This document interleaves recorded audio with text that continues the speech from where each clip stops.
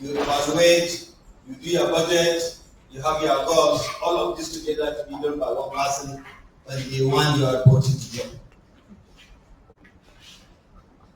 That's why you are grouped into groups, to be able to harness the group effort for you to do it. You have done this first week. Yes. That's why they divide into groups, for you able to do this. So let's do this. Every champion was once a contender who used to be there. So writing a proposal and not getting even a reply doesn't mean that you fail. If you are lucky you get a reply, that is a win for you. A reply of denial is a win for you for your first draft, indicating they consider your proposal, they have gone through it, but probably you fail to address some important issues by of the funders that they require. That's why they reply you are sorry, you have so this. All the grammar they give to their reply. Not getting a reply is also a classroom, indicating you are challenged not to give up. They think you are not good enough for any reply. So you want somebody to define you, who you are. Define yourself, don't allow anybody to define you, and take that task on you, that you are a failure. No, I'm not a failure. I'm going to write again. Sometimes you write back to them. When the deadlines and you start hearing news around that their winners are out, you write, Sabi, I know, so that I can make corrections for the next submissions. Some will reply, some will not even reply at all. So don't allow that to deepen your spirit.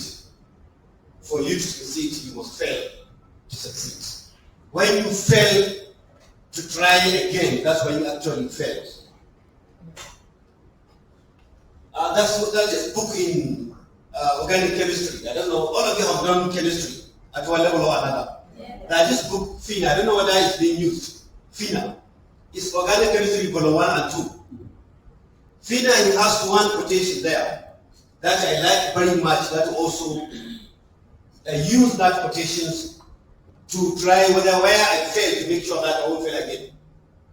He said, a man will do nothing if he waited until he can do it so well that no one finds fault what he has done. We did that in part 1, I think, in the early 80s or late 70s. That quotation helped me a lot. If you wait until you are so perfect, you are at the rate of failure, you are going to fail. Failure is nothing but a catalyst to succeed. And we know catalysts do nothing in reactions other than bringing reactors together. Catalyst is only facilitating a reaction because it remains unchanged at the end of the reaction. So failure is just a catalyst to facilitate your success. So that's what I think you should do. You see, grant is money. I want more financial assistance. There's a lot of money out there waiting for people who will utilize money. It's left for us whether we actually need the money, whether the funders' desire equals our own wish and passion. There's no point of writing for a grant for an funder that is different from here. Some people want their money. You want to change your area to apply for a grant in that. Automatically, that's also a recipe of failure. Because you are trying to be what you are not. Like now there's a grant for childbirth. I'm a biochemist and I want to apply. It's a recipe of failure. I don't want to fail. I can give you my best and I know next to nothing in that area. So I'm only learning that area to apply for a grant. You know I'm going to fail. So don't allow anybody to define you. So what is grantsmanship? It's both science and art. An art that you have that talent hidden inside you, you only require a catalyst to bring out that art. It could be a science also that you could try to understand to know how to write a grant. It is hard. It is not easy. And I think I can remember in the early 70s, Bambus were using that nothing good come easy. That I know. Yeah. So nobody will give you his money. Nobody wants to give anything until he's forced to do that. If you are a parent, you know that. If you are a husband or a wife, you know that. Nobody wants to give anyone. No. And nobody wants to do anything. Left to me, I'll be on my bed all day, all year, everything. I just have to come out because I must survive. I must give my son money because he keep on nagging. He will ask me today, tomorrow, next tomorrow. It's better for me to give him and give me up my neck. So just writing one grant and you fail, you think I'm going to write again. You never get any grant. What it means, you must write and write and write and write because you want other people's money. And you know they don't want to give the money. Just take a common one that we know very well. It's admission, for example. In my university, our choice is usually 30, 40,000. We have a 6,000 quota. We have 30,000 applying. In Lagos, we have about 88,000 applying for 7,000 place. So you have to come up with so many hurdles. Sometimes you even agree on go to, by the time you go through, you say, okay, 200 this cost. You are taking only 50, and you have 2,000 applicants, and 50 to 200. You have to increase the hurdles. So 210, no, 220, no, 240, no, 250, 260. By the time you have 260, you have only 40 to provide. So you still have 10 positions to play around.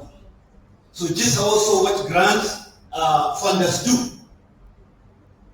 When they see so much applications, I remember less than 10% of applicants succeed in grant. Usually between 1 to 5%. So when you get a reply, you are among the first 20% that will warrant a reply or even say no, because others don't even warrant a reply. There was a grant review I was doing in a university, and somebody, I'm going to come to that, but let me say it. Somebody sent a grant. He didn't send anything but the budget. He didn't say anything but the budget. And then he said the proposal is coming. It's internal grant by a particular university. And do you know what it means? We consider such grants as additional salary. That's what the majority of our academics in the third world, that's what you consider, not only in Nigeria, a lot of others, that's additional salary. That's another recipe of failure, because the most important segment in grant writing is the budget. And if your budget is not realistic, when you are bringing your salary and other allowances inside, automatically it's a recipe of failure.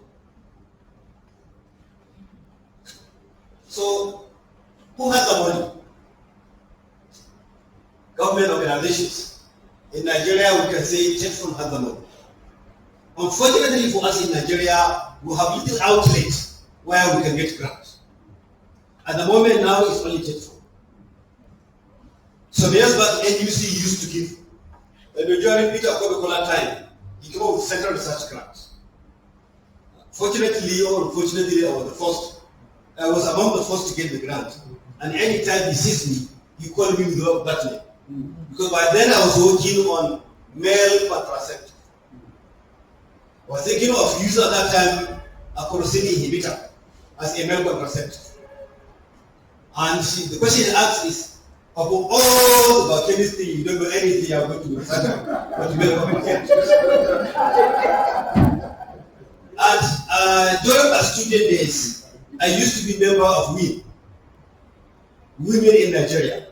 We are among those who are going around the campus to fight for the emancipation of the women folk. Now we require another organization, maybe in Nigeria, because the women are now subjugated us.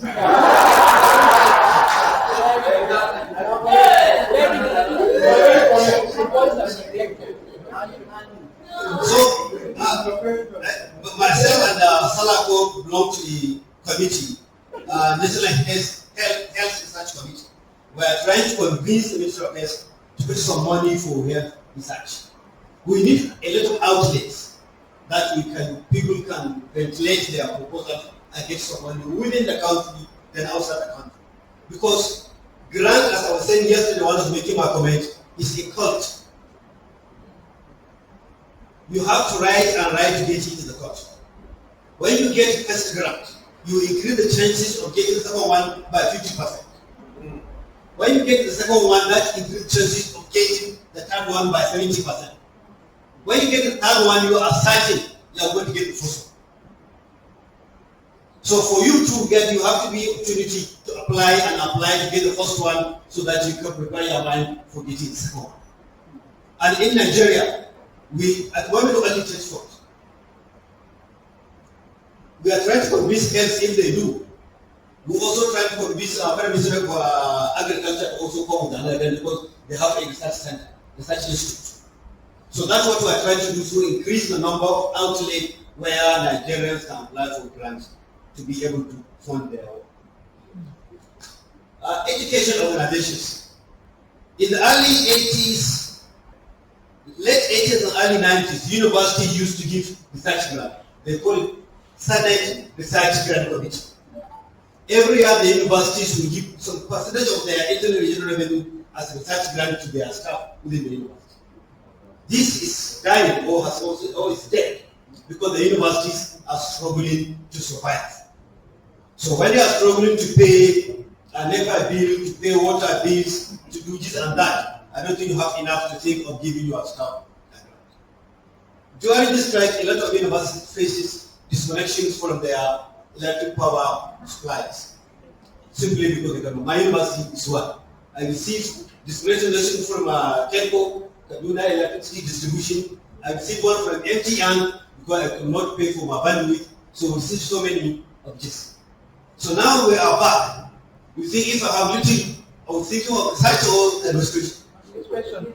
Because the school must be open for us to teach and do the research. So we have a lot of,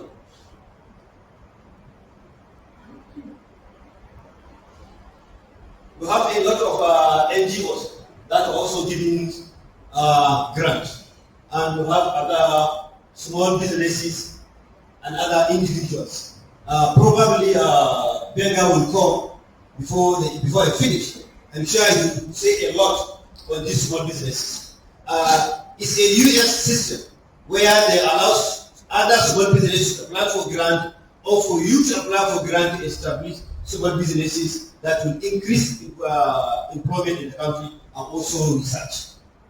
It's something that I like this.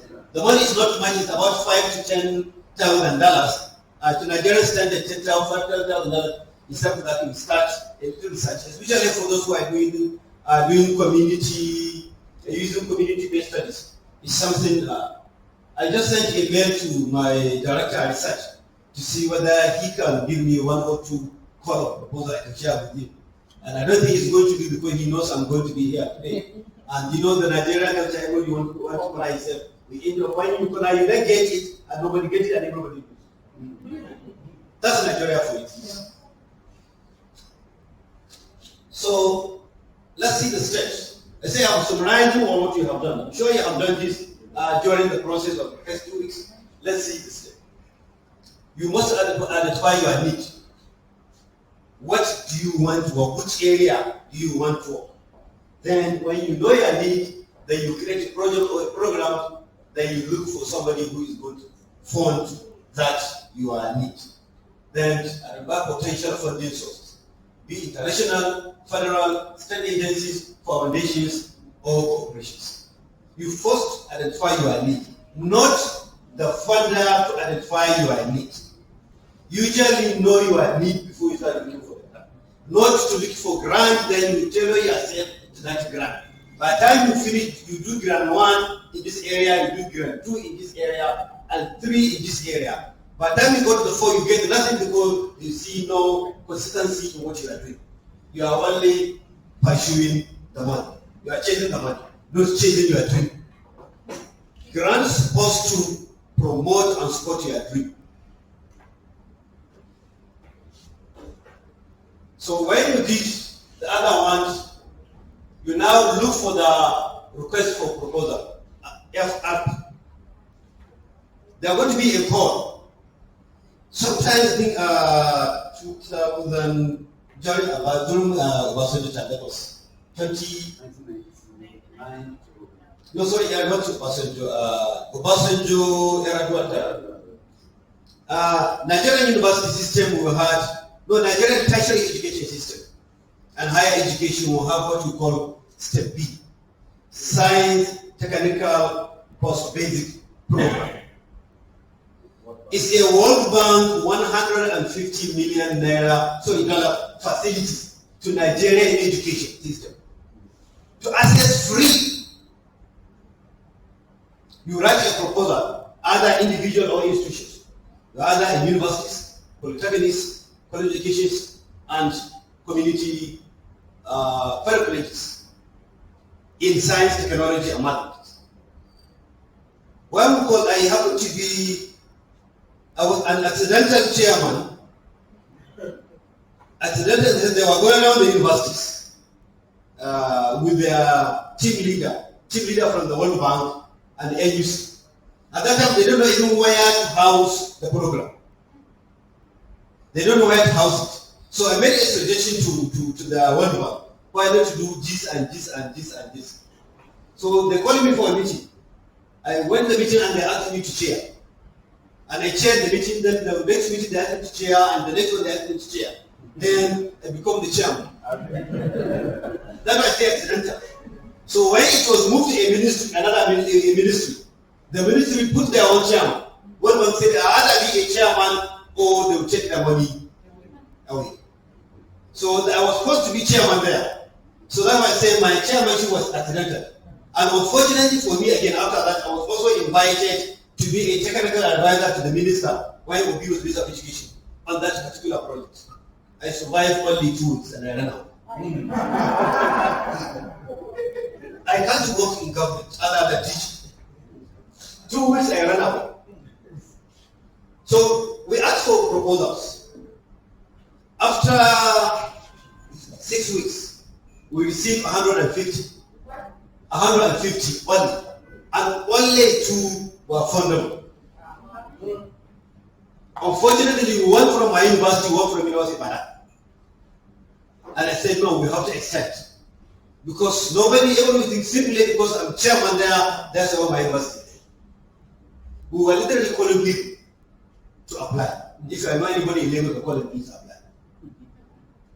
Not because we don't want to apply. Because we are so traumatized in the system that we think it's not true that everybody can give such. We are so traumatized that we think it's not true. We couldn't finish the money within the 5 years and all of them took the money back. Wow. So there's a lot of money there. And this, what you need to do, I'm sure you have gone through this during your last 2 weeks. Get where the money is, read their guidelines. This is actually important. Majority miss their grant simply because they didn't read the guidelines and in between the lines of the guidelines. Not on the lines, in between the lines. This is very important. Remember, when you have so many people who are looking away, for those who have applied for church fund, I'm sure you know what I'm thinking about. They say not more than 600 words in your abstract or summary or the summary. But you have 601, you are off. They will not even read. They will check the wording. What counts? 601, they will not even read, no matter how good it is. Because they are looking for a way to take this off, to reduce the number. So read the guidelines is very important. And also deadlines is actually important. Let's assume I'm to give only 10 grants. I give a deadline of 2 months. And I've collected 2,000. And one comes on the close of the day. Just 2 minutes after the day. Automatically that is out, no matter how good you did. So reading the deadlines is very important and submitting well before the deadline. especially if you are applying online. On the deadline, for those who have experienced stage 1, on the deadline, that day the data will be very, very soon. Yes. Because everybody is applying on that day. Everybody is uploading that day. You end up nobody upload on that day. So reading the deadline is extremely important. Then what is the rate of funding? How much are they going to give? There's a maximum of $20,000. And you have 20,001 cents. You are out. 20,001 cents you are out. So know the range of the funders. They have their money, they set their rules. You want their money, you follow their rules. Then also, what is the focus of the funders? What are the economical, community needs, or whatever? I was just reading here one of the grants that we are going to apply. We have not applied, we are going to apply. It's a community-based service to address one of the SDGs. And they are going to give between 50 to 200,000 euro to address one SDG in community-based sector. So if I'm doing this in the whole of Sokoto State or Lagos State, this means effect. Lagos State is a community, but the focus is not that. I can pick Yaba community, or Muslim community, or Ikiti. By the time you say Lagos, you are involved so many communities together. Automatically that effect. So read the focus of the funders. This is also very, very important. So, the first slide I show you, where you have all things need to be done. And if you are to be alone, how long it will take you to assemble all what you need in the grant. So the first thing you do, as what this program did, is the assembly. That's why you now assemble the grant team, grant writing team. Each group here is a team. Because each one of you has his ideas and experiences to share or contribute to coming up with a fundable proposals. Then who should be on that team? You need the team leader, or the project coordinator, or the principal investigator. You need that. The academics, administrators. These are the area where the tertiary institutions will miss. We are doing it only we know how to ask. The grant administration is just to do the academic, it's to do the administrations. That's why in my university we have now a grant administrator. Because you need somebody who will administer the grant. Most grants fail because we, the researchers, we thought we know everything, we can do everything. And we ended up failing. Simply even to write a report, financial report, because you must write both technical report and financial report. If you are getting grant from outside, already you are a suspect that you are going to eat their money. So any mistake in your financial reporting system, automatically you have proved their fear that you are a cheat. So you need also the grant administrator. You know we have original grant writers. Remember from the beginning I say grant writing is an art and a science. There are those who are very good at it. They do write for pay.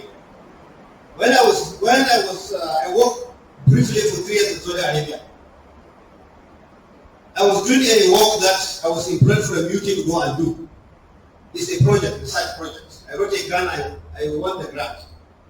After that 2 years I stayed behind doing contract writing. I realized I make more money than you working. If somebody comes and says, there's a grant in this country and we want to write. They'll give me the ideas, I give them the skeleton, they fit in the technicals.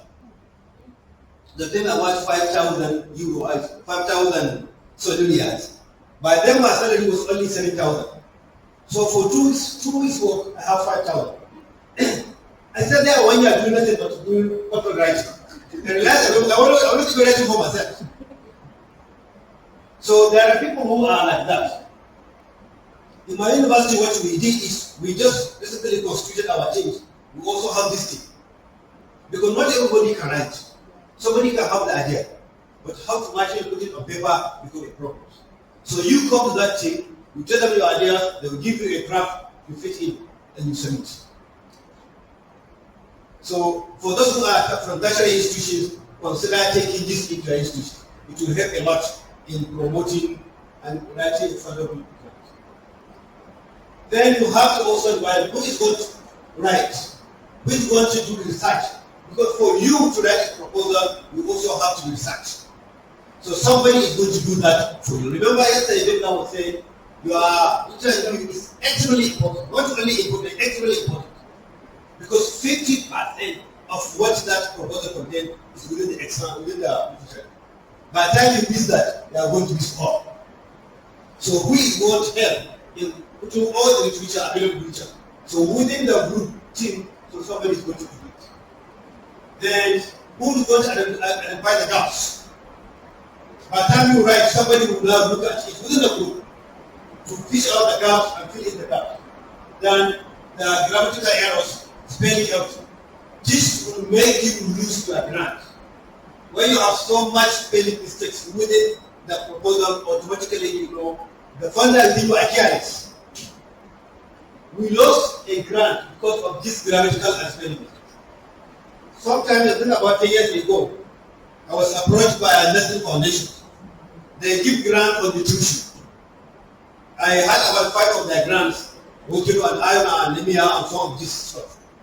So they asked me to send in a proposal. I put a team. They did a good work, but I didn't read it. I was so confident that they are going to do. They are actually good.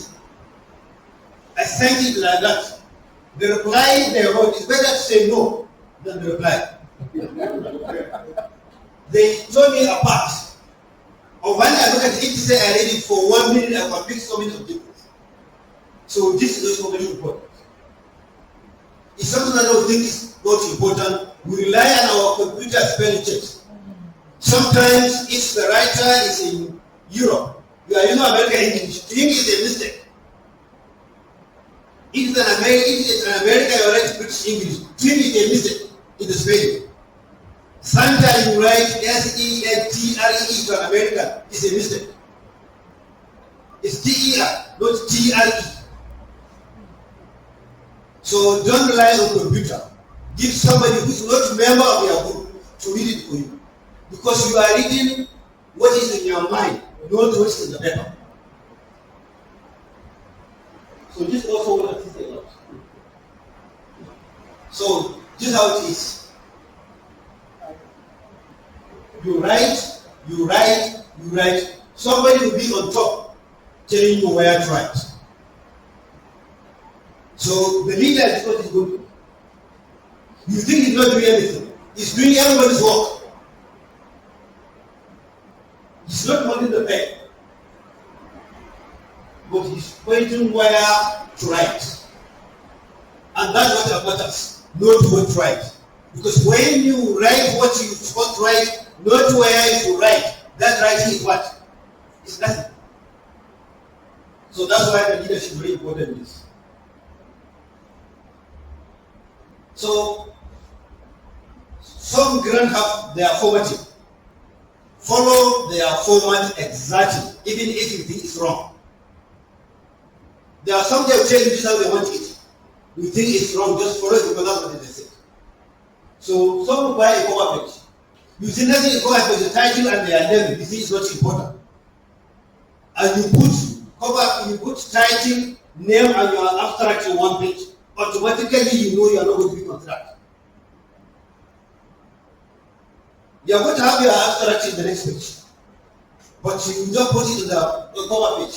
The cover should only be your name and the title. If they require it, please give it for them if you want their money. Table of content. Yeah, when I say 5 pages, depending on the number of pages that are required by the funders. Now they are decreasing the number of pages.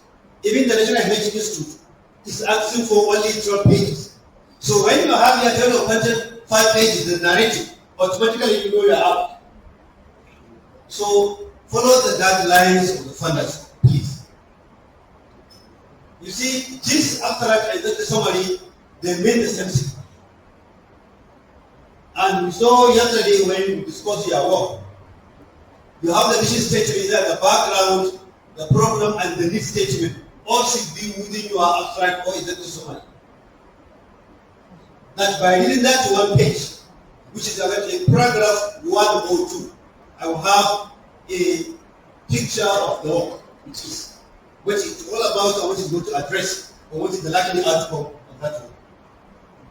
Then your project design, which is also the methodology. Benga did a lot yesterday on this. Then how do you evaluate? Then your budget and budget and narrative and all the attachment. These are the area where also we make a mistake in the attachment.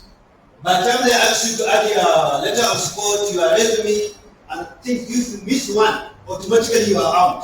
You are making their job easier by not attaching the extra part, because they are not going to process your. The office, even before you go to the Excel assistant, the office, the election office will do the check. Letter of support, yes. Resume, yes. This year, this no.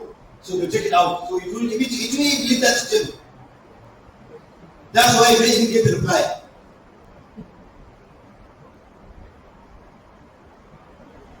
So this also we discussed yesterday. Your answer should be clear, concise, overview of the project. Avoid the use of personal in this person. Then personalize each life. You are the only one who knows it. In writing your abstract, stand-alone description of the project may be the only part, because this abstract could be the only part that they will need to know whether they are going to fund you or not. So when you miss that, remember I said that page, one page, is the most important page in the whole proposal. Because if you miss that, automatically, even if there's going to be revision to a project, they will go with biased mind because they already don't like you. When they like you from the abstract or the summary, automatically you know they will give excuse to all your mistakes. And that's why they may write, they will most likely reply you and tell you to do 1, 2, 3. Or even if you fail, they will tell you why you failed, because that's also a path. But when you miss this, you either please reply, I'm sorry that you have so many. They will not say anything about your work. You have so many and you didn't make it. Try, wish you luck next time. Simply because they have not gone beyond your effort. So the next is statement of the problem. Olivenga did a lot on this. Yes, sir. What problem are you trying to solve? What is this? What we call in our right of project presentation is justification. What is justification of your work? Why do you want to do what you want? You need to convince. You have to convince yourself, because that's why you want to do it. Unless you are only looking for the money, then you need to convince somebody that this problem is important and should be addressed, and just why it should be addressed.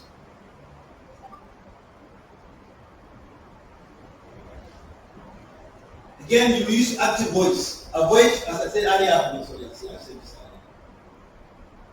this also was fully discussed by Benga yesterday about the goals and objectives of a project. Don't be too over-ambitious, because by the time, whatever you write here, your goal objective should be in consonance with your budget and your timeline.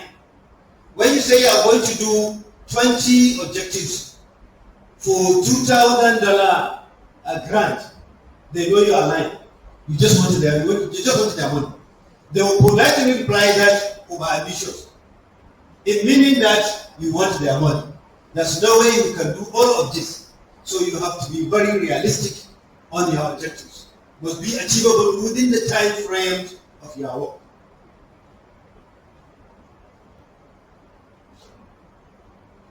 I had Benga telling you we need to break those objectives into multiple task-oriented activities.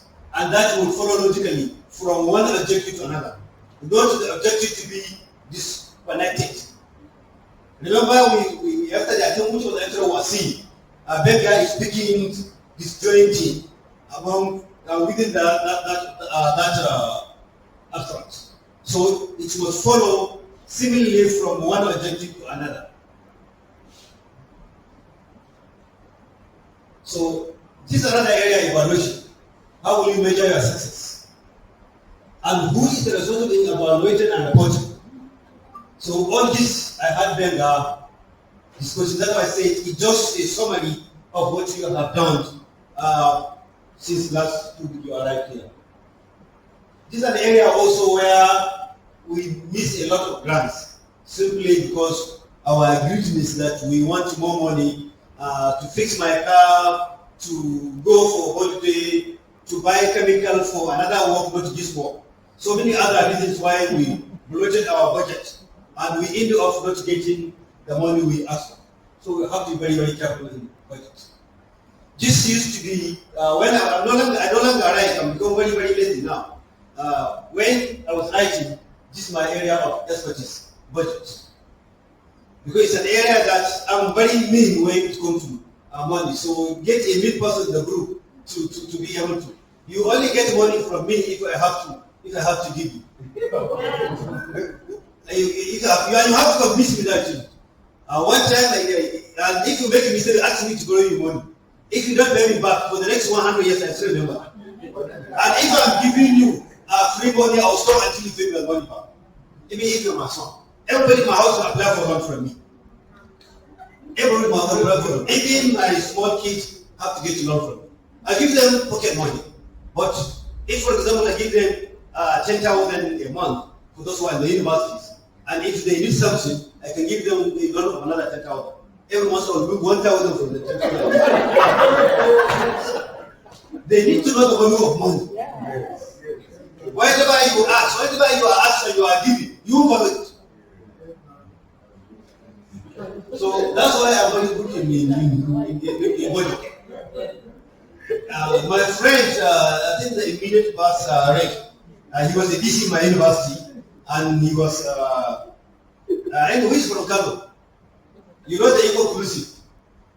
Professor Wisco, yes. He was my roommate in the doing our PhD. And I was the one handling the finances. I learned from there. No, I used to be very bad. When I have some money, I spend the money, all of it. It's better to know I don't have money than I have some money. That's when I learned. So every time I have some money for food in Yoki, and I'll just go and take it to cinema. He thought I have the only money we have. I'll take it to cinema. And when you come back, you say, how will you eat tomorrow? I say, nobody go to there. He said, how should I sleep with only £1? So better to know I am really poor, I don't have a cup. Rather to say, I have £1. What am I going to do with £1? Take coffee. So this is where I picked my my budget wahala here, because I had a lot of wahala that time. So this is also part of the budget I said earlier. So there's also an area in the budget that is important, budget justification. Whichever you are buying, you have to justify that this is required for the project, and when they go through your methodology, they will see that. It's very important to justify each and every component of your budget. No matter how good the budget is, they say the ceiling is $20,000, you have $18,000, you know you are below the ceiling. But on the budget, you'll cancel it. Probably you say, okay, I require keys. I'm taking only 20 patients. And I'm doing 5 tests. And in your budget, you put money for 25.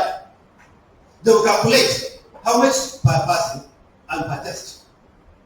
By just add 1 or 2, automatically you know you are going to cheat. They'll put a question mark on that. So if they are going to do so, you know you are among those who the first casualties. Because after they assessed the proposals, they say, okay, first assessment, 20 are fundable, and they have to fund only 10. So now they over each of these 20 to look for a silly mistake that will reduce 45. This is how they continue until they come to their turn. So make sure they give them opportunity for simple miscalculation to assume that you are a cheat, and they will cheat you out of the proposal. Okay, sorry. You have to check your mathematics. Check for example in group computation. If you are buying books, 3 textbooks, 15 each for 25 students, make sure each number tallies on what you say you are going to do in your budget. You see, you are taking 25 students. You are buying 3 books each for them. The book is 15 naira, for example.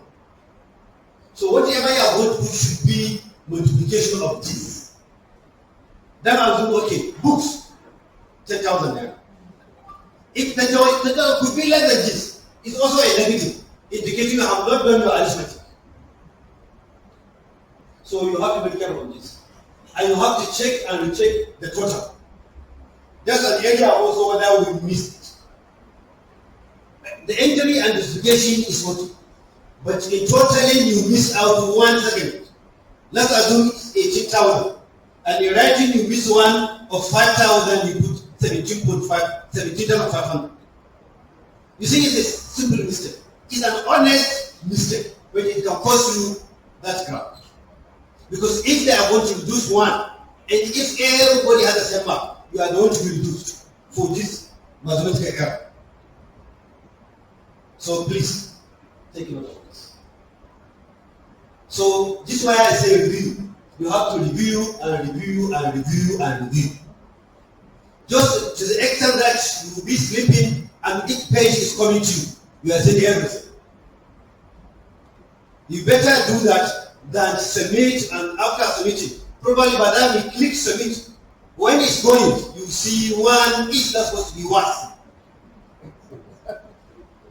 You know, you start having your calculation system that time, even before the review, before any extra item on the table, simply because of failure to review. Review and review and review and review. Then when it comes to implementations, so remember in your submissions, make sure you do an early submission.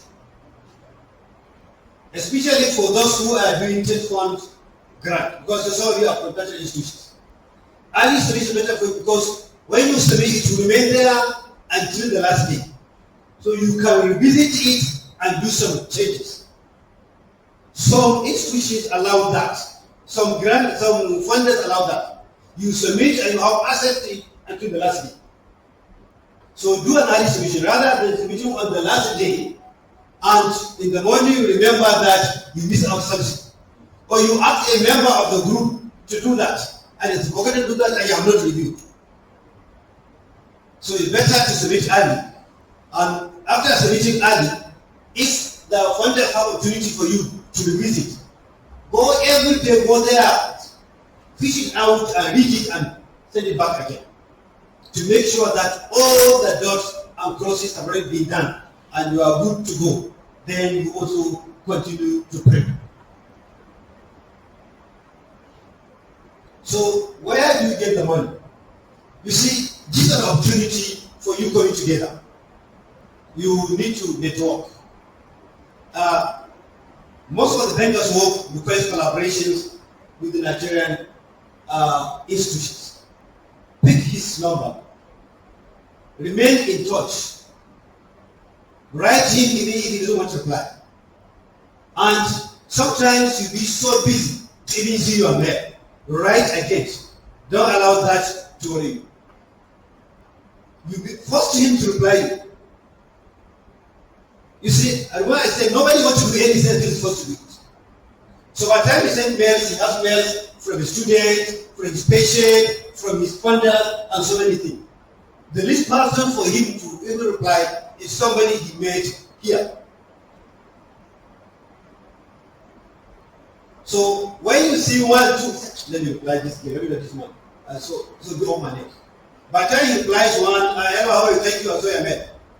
The next side, if anything coming your way, you are available. Then probably has a grant that requires a collaboration from northern Nigeria or from eastern Nigeria or Nigeria. Oh yes, I remember I met a man in that place. You start taking his mails to get your mail of protection. It happened to me. So that's what you need to also inculcate. I just received a mail on my way to this place. There's a lady I met, Jennifer Dent. We met at NUC in the lobby. And we started discussing what she's doing. She's promoting networking between Africa and America, especially in health. Bio Ventures, that's the name of their NGO, not NGO, but a not-for-profit. I just received a mail that she is in Germany and somebody is working on infectious disease and is looking for collaborators from Nigeria. So she thinks she can set up a virtual meeting with us. So just how connections. I just reply her that, well, I'm in transit, I will talk my DVC research innovation to set up a meeting with her and the person in job. So just how networking and linkages and collaborations will pay one day. Just pick a day, a week, or a month that will write to your friends, send them text or emails. How are you? You are just forcing them. They are forcing yourself in there. You don't know when it's going to be. It will cost nothing to just write a mail, okay, how are you? Regard to the family. So anytime you think I'm looking for that, no, yes, I can call, yes, you check your number and you contact, and you don't know what to follow up on. So it's really good. So the phone is yours now. What do you do? You celebrate. Celebration does not finish here. Remember, you are to also write report. Remember, this is the grant you want to use to get another grant. So the way you finish it is as important as the way you get it. And this is what you are going to put your dream in motion now. Get your supplies and equipment, implement your project, and give you a concise record, and keep your record for eventual report writing. The writing your report also is very important to take note of this. Drawing improvement is not required. Page count is very important. Number count is very important. Word count is very important. Spelling and deadline is also very important. In writing the report, now you get the grant. Because you want them to either give you, call you to write a grant, or when you next you apply the people. Remember what I said, I was invited by the one to write a grant, simply because I'm British, they gave me a grant, I thought I did very well, and that's why they want a grant from me. Okay? This is the boss of the bosses.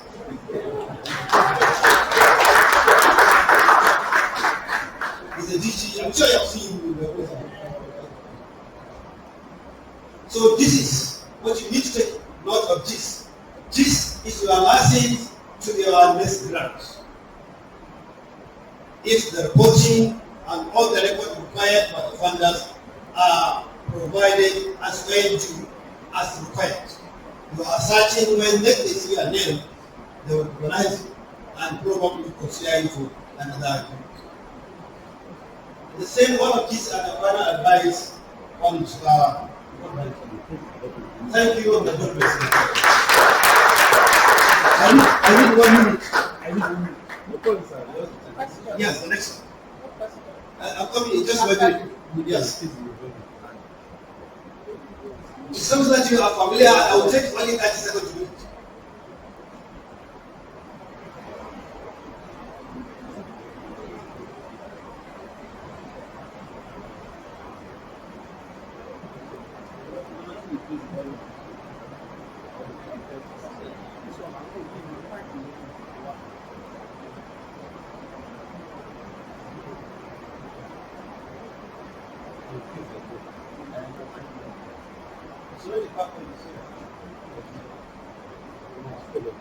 You see, for those who are from the tertiary institutions, I'm sure you are aware of this.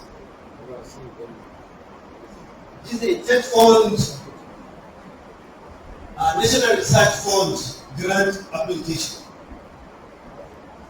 This is where somebody will start. There's a lot of money here. There's a lot of money, and Salako is among us who are giving out the money, who also who are holding back the money. So I hope you are going to use what you learn here. I think very soon there are going to be a release of the last one, and there are going to be a call or proposal for the next grant. So I hope you are going to use the knowledge you get in this to make it better for you in the next out. Can you move it up, please? So these are the areas where the money is. And it covers almost all of us here. Whether you are in science, whether you are in humanities, whether you are in technology, there's also this certificate. It goes across all the disciplines. Something that is so unique that will change the fortune of the country for the better. That fund will give money for that.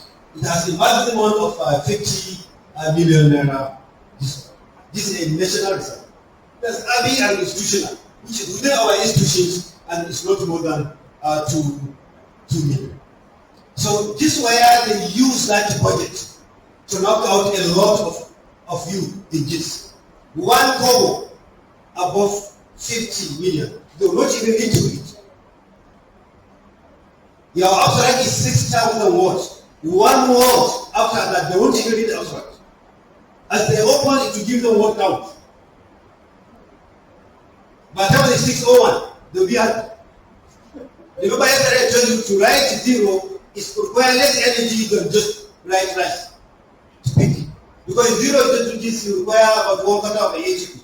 You want to pick right, you have to put your pen, bring it down about 1/4 of HP, the small up about 1/4 HP, and the middle up again is about 1 HP. So don't allow anybody to be lazy. Make them work by giving them what they want you to give them. So let me go up.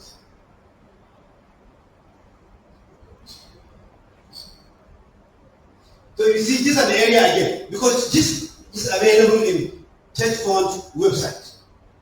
And it's available with all their forms. You see they state word count in the title, not more than 20 words. By the time 21, they won't even look at it. When Church Fund started this project, just like the Step B project, within the first year, I think only 30 were fundable. Only 30. For 2 years, they have about 2 billion sitting down waiting for people to apply. Because, as I said, not because we don't know how to apply. We are so traumatized we don't think it's true that somebody will give money for research. And I don't know whether it's fortunate or unfortunate. I was among to also get the first grant there. And from there, I don't know how Salaku and his school did and made me a member and disqualify me from applying again. So this is, and you see, this is the 600 maximum. So follow the guidelines of the funders. It's extremely important. Any small deviation, little deviation from that will be required. Now I think the last meeting they had, the concept note, I think they put 65% as cut-off point. They have over 3,000 and they are going to fund only 50. So they now move the cut-off point to about 70 to reduce the number of concepts. And this is what they use for doing that.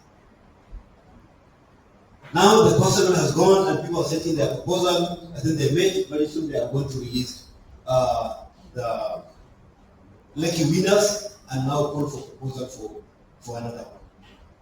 And you see, you can also use your stay here to also network among yourselves because they also support collaboration research, especially inter-institutions collaboration research. And you also make use of your senior colleagues because sometimes you are a lecturer 1 or assistant lecturer and you write a proposal of 50 million. And you alone. And in Nigeria and for Nigerian fathers, you don't need to tell you what will happen. And I think sure somebody was thinking of the issue of this my own, I don't want my neighbor to know what I'm doing. You can't do it in research. You have to open up and let people know. Some will bound to steal your ideas. It's better to be stronger. An opportunity to have another idea and another funding than to hide it, you don't use it, nobody uses it, and you don't go anywhere, you don't get any grant.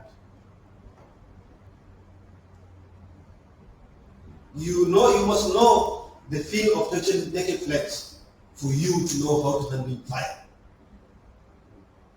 That's why our grannies, when a child wants to touch fire, they will allow you to do that. They will allow you. They will not. It's not a little limit. You only do it once. So, but when you think you are overprotecting your ideas will remain with you. They will never be implemented, and you won't get any friend and no collaboration for you. In the early 90s, by the time you send publications to users, sometimes they will reject it. You see it in the next paper. Yes. This is. We'll just stop you from sending paper there. You want entry into their, because that's when they will know you. So because somebody is going to use the idea or steal your idea, you want to hold it onto yourself. And you are not mature enough to implement that idea. So it's no longer an idea. It's just a torment, a punishment of you. So, can we move? You see, they say provide keywords. Minimum of 3, maximum of 5. When you give 6, you're out. Remember, they are looking for a way to disqualify people. So, as much as possible, abide by the regulations and guidelines of your funders. Next.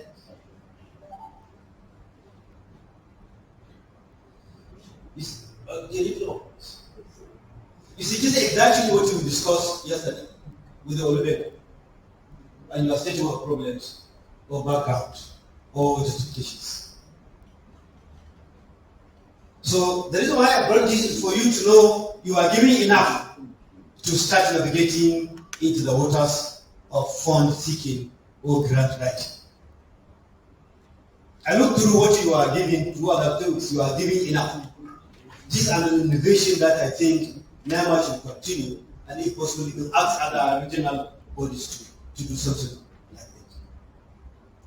It's really, I'm sure you come in and you go out different than you come in. You can now have the confidence of writing a proposal or approach a senior colleague. Say, I have an idea.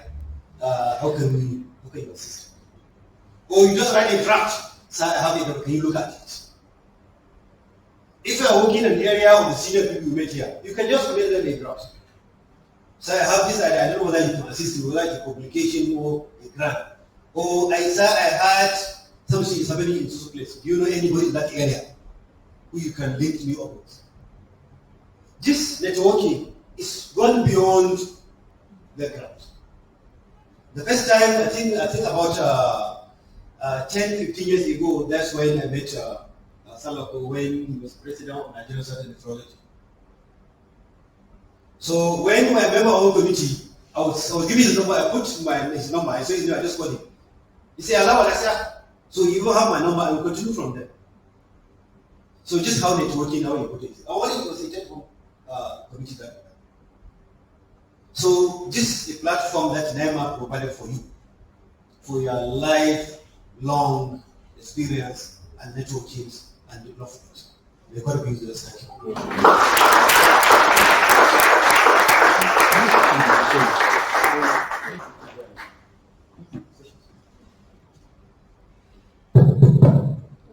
Okay, questions? Yes, please. Thank you, Prof. My question will be that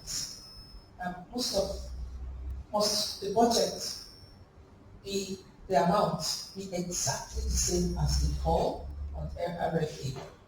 My total say the call is for $100,000. Must my budget in presentation be equal to $100,000? And then again, when you say proposal should not be more than 5,000 words.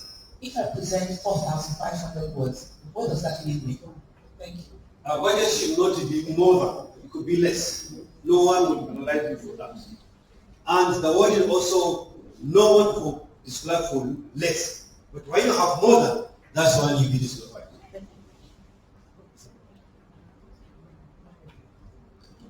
You are a teacher, you are a child, isn't it? Thank you, Yeah. Prof.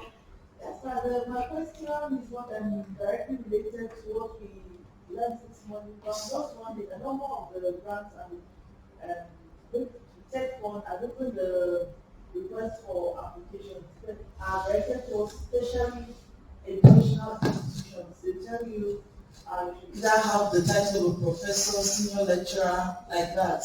But I'm in the teaching hospital, so I'm wondering, where can we get our own funding from?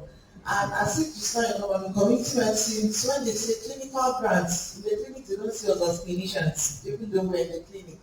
So that's my predicament. Thank you. No, you are in the teacher hospital.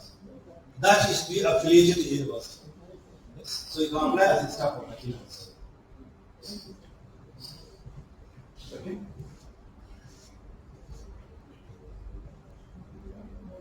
Thank you very much. My own concern is close to what she just said. For those of us working in private universities, we have been, okay, she's saying a research institute. We have been totally cut off from technology. And maybe this is an opportunity since we already have two. No, sorry, I'm not a member of this one. Not a member of this one. How do you say this? I can stand on your shoulder because the shoulder is like that, and your voice will be emotional. So maybe going forward in the future, if there's anything that you can use your influence to do, especially in the area of research, because from some of the things that we have learned here is that output of research is not selective. It's not going to be because it's coming from government or private. It's just to impact the populace, and nobody knows where the innovations can come from. Thank you very much, sir. Thank you. You see, research institutes can affiliate with universities.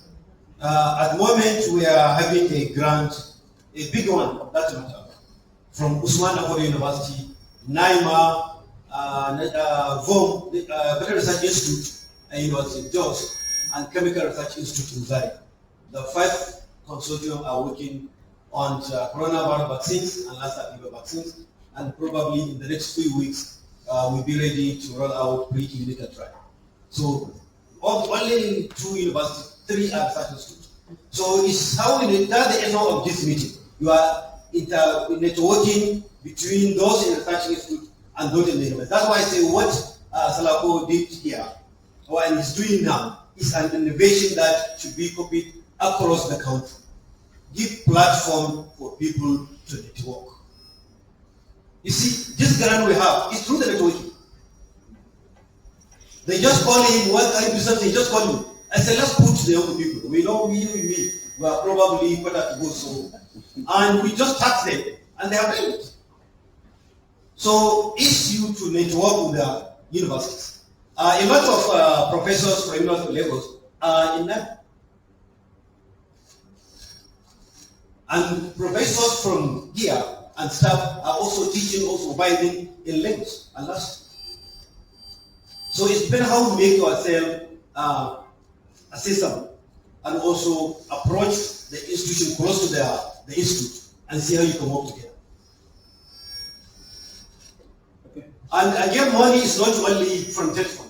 There are a lot of research money across, and all they are after is your proposals and your affiliation. In which, if it's not a government money, it's not a for money, it doesn't discriminate between universities, colleges of polytechnic, and research institutes. Thank you so much, sir, for this enlightenment. I've been lucky to have secured the TEDFund IBR, and then myself and my team have also gotten the last NIF, which we are working on. And looking for us also, 2 of our concept notes have scaled this one now that we're waiting for the approval of the full proposal. So I'm quite excited about this TEDFund thing. Even though some of our ideas are actually bigger than 50 million. I mean, we've shredded them, see how we can take them in bits. Now, what I noticed is that, for example, 2019, we submitted 4 concept notes. 1 step through we're implementing. 2020, we submitted 7 concept notes. 2 have scaled through, and we're expecting the approval of the final or the full proposal. I'm not so sure about the requirements. You have talked about these guidelines. Thank God I'm somebody that loves guidelines. We follow the guidelines. But what I noticed is that these ones that didn't scale through, among the ones that just scaled through, were submitted in 2019. They didn't scale through. We didn't do much work. Probably just modified the topic and we submitted and they are scaled through. What else, other than following these guidelines strictly, qualifies for, getting this grant? Because we still have a lot of ideas. We submitted 7, 2 have scaled through. Next year, we intend to submit the remaining ones and things like that. So we really want to find a way to improve our chances. And thank God, as I said, we are lucky that we've met 2 people that are involved in the process. Maybe we'll get lucky. Thank you. You see, IPR are supposed to provide small amount of money to allow you to do preliminary work, to be able to use the data to get the national assessment. The NIF, as I said, every year they have certain amount of money budgeted for that, and they know the 50 million will not be there. Remember, we are from nothing, 0 to 20 million. The first batch were giving 30 million as maximum, then 40 million, then 50 million. So probably next year is the way the value of our currency actually is that is, because if you say our currency is as used to be 160 to a dollar, 50 million naira is chunk of money that do serious work for that. So it's nothing to do with the debt. But the success rate or not, depending on the budget and the number of applicants. Remember what I said from the beginning. They say, okay, the first batch they have taken 50. Of this 50, all the 50 are qualified. But they need only 20. So they have to find an excuse to disqualify the remaining 30. So now they start going out. After the maximum, say, okay, the maximum is 70, and you have 50 with the 70 and above. So they will say, okay, let's only increase the maximum to 75. So anybody with 70, of no all of this is out. Because they have to disqualify. Remember, I started with admission to tell you how admissions quota and how disqualification of it. Not because they are not qualified. You are among us. If you have 70, you are qualified. But you have 50 with 70 and above, and they require 30. So they will probably say, okay, we're not going to do anything. Let's move it to 75. So if you are 70, 71, 72, 74, you are not out. So the real completion will be 30. Okay, let's now make it to 80. So they say 80 will have only 8. They say, okay, no. This is how they break down this. It's something that nobody wants to be in that committee. You see an excellent proposal, but you can't fund it. Simply because the money is not enough. They have actually tried. I think this year they have even doubled the budget for that. So probably the next we'll see more people. And use your statement is something which the group, because this is what I heard yesterday, and I'm sure last 2 weeks that you must apply, continue to apply, and apply, and apply. From one IBR to 2 NRF, and sending another, and he's going to be sending. So I'm sure his group is busy. So this we should learn from him to apply and apply and apply until. Let's continue to knock and knock and knock until the door is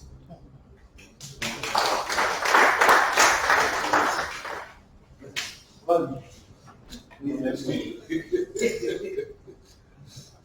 Good morning. I just thought that I shouldn't leave without introducing 2 people to you. I know he just finished speaking. He's a very modest man. I don't know what he told you about himself. He didn't say anything. He just that's the kind of person he is. But he's done a lot for us in research. He mentioned just a person a grant between his university, NIMR, and Bonn, and the other chemical institute, which we started by. We just met in Abuja and we started talking about Lassa. And then he was very interested in it. We're talking about vaccine. Somehow our vision both agrees with each other. So I said, okay, let's start something. And we started. And using his university, it was later the University of Jos came. Yes. And so we got these young people. He is two-time vice chancellor. He's currently vice chancellor at Usman Danfodio University. So I can see how busy vice chancellors will be. And he's still doing research. He has a very effective team. The first time we met, and I saw these young people, I said, Nigeria has all it takes if we also create our own pool of funds to solve our problems. And so these guys put these things together. We were doing this on WhatsApp. Our first meeting was on the virtual. Now we've had almost 5. The guys have gone to Sokoto, the Sokoto have come here. Have they gone to Jos? They've gone to Jos. They've gone around to see what capacity each of the institutions have. That's the kind of networking he was talking about. And that brought us about 450 million for the group to do vaccine development in Lassa and COVID, which we are following up. We've been given half of the money, but he's the most powerful because when Tech Fund leadership changed, and we were like, we need continuity. So I called him. I said, come, how do we get this new man? I don't know him. I'm trying to find a friend who will get us an appointment. He said, don't worry, he traveled to this. When they come, we'll see him. And then we saw him, and the man pledged to support the fund, that he will give the balance, and he will even give more. Because we have worked close to 50-60% at that time. And we presented that to him. And at the same time, we were lucky, it's just that sometimes leadership around the ministry, I don't know how they work. We got to the ministry, I wasn't around, I think I traveled. He was there. We were in the presidency. I said that I didn't see your picture with the president. The group had a picture. We met with the president and somebody from something foundation from somewhere. Yes. To start COVID vaccine production in Nigeria. We are very involved. So we are happy that this consortium that we have formed will go a long way. But after that meeting, not. But we have decided that whatever it is, we are going to go on our own, especially that we are going to have Tech Fund funding. So he's been very instrumental in the area of research and an administrator. And he's a member of the National Health Research Committee. And each time we have a meeting, you will find him there. He might spend 2 days though, but he will be there. And if he's not going to come at all, for good reasons, he will be on Zoom. So he's very committed. These are the kind of people that we want. So thank you very much, Professor Bilbis. We appreciate it. I didn't even know that you would be able to come to Lagos. So when I came in this morning, I saw you talking. I said, Now, the second person I want to introduce to you is Professor Richard Adegbola. I think you'll be listening to him next. Again, people who are committed to the cause of the place, it wouldn't be difficult for you to find them. Somebody in NIMR went to a meeting to represent me. He started talking, they met at the meeting, maybe in Accra or somewhere. And came back, I said, no, we must meet that man. I didn't even know that he had antecedents in Nigeria. But what we know is abroad. So it's gone everywhere. It's been in industry, it's been in research, it's been in the university. There's nothing we want to talk about Grant that you won't hear from him. So he will talk to you from a point of view of reviewer, funder, teacher, everything. And I think you are lucky to have them to talk to you this level. Prof has been helping since he retired, but not tired. We forced him to come to NIMR. And he said, look, you know, I do not have time to be here every day. I said, I don't care. What I want is, get an office here. Anytime you want to come to office, come. What I want these young people to have access to you.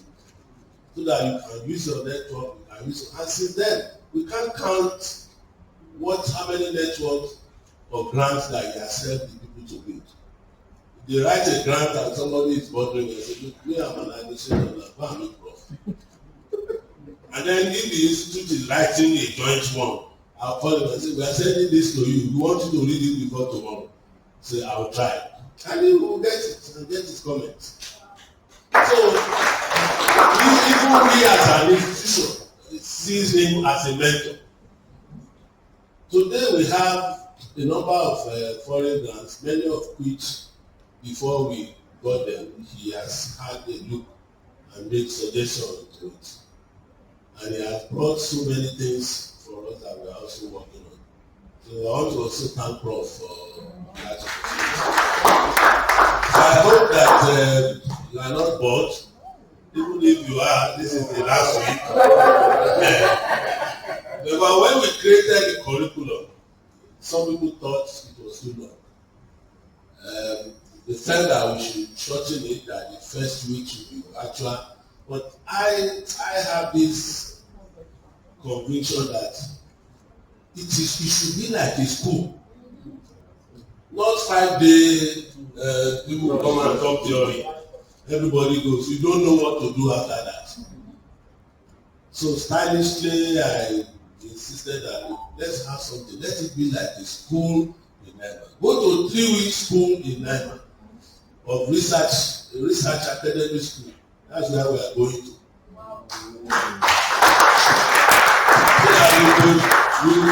People will know that, look, if you want a change, try to get into that school. And for you, there is no evaluation there. What I mean by that is, please help me. No, they just, I don't even know how they did your score.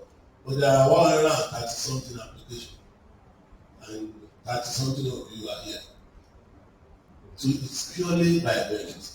Every person who has spoken to you have explained that this set of people are well motivated. And they think they will do this. And I thought it was because we didn't do the help me put. But if we did that, it will show. So I want to encourage you to raise the last race. So that when you get back, like they used to say, you will not be the same again. Good morning.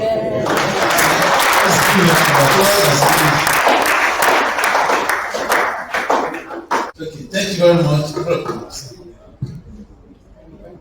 I do not need to introduce Prof again. So I just sent it to the class. Sorry, the timetable you have was modified yesterday. I think Dr. Shopade sent to your platform. So that's why we have it. It was modified yesterday. So good morning, Prof. Yeah. So how was your night? And the rains? I came full of water actually on floor, so I thought I would send a message to you that I might be late, so I'm happy to be here. I was going to ask Paul if we can make a couple of comments about the questions that we've been asked. Somebody asked about budget. You can over budget, you can also under budget, and you can reject your proposal for over budgeting or under budgeting. So it doesn't have to be exactly what is within the announcement for application, but to make sure you budget according to your needs, according to your proposal. And I'm going to mention that a bit when I'm talking to you.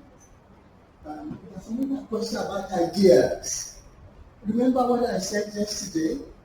If your idea is good and you're keeping it, if it is good enough, somebody else is good, run away with it. So let it come out from you so that they know it's coming from you. Because somebody down the road or the other university is also talking about it. Then about what's the name of the funding? Tech fund. So for the past 1 month I've been researching about funding Nigeria because I'm writing a book chapter. And I agree that so it's true that those in research institutes cannot apply for funding from tech fund. But there's a cry about that now. That is wrong. There should be a smooth or playing field for everybody to apply, whether from university or research institute, that you should have access. Because that restricts actually merits or commendation that will come from research. So that might change soon. But the other thing that I know that they are proposing is that we don't actually have a research because tech fund itself actually is not for research funding primarily. It's not their primary role. It's for education actually, like capital funding for universities. So what they're thinking about now, and I think Prof is one of those is pushing that, is to cross government, is to have a research funding organization that can fund across universities, all tertiary education centers, more or less. Okay, so those are the few comments that I thought I could add to what Prof was saying. So this is because we are all talking about the same thing. You might hear that I'll be repeating some of the things that I've had in the past few weeks, the past week. We have 2 weeks. Yeah. So interrupt me if I'm just repeating what you know, or contribute to it. So I've got slides, but I don't have to go through all of them. So as long as you can get something that's useful from our discussion, I'll be happy. So, I've written many grants because that's what I've done in my life. I've also given grants, and so ask me questions that might be specific to your area, and I'll try to attempt to answer them if I can. So how have I been doing that? Is what I will be talking. And if I'm right, you have heard some of them in these past 2 weeks, because it's probably their general principles. Okay. So, starting the stage then, what do you need to do before you submit your grant application? So what is grant writing itself? The grantsmanship is a process of obtaining financial award through grant writing. And so why do I write grants? Why do I write grants? Because I need money to do research. I went to school in Nigeria, by the way. I did my PhD abroad and I've been all over the place, but I started here. So I've been through your own experiences too. I was a lecturer at College of Medicine. I was then the head of microbiology for about 4 years and senior lecturer at LASU. I actually started the microbiology unit there. So I used to carry, because I did it also before, using your money to do research, using my car from LASU to go to Otter Farm, Obafodo Farm, to collect, because I was interested in diarrhea, to collect food samples, because we didn't have laboratory at LASU, to go to College of Medicine, where I used to go, to do my analysis. And you see the problem, in the traffic in Lagos, that's not how to do research. I mean, that gave me some business. That may give you promotion. But that's not going to lead to any impact. It's too limited. So why do I need to write grants?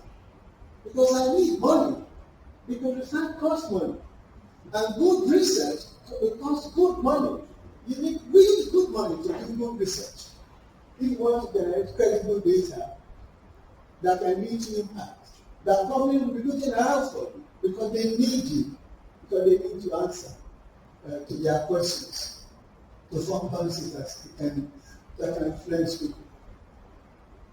But you also need time, because you have to think about your ideas. You have to generate ideas. The most I've told you that, they start with concepts. How does an idea come? It's not something you do overnight. It's not, I always have a little book by my bedside. Because when the ideas come to me, I like to write them down so I don't forget. Because I can forget before I wake up in the morning. You know, it may not make sense then. And I need to actually work on it more to get to where I need to be. Anyway, but you need time. You need multiple applications. The professor that says, no, the other professor, okay, but yesterday said this success is 10%. He said it's written like for 100 million, but you got 10 million or something like that. So please take note of that. Nobody ever wins all the time. Somebody was asking questions about 7. It's you. 7. Congratulations, you got 2 out of 7. Oh yes. You know, because your concepts are not rejected, not because they are not good. Prof rightly said it may be due to budget, it may be due to other things. So they don't take note that your results application doesn't fail or fails not because, excuse me, are you with me? Because you're on your phone. Excuse me. It's not with us. Are you with us? Yes, sir, yes. Okay. You know, please, if you need to talk to me, you have to pay attention. Because I prepared for it, so you need to get otherwise if you don't need me, I can go. No, not like that. Yeah, so please, can you pay attention? I'll be listening, sir. Okay, thank you. Thank you. So you need multiple applications. Okay? So don't be tired writing and submitting. But then success I'd like to write what in sense of achievement. You won grants before. How do you feel your first grant, winning your first grant? So excited. On top of the world, you feel as if how many people have won grants here? Individual grants? How did you feel? I felt elated. Sorry? I felt elated. Elated. Yes, exactly. For a researcher, that is, I would go and take a glass of wine. Sorry for those who don't drink wine. But yeah, you feel good. You feel good in yourself that you've done something worthwhile. And the point of time also, it furthers the cause of awarding organization. The awarding organization, that's success for them. So the Prof Solako here set up the MRC Foundation. If they then award maybe 3 or 4 grants to you at the end of this, and you came up with you know, maybe some of you come up with, I don't know, publications that can generate ideas that can lead to other things that can be impactful in Nigeria. That is commendation to him as well, isn't it? So it's both ways. So the person that has got the grant and the awarding grant also benefits. So everybody wins is what I'm trying to say. Yeah. And so what are the principles? What are the principles that guide you? Look, you are in a competition. So when you're writing a grant application, you are in a competition. It's highly competitive actually. And you're selling ideas. The ideas that start with concept to actualization. But you have to tell it, you're a salesman. You have to tell it like a story. So that when even if they read your abstract, they can't leave it, they realize. You know, you are trying to impress people when you are submitting a grant application. You are thinking, my idea is the best about to solve diarrhea problem in Nigeria. And this is how I'm going to do it. And so, and even from abstract, actually even from the title, you can captivate your reviewers that they won't let your application go because they want to take a look at it. So I want to emphasize that. Don't be too. So, of course, you know your science and your research, but you have to put it across in a way that is digestible to those who are reading it. You know, the reviewers are the last to get to see your application. It's the program officers that will first take your application and scoot them to reviewers. So it should be simple, readable enough, even for them to show interest. I know they are following the criteria. I've done that before. I was a senior program officer with Gates Foundation and lead for pneumonia clinical studies. And when I'm excited about you want to push it yourself, even to those who will review. You make it number one. But if they can't, if it's so scientific that they can't understand it. So look at yourself as a salesman. So you've got the concept, you've got the ideas. How can I sell it? Even sell it in your department that people start talking about it. Of course, you must know your science. And then be prepared for failures, like we were told yesterday. You know, but failures in submitting grant application is not necessarily failures actually. You know, Prof mentioned when he was talking about budget, but there are other 1,001 reasons why they may actually fail your grant may not succeed. Not because it's not a good grant. It may actually just be because of the strategy of the funding organization. Or the number of applications that year or whatever it is. But it's a long list. And you know what? You can actually call. You can call if you're in doubt and you're trying to find out. Ideally, you should be able to call the program officer there and say, I'm calling. They will like that actually to talk to you. I've got a good idea. I think what's happening?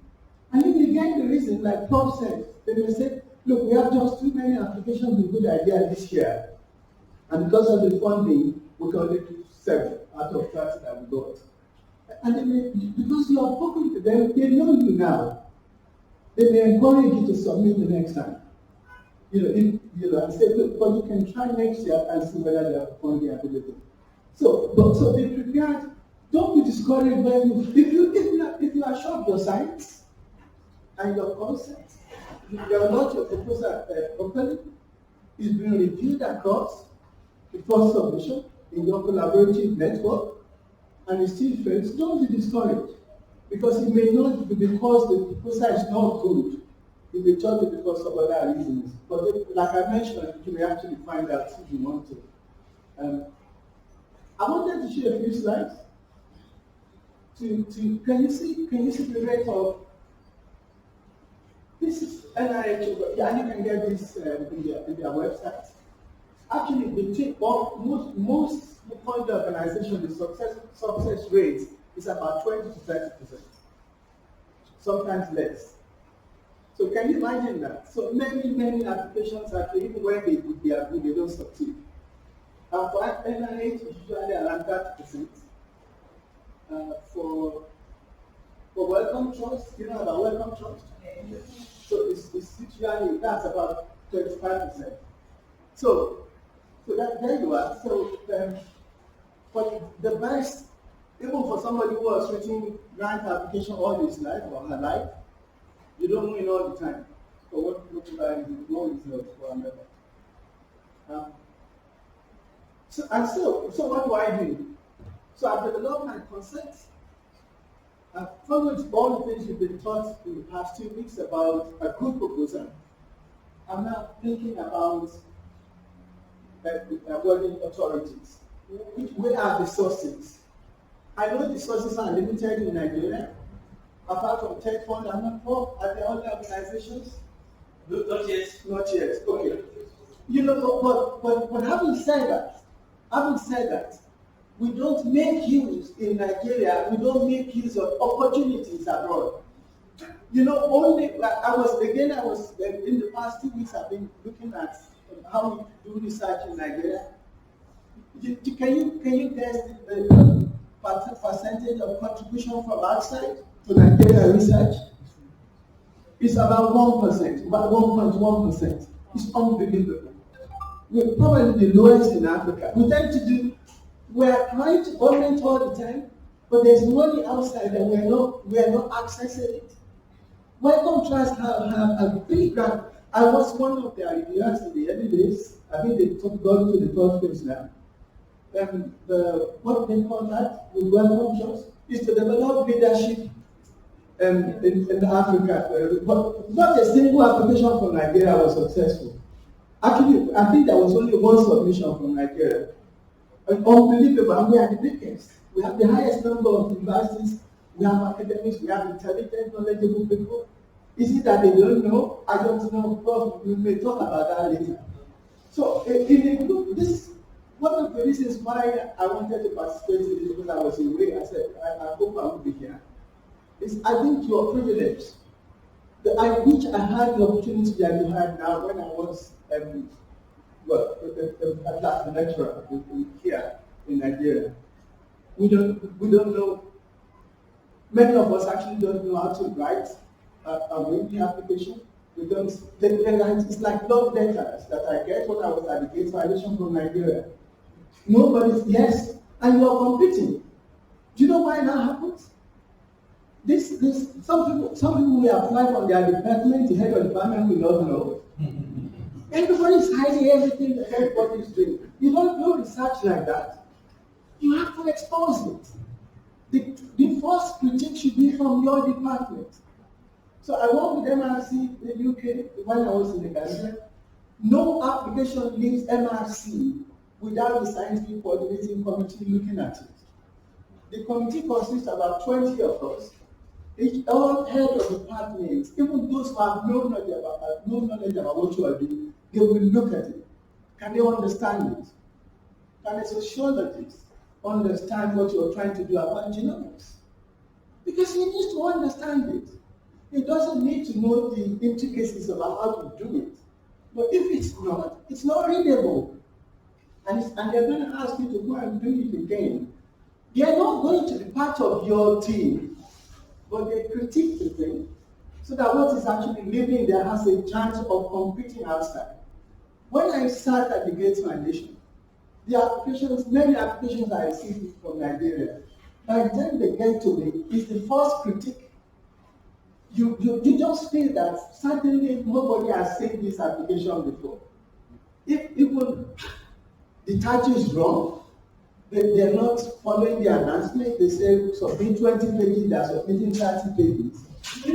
So you just wonder, has anybody seen this? Then you compare that, and then you have 20 applications from South Africa. And then you see that all of them, you hardly can find any error. Without asking anybody, you know that other people have had input in what you are looking at. And so they have a higher success rate. I don't know if I don't think I have a slide here. You see that most funding, external funding that comes to Africa now, 60-80% of them go to South Africa. I'm sure you know that. Yes? So we are crying here that government is not giving us money, but we are not accessing opportunities that's outside here. So I think that's one of the exposures that you are having here that you should. When am I exposure? Okay. But I talk too much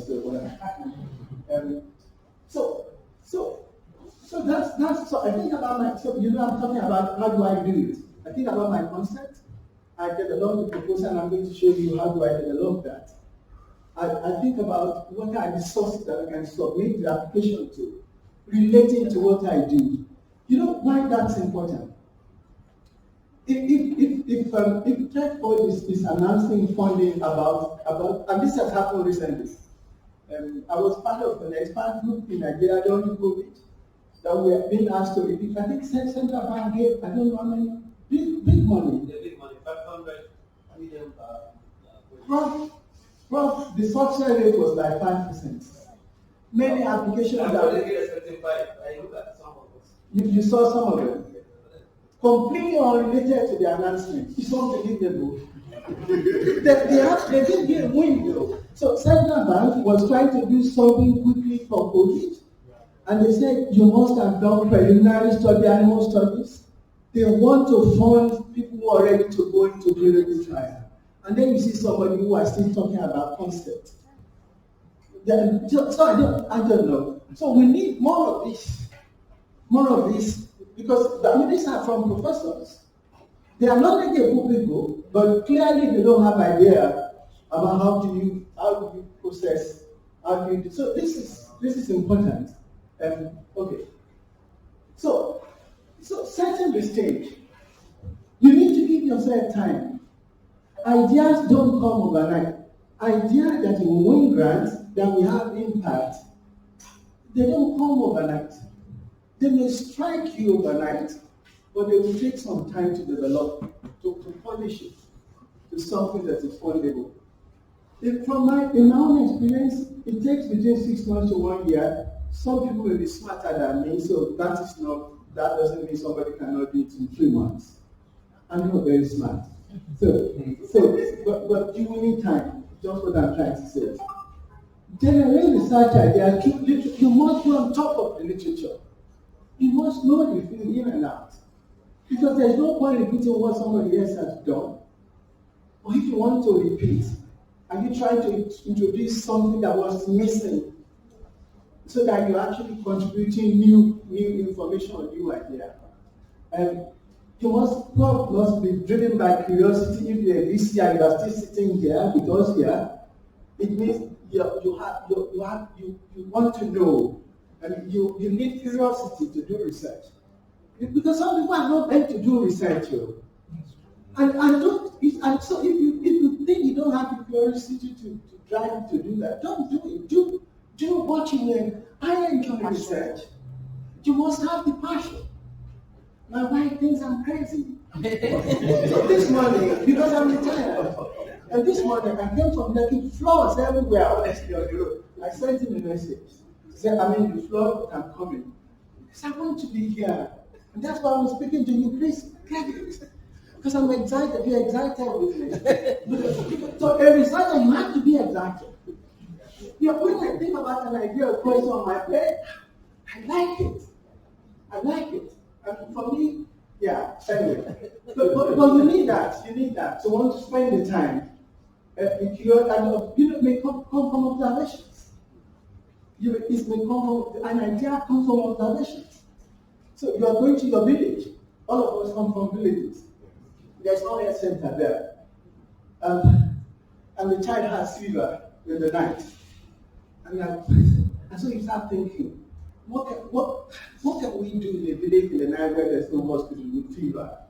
Can I think about something that is simple that they can do, that can hold the child until the following morning when they can go to hospital? That's something, an idea, isn't it? And then you want to take it further. How do I turn that into something concrete that can do, that can investigate and analyze? So consider, number 4 is important.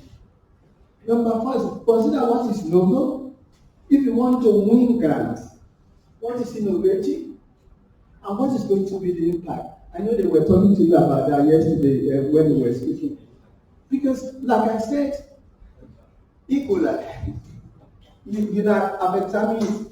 Well, we are not in the same field, but if you were microbiology here, you know that many theses from MSc to PhD in Nigeria is from Ebola.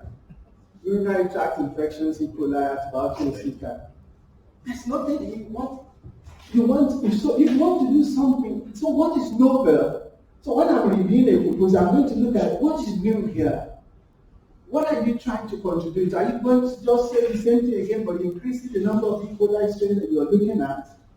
Or you are looking at the genomics of resistance? Or something, are you using a new methodology to discover something new, to make a new contribution?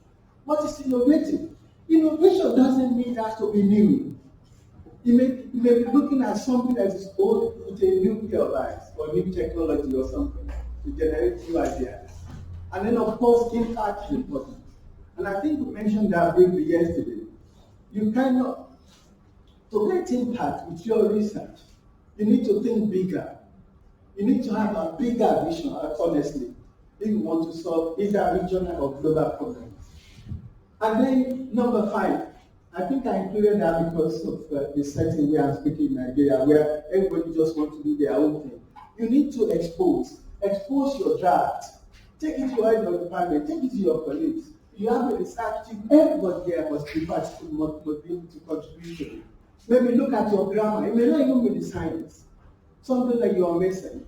You know, sometimes I give my paper to my wife, she's an accountant, she doesn't know any science. And sometimes she corrects me. So, you know, so I get the critique from home instead of where they're going to fail me. Is it not better to expose it at home or to your colleagues in the department? Why do you want it to come from, I don't know, from tech fund? So, when I write a graph, what are the basic concepts? I'm sure you've heard this before. It must be readable, make the level of details appropriate. Professors think that they have to speak big grammar or make it complicated to be a professor. I think it's the other way around. I hope Prof will agree with me.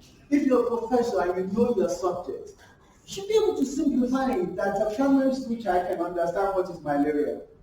If you're a professor of malariology, and you cannot tell the primary school you're speaking grammar plasmodium, come on. That means you are probably hiding, you don't understand it. If you know the subject, you should be able to break it down. The reason, if it is not simple, you cannot do it, you cannot implement it. You know, you have to break it down.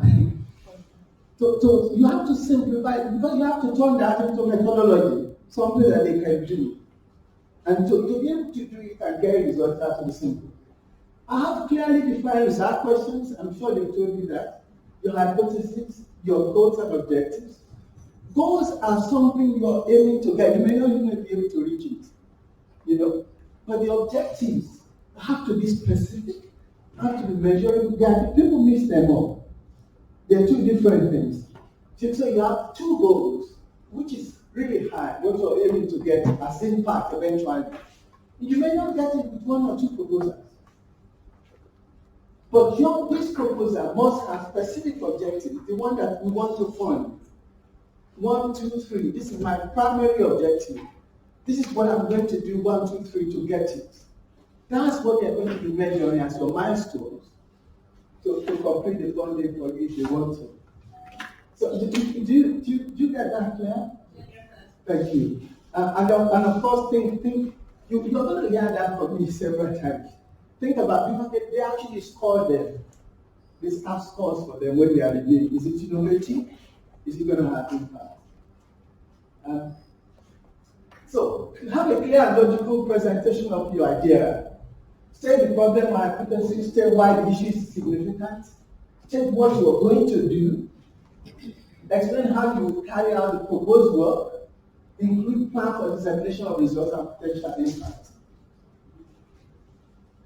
And because you are doing something that is competitive, keep the narrative focused on the project because sometimes it's all over the place. Somebody says he wants, I think Prof was mentioning something like that, there's somebody doing epidemiology and then bioinformatics, and then you confuse the reviewer, they don't actually know, they think you don't know what you are doing, so it's not clear to them, and they just return your proposal to you. Mention role that collaborators will play in the project. So, we've been talking about collaborators. So, this is not just throwing people's names all over the place. Each collaborator must have what they bring to the table. Because you'll be looking at that. I've reviewed proposals from Nigeria where they throw names of big professors, and the professors don't know about it. Because the grants office officials or the program officer may decide to call them, but particularly when they suspect that, like, this guy is in, I don't know, is a biochemist, why they would do his name on a proposal that's some microbiology or whatever, I don't know. I mean, it's possible, but then what is he going to do? But sometimes it happens that they don't even know. I've seen that. The guy that they're putting his name there because they think he's famous, or he can find the process. And then they call the guy said, what are you saying? I don't know about that. Of course, you can imagine the way that presents the person that's writing the application. The last bullet point is important actually. Include preliminary results if you have them, because it will give you an edge. If you want to do a particular project and you say, I've been to the village, I know I've done look and see with my money from my salary, which we do in Nigeria. I've collected a few samples and I know they have the schistosomiasis. And so now you are now developing a proposal to get sufficient funding to do that. That will encourage you that, wow, you know what you are trying to get and you're probably going to be successful. Remember, the funder too, if they are funding projects that are not successful, they are also not successful. So they are also now looking for something to share recommendation with you. I'm not going to go through this, but just mention some of them. But I'm sure you've been through this during the week. Your title, but I want to, your title needs to be clear and unambiguous. You know, the title itself actually can tell somebody about what your own proposal is. It's captivating, but it's succinct, it's not all over the place. Abstract, I think Prof was talking to you yesterday, written in slightly more general terms, readable by non-experts. Remember, the first, particularly if you are applying for doing grant application, the first set of people that will see your applications are probably, they may not be scientists, they may be, but they may not, they don't have to be a program officer because they are just managers. The background and significance demonstrate that you know the field thoroughly, because that's what the background is, that you're on top of the literature. They were mentioning, Prof was not mentioning somebody that is famous in the subject area. That can kill your proposal, particularly if it's somebody that is famous in that area. And goals and specific objectives. Some people will list like 14 objectives. Have you seen that one? Long list. I don't just say, no. But if you want to list 20, at least tell me that this is my primary objective. So all of these, if I'm able to get them, okay. If I don't, okay. But this is what, because it's unlikely that you're going to get 20 objectives attained in one proposal for 3 years. Anyway. So be specific on each point that you try to investigate. Your method should include the study design and experimental plan, and how you intend to do your analysis. If you are doing human subject-related research, you should have, you are familiar with that, an ethical process. And of course, resources. If you have available resources, like you are the university or NIMR, where hopefully some of you will be successful in funding from NIMR Foundation, and you generate some data from that project, and you are using that, which is what it should actually lead to. That it should lead you to applying for a bigger grant, maybe from outside Nigeria, whatever. That is if you can put it there that I've actually have available source because of the project I've done, because I've been successful with this grant awarding organization. That actually also helps, gives you an edge. Gives you a competitive edge in attaining your goal. I always also add, so follow the announcement as it is written. If you want to provide extra information that you think can help the process of the application, add appendices. It may include the timelines, Gantt charts. Some announcement will request for that specifically. If they don't, and you know it's helpful, add it. But don't include that yes.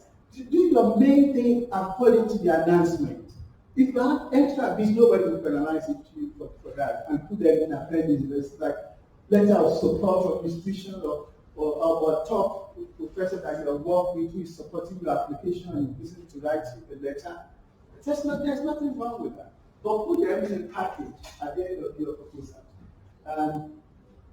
If you were writing a project from Africa now, particularly from Nigeria, because exaggerated or not, they know that things that we have instability and whatever.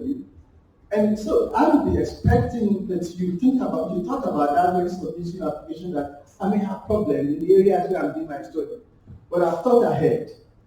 I've actually located another site that is not far with the same kind of background and whatever, where I can complete the study if there was a problem. And they would like to see that. Because somebody will raise that in the process of review. So it'd be nice if you have thought about that. So you're familiar with that.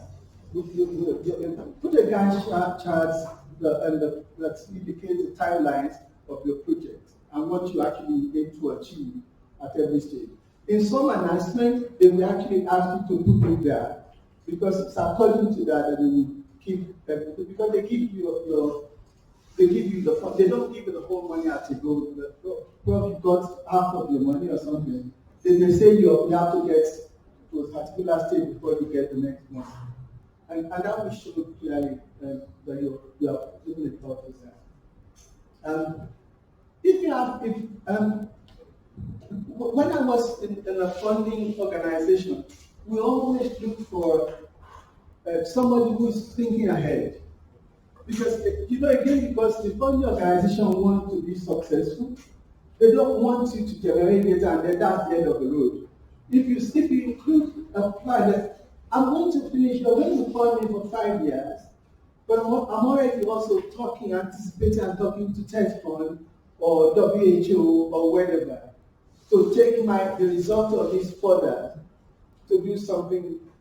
Remember your goals, as I said, you're aiming to get something that is by far above you, that you're not going to solve just one proposal.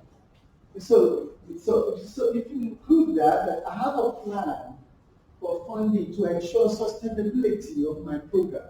So they will realize that this guy is thinking long term. They may even fund you further after the first one. Because they saw in your plan that you're not limiting yourself to just one proposal. Funding organizations like to think that they are going to support a long-term effort, a winner, not a temporary investment. And if you're doing well with Gates Foundation, they can fund you your whole career, one thing to the other. As you're following timelines, you're delivering on time, they can make you like their professor, and then they fund you from time to time and you're good. And state clearly how you plan to support your project in the future. Think about sustainability at the conception of the proposal. Many people leave that until the end, and that doesn't make sense because the whole thing is folding up. So you should think about that when you're planning something. Okay, so briefly, that's what I do. So what can I draw inference from that now? Some reasons why grant application fail. Yeah, some of these you will look at it and you will laugh, but if they happen, they happen. So they put deadline there. Most of applications now are submitted online, and they send the timeline there. If you're submitting an application to Gates Foundation and it says 12 midnight on 3rd of April, at 12 midnight if you submit 12:01, you're out. Because you will switch up at the time they've set, even when there's nobody there. So, and in any case, why are you, and I always mean that in NIMR, I think it's easy. And so I said to him, get that thing ready 1 week before, so that you can review again, and the day before go. So why do you want to wait until the last minute? People do. Do you? Okay. Some people don't follow the guidelines. This is actually funny. If they say 2 pages of abstract, don't write 3. Don't, because it means you cannot do summary.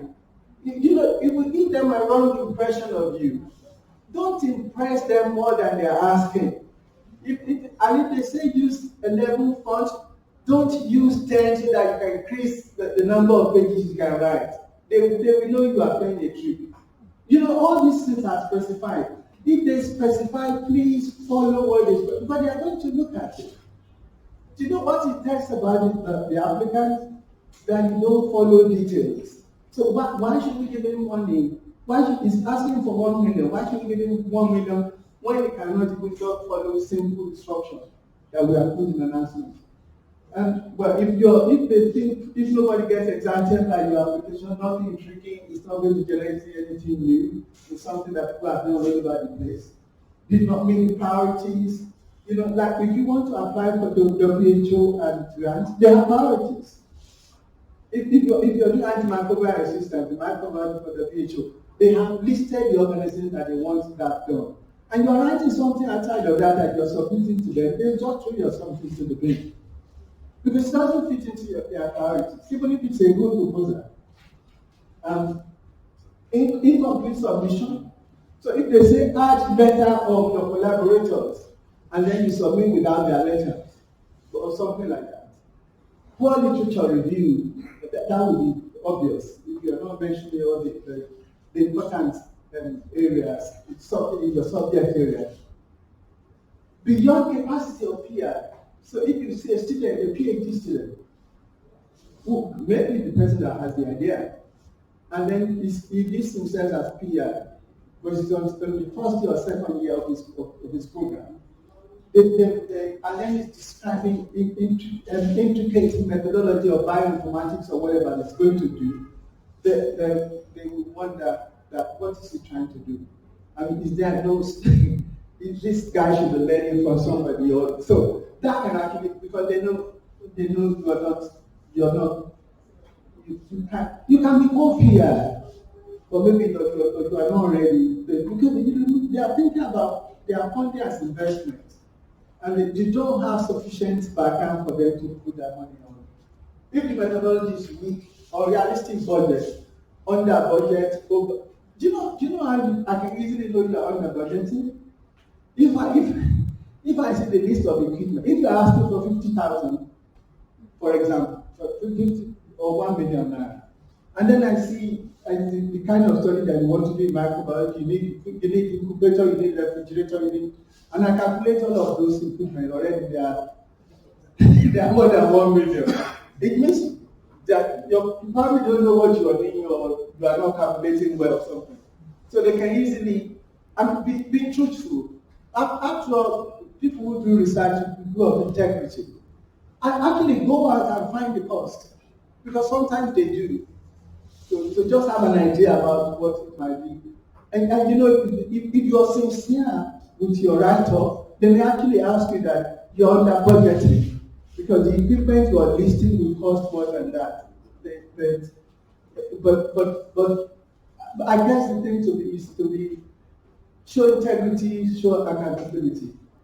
And yeah, that's on the lesson. And cost greater than benefits. That's cost effectiveness kind of thing. The project you want to do is a good idea, but we can do something simpler to get the same result, the same impact. And of course, if it is poorly written. I think that's my talk. But this is an appeal actually. So all is not well with the status of research in Africa, including Nigeria. This is one of the statements I wrote in my research listed from my book chapter. And because you see that I'm actually quoting that, just 1.1% of global, which is what I said before, scientific knowledge are produced in Africa, while contributing 70% of global population, 25% of global disease volume. Just think about that for a moment. You must be in trouble. So the people that are always at the forefront of solving the problems are not the people that are involved in the issues. So it's my appeal to you that, and Prof just said that I was also told yesterday that you have been selected in the most appropriate way. So we are probably talking to a group of people who are curious, who are serious, who are interested in changing the music, if you like, so that we can begin to generate credible data from Nigeria, from Africa. let me make another point. I'm into vaccine. And Prof and I were discussing yesterday, and we both agree, by the way, that we probably don't even need the vaccine that we're using in Nigeria now. But where is the data to say that?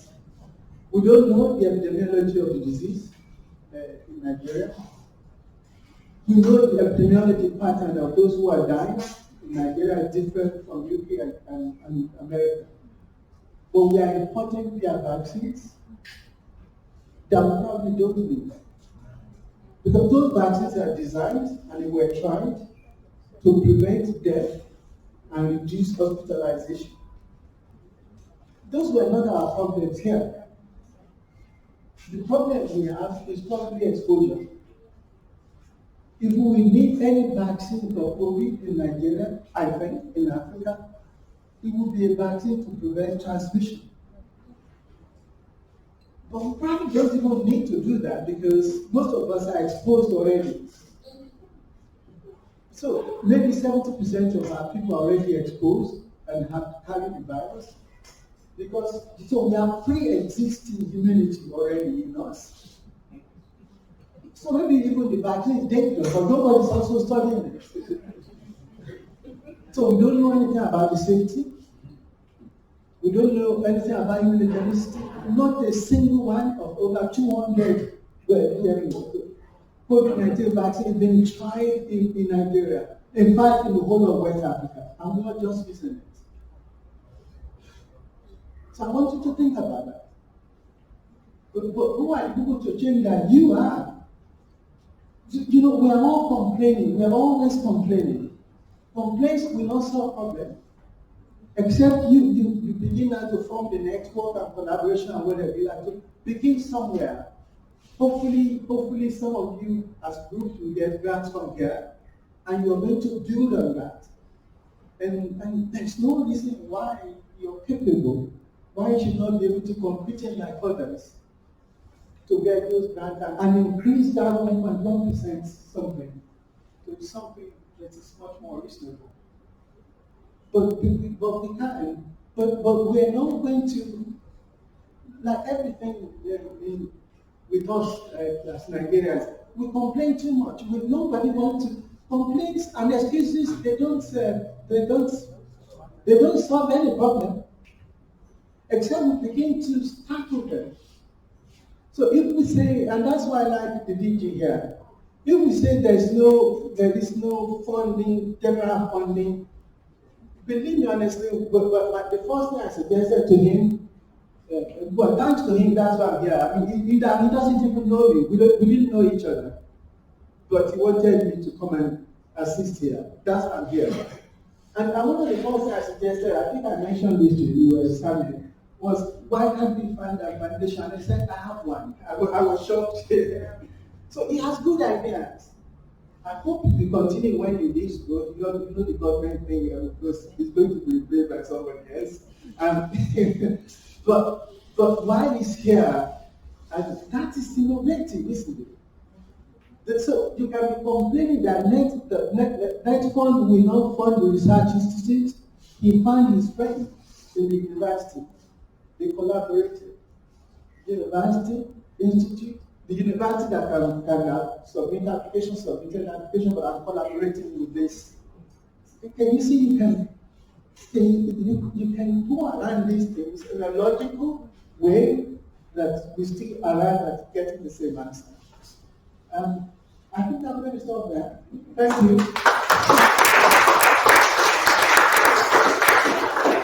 But so if you have questions or contributions or comments, Did you time yourself, sir?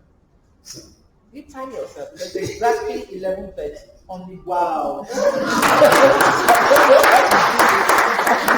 Thank you. Now we take questions. Any question?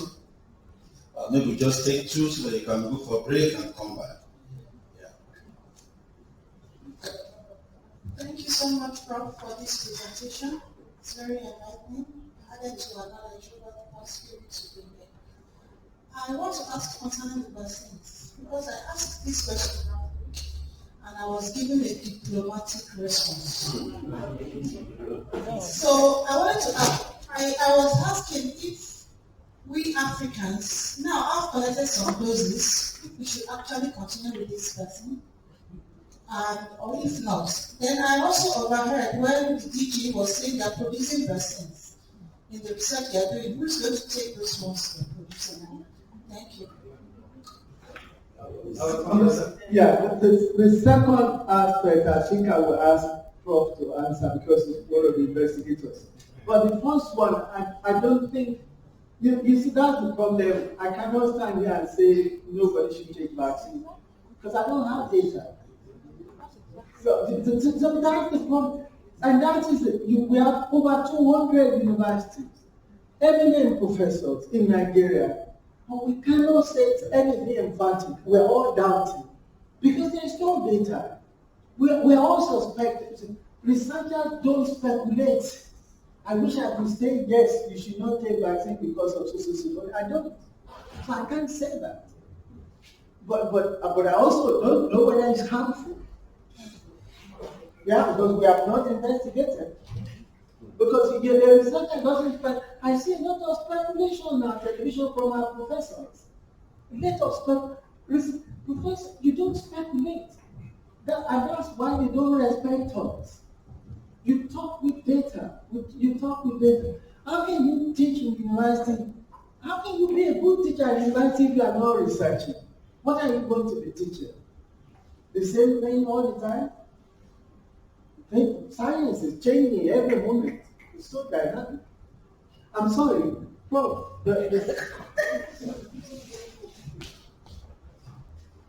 Prof has given you a diplomatic answer.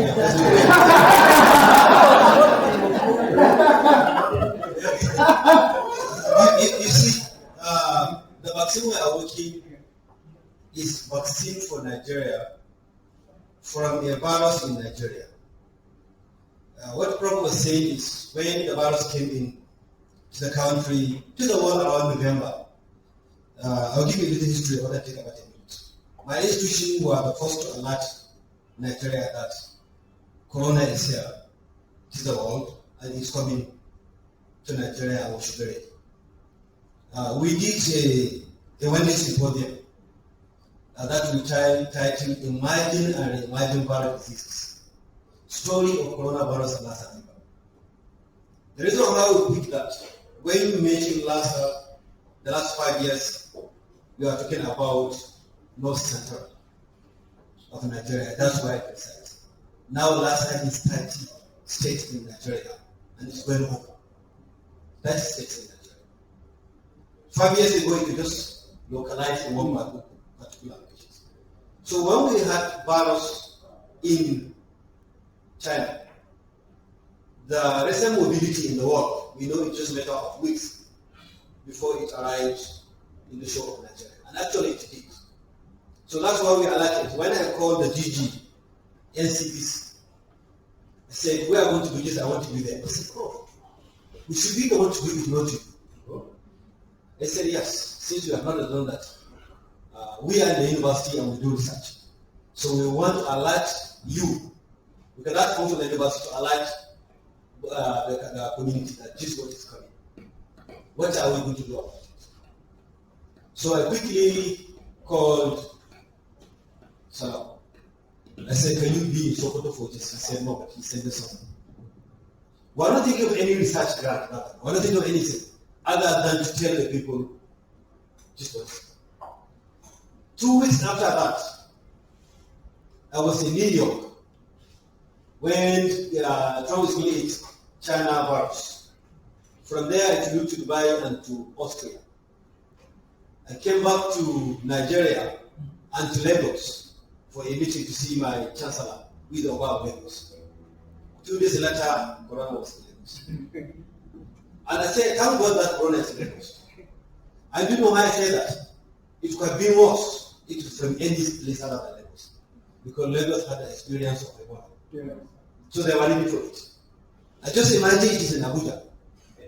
That Italian picked a car from the airport to Nairobi.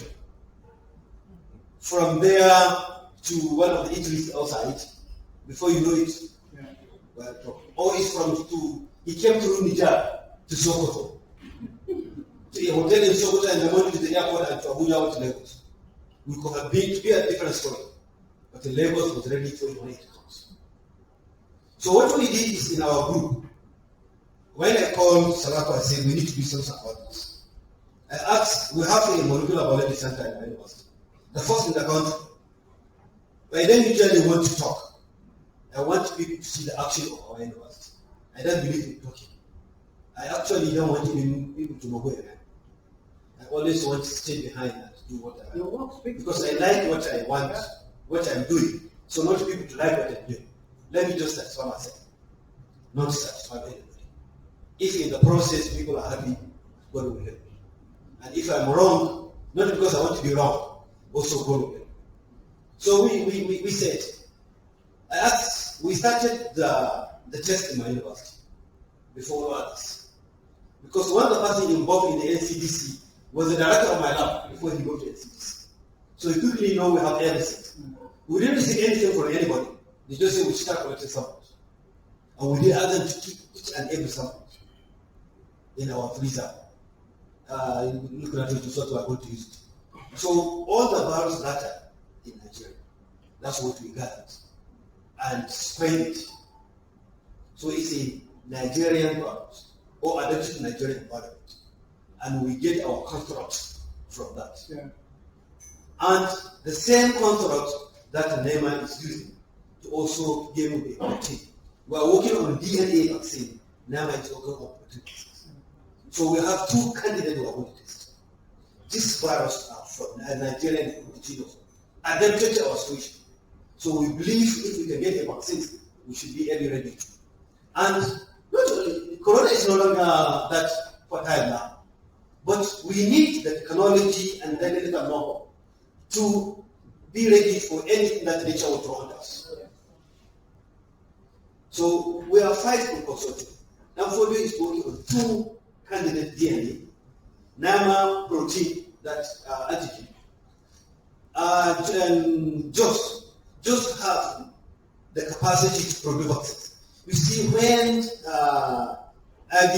National Better Research Institute just were established in the 50s, early 50s, they are to produce animal vaccine for the whole of West Africa.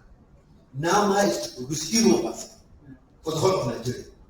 And NIMR was producing vaccine.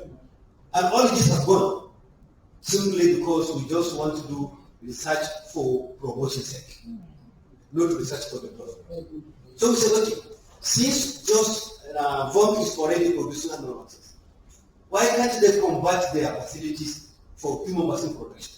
There's no point for us to come with a vaccine that you have to take to China or London to produce. What I told the group is, we either produce our vaccines or we die.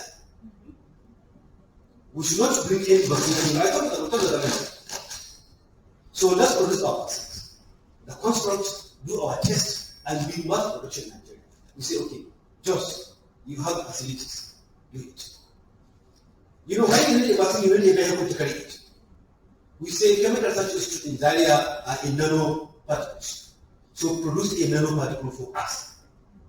You see, we say each member of the consortium of the collaboration should have a specific role that is good. So when vaccine is produced by Usman University or NIMR, it should be taken to Zaria to be encapsulated in the nanoparticles. The faculty university just to do the preclinical animal trial of that. So that's also their role in the consortium. By the time they do preclinical animal trial, if it's passed, then we need a mass productions and clinical. VOM will do the mass productions. NIMR have clinical trial facilities will do the clinical. So if those pass, the vaccine will be sent for test, and because remember this is also Lassa vaccines and coronavirus vaccines. So and we are ready for any vaccine that the country will want us to produce. Now we have the technical know-how and we have the facilities and the consortium to do it. This is what we mean by collaboration. And that's what Prof was saying, each part. So the vaccine we are going to produce is is for Nigeria and Nigerians. And may God help us. Amen. That answer one of the Thanks, I think it's time for us to go for the break. Thank you, Prof. So please, no question now again. Let's go. When you come back, you can continue. Thank you very much. So resume back by 12:30. Thank you. Are you ready to be sent to the funder? So we're going to go through budgeting today. How do we do our budget? We've done the beautiful proposal. We've come up with our objectives. We have our activities. We now want to write out our budget. Remember that there are lots of people competing for that grant. So you must ensure that your budget is as reasonable as possible. And also you need to justify that budget. Good afternoon, sir.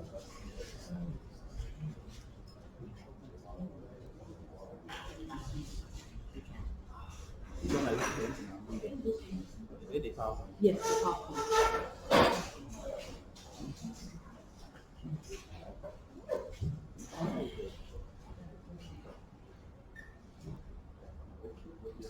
Okay, so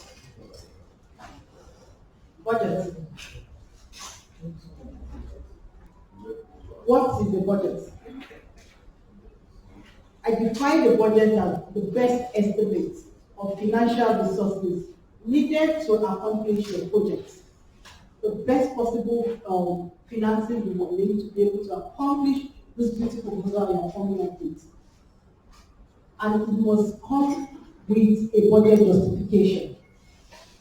And this budget justification explains the cost outline, all your cost activities. It tells us, it justifies, you try to put to the funder why you are asking for that money. So there are two components of the budget. We have the direct costs. Those are costs that are allowable and are directly related to your project. And we have the indirect costs. They are also allowable and they are like the admin charge for your institution on that budget. Everything together makes your total project cost.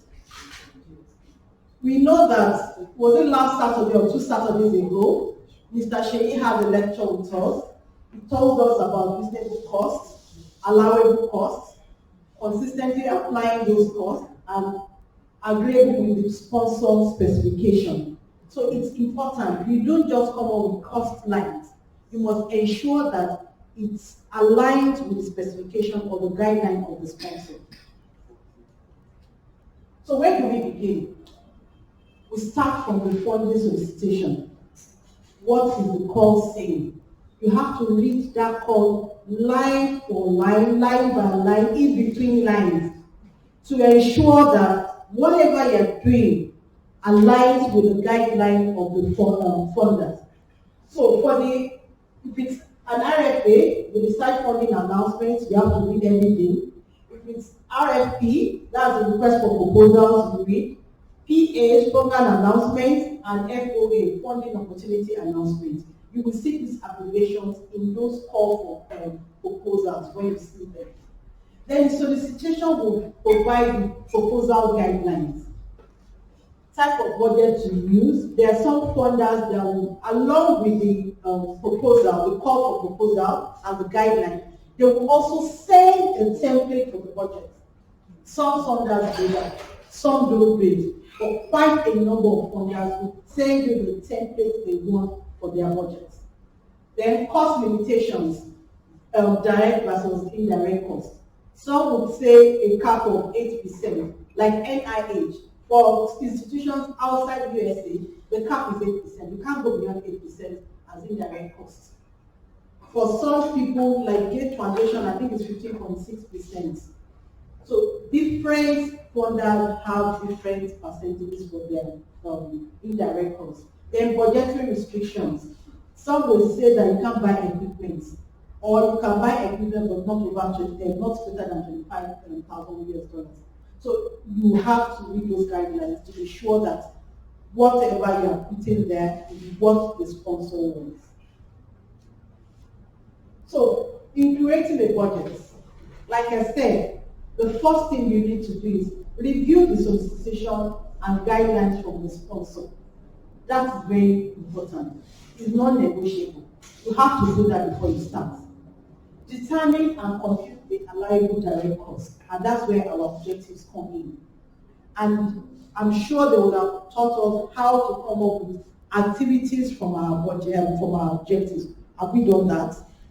For every objective, you must write out the activities. It's like the breakdown structure. Everything that you want to do. And that is the only way you can cost effectively. If you do not break down those activities one by one by the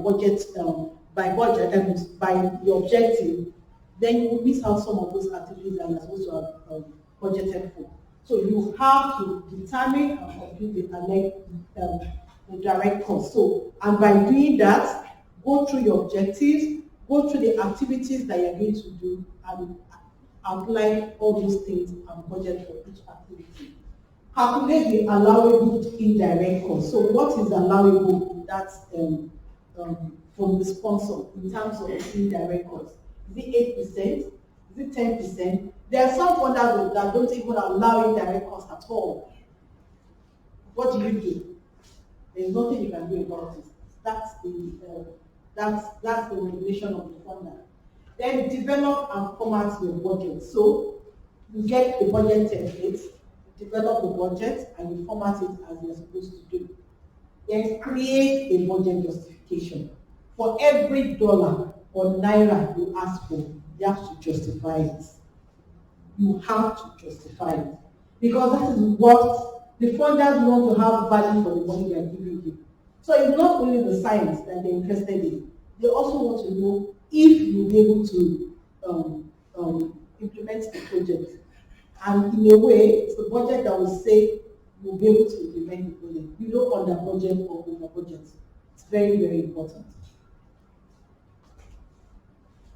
So, in reviewing the solicitation and guidelines, one, we review the sponsor guidelines, the solicitation, and the request for proposal. We read everything.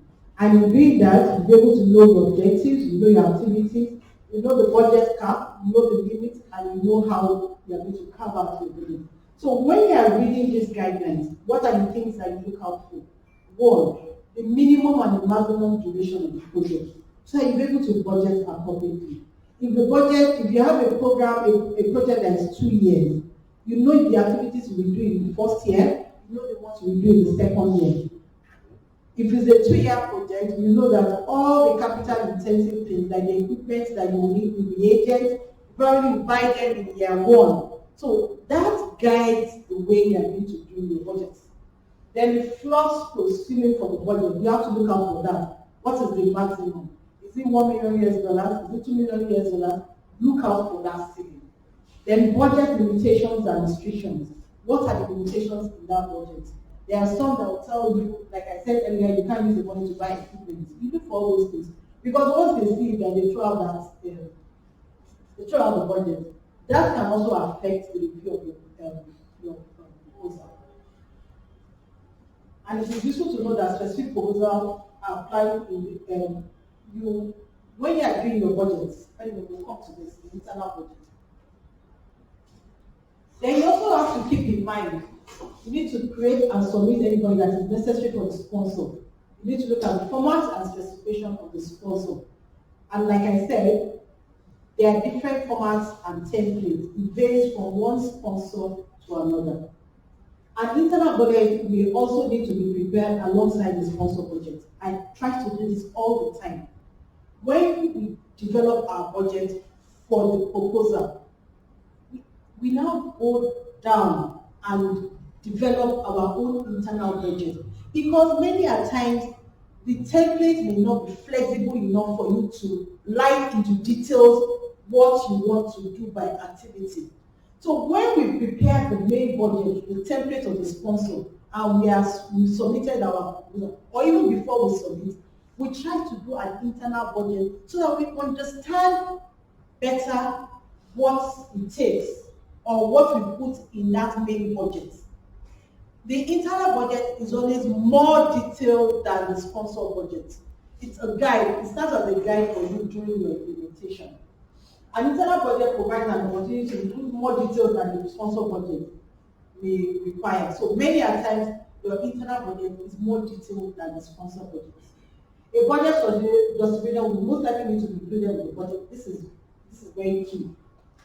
Most funders, 99% of the funders, will expect you to submit a budget justification with your budget. You need to justify why you want that money, why you require so much money to implement your project. Then check to see if the solicitation requires mandatory cost sharing. If not, do not include cost sharing. There are times, I'm sure they would have talked to you, Mr. Shea talked about cost sharing also.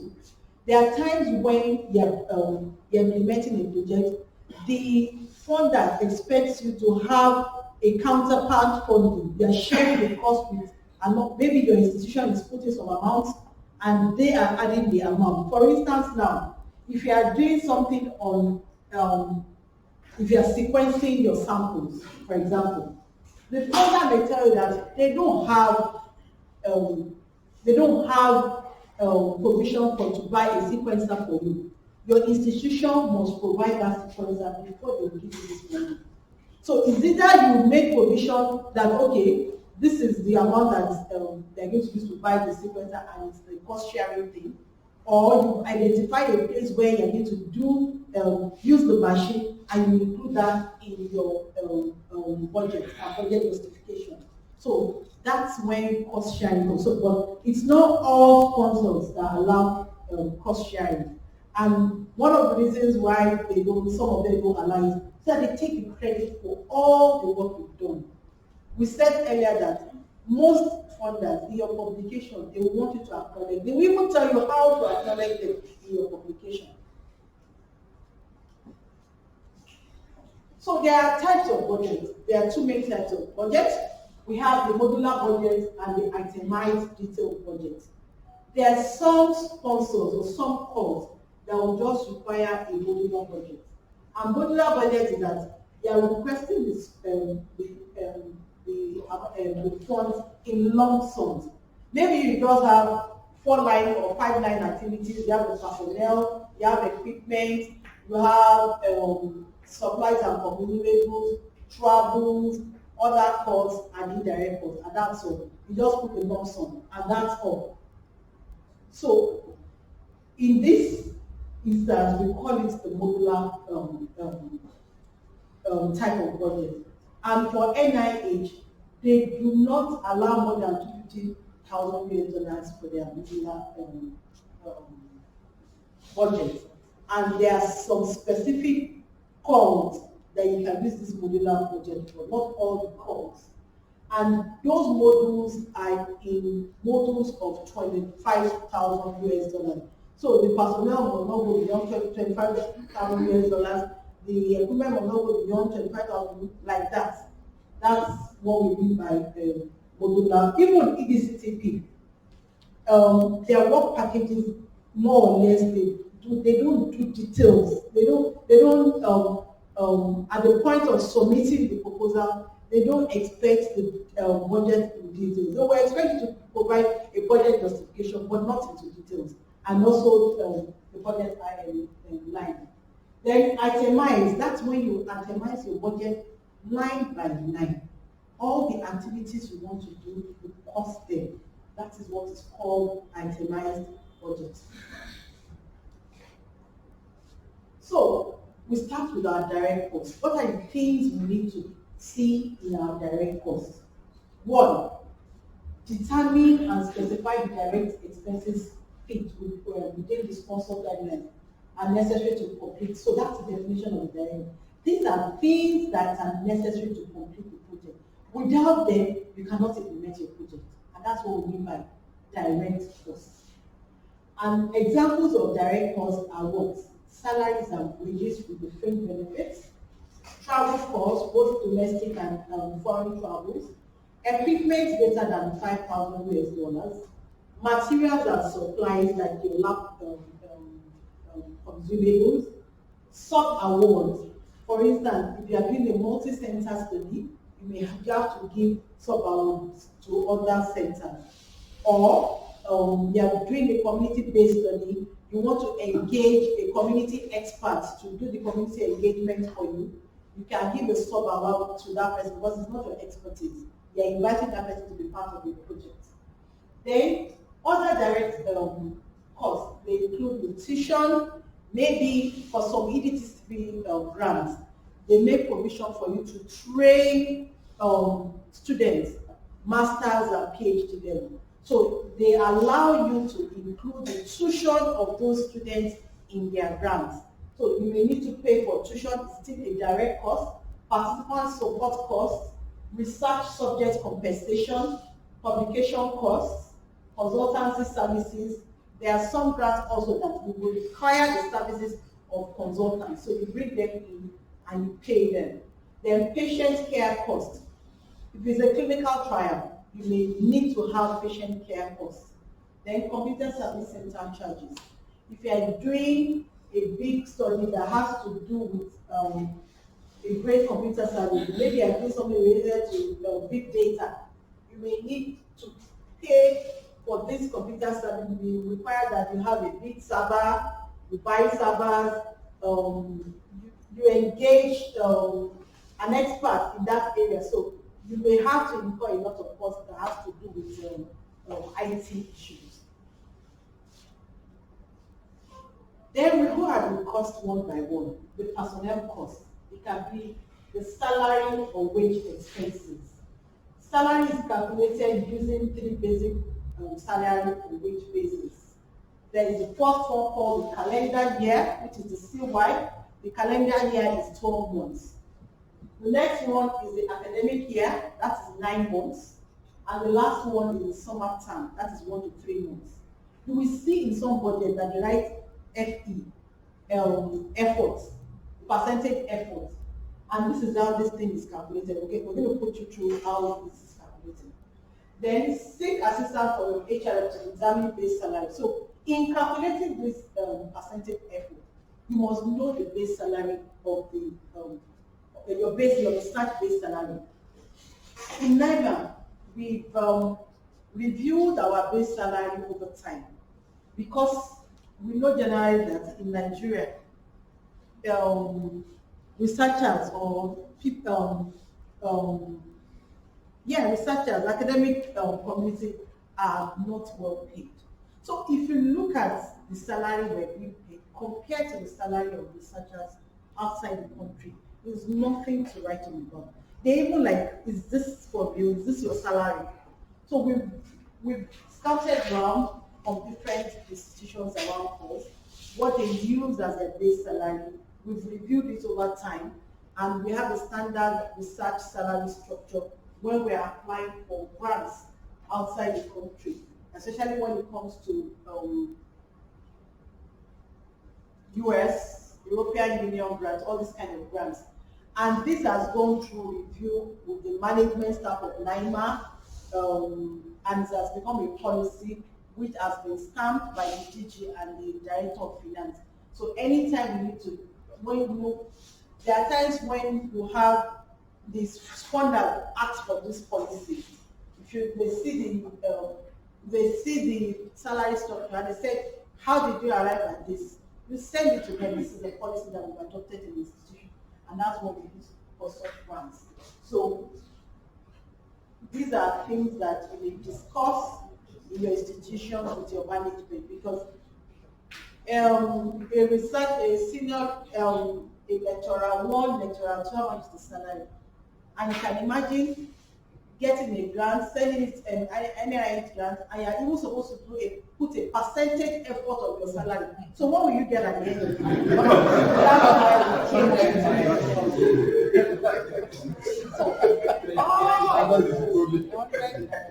So we're going to pause here. Okay, let me just do the next slide. If you go around We ask questions. What is the base salary? Exactly. So that we can know what we'll tell them when we get home. We can drop it for We'll discuss that. It It cannot be shared. cannot be shared Okay. unless requested for. Okay, now. So, there's an Excel sheet. I posted some slides. There's an Excel. There are 2 Excel sheets in the class WhatsApp group. Yes, I've done that. So we're going to see how the percentage effort is calculated together. So the effort contribution. Open the Excel sheet. We'll go through this and we'll now read the Excel sheet. So Excel sheets, the formulas are here already, so you don't need to rank your head. But let's just go through it so that when we plug in those figures in the Excel sheet, it automatically generates the figures for us. So as a principal investigator, remember what AY is. What is AY? Academic year. So this grant is an academic year, it's a 9 months program. Your salary, your academic salary is $63,000. That means in 9 months you get $63,000. So that means your monthly salary for the academic year is $7,000 per month. That is 1/9 of the total salary. Then we've said that Dr. Samuel is going to spend 25% of his time on that project because he has other things that he's doing. He's primarily a staff of NIMR. There are 2 other grants that he's on. So this particular grant that they just got, that is the principal investigator, is going to put 25% percentage effort of his time on that grant. So the way this is calculated is that you multiply 9 months because this grant is calculated in 9 months. Maybe it's a training grant. They are going to be training masters and PhD students. So it's a 9-month calendar grant. So that means you multiply 9 by its percentage effort, that is 25%, and you get 2.25. So at the end of the day, for that 9 months, you will be getting 2.25 times $7,000 US. What do we get at the end of the day? So that means it will get $15,750 for that 9 years calendar year, 9 months academic year for that grant. Yeah. Do we understand? No. Third point. Again, this is the total salary for the academic year. $63,000 US. In a month? No, for the total 12 months. For the total 9 months. Because it's academic year. Academic year is 9 months. I said, look at the previous slide. Calendar year is 12 months. Academic year is 9 months. Academic year is usually used for training grants. And there will be some grants so that they expect that during the summer you're not at work. So they calculate it based on academic year. So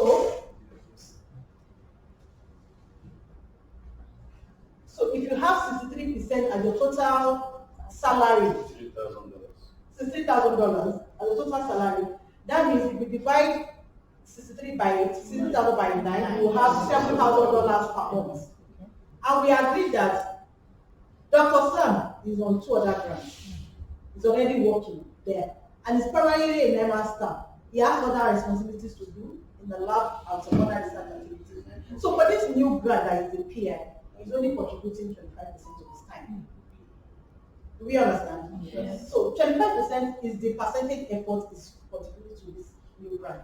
So to calculate how much you will be getting from that grant, because it's 9 months grant, you multiply 9 by that 25%, and get 2.25, that is his effort on that grant. So if 2.25 is his effort on that grant, then we multiply 2.25 by 7, which is what is earning per month. Yes. That's how we get 15,750. So in all on this grant, will be getting 15,750. They can divide it by 9 if you want it to be collected every month. But in total, this is what we'll be getting from this grant. We understand. Or you want me to please again? Okay, the 25%, is it Okay. 1/4 of 100? 25%. 1 over 4. So you can say 10%, you can say 5%, depending on the time is prepared to put on that project. You understand? Depending on the time is ready to put on that project. Professor Eti may have like 5 grants. There are some of his grants that is just 5% or 10% percentage effort. You understand what I'm trying to say? Because he's on other grants. And remember that if you have like 3-4 NIH grants, you already have a record there. Yes. So if you go beyond 10%, they will ask you, what time did you use to do your primary assignment? So you need, this documentation is very key. And they also use it to assess you as an individual. Do you understand? And there's some grants that as a PI, they don't expect you to go beyond 25%. Because they expect that the other people, the younger faculty working with you, are the ones that are supposed to be 50% or 100% of your grant. So you need to look at those things very well when you are doing your budget. Because all these things will be assessed. Okay, the second one, principal investigator 2. Okay, ask you. Thank you very much, Mark. What it means is that someone who probably is salary is very high, does it mean what? Even if he puts in lesser time, he can get much more money. Yeah. So if I'm the principal investigator and my salary is $200 per month, and I say, okay, I'm a very busy person, I'll just put 10% of my time, 5% of my time. Let's work it out. What will we get? 5% of my time, and my salary is 200,000. 9 months. No, 9 months. Let's use 12 calendar months. So if I have 5%, my salary is $200,000 per month. And I'm saying yes, sorry, per annum. $200 per annum, and I'm contributing what percentage? 10%. Let's 5%. Let's even just say 5% of my time. What? $10,000. $10,000. They owe $10,000, and I'm just contributing 5% of my time. So imagine if I was contributing 20% of my time. Work it out. What will I get? $40,000. If it's 25%, what will you do? $50,000. So you understand what I'm saying? So that's how it is. So the higher your salary, usually they encourage that you lower your percentage efforts. Because they know that if you are up there, you will not have the time.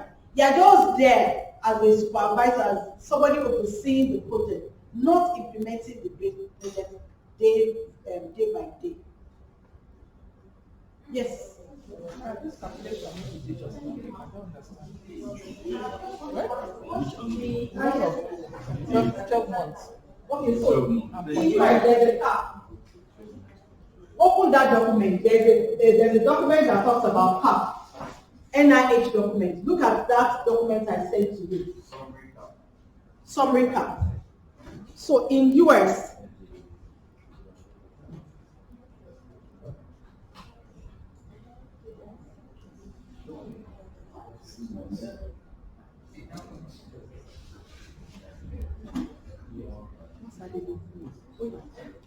the folder. Oh, which one is it? Sorry. The folder.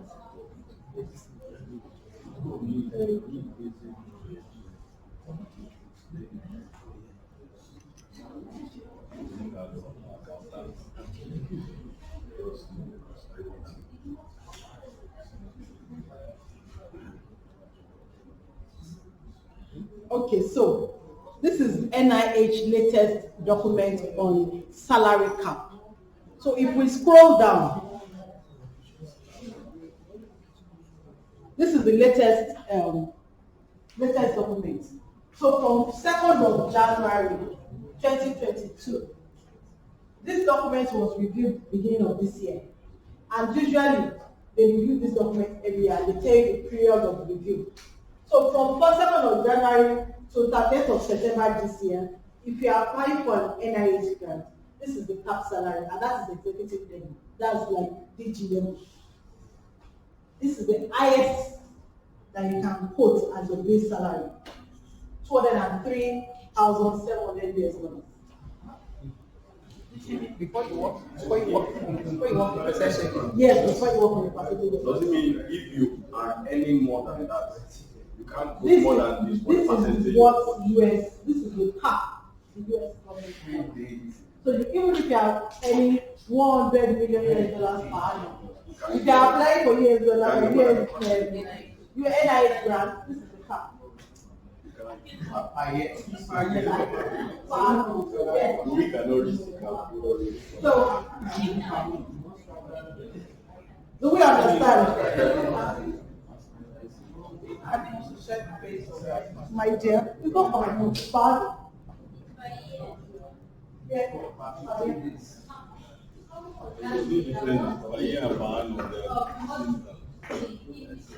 Earning, you have a small grant, let's say £5,000 grant, and how to be called us?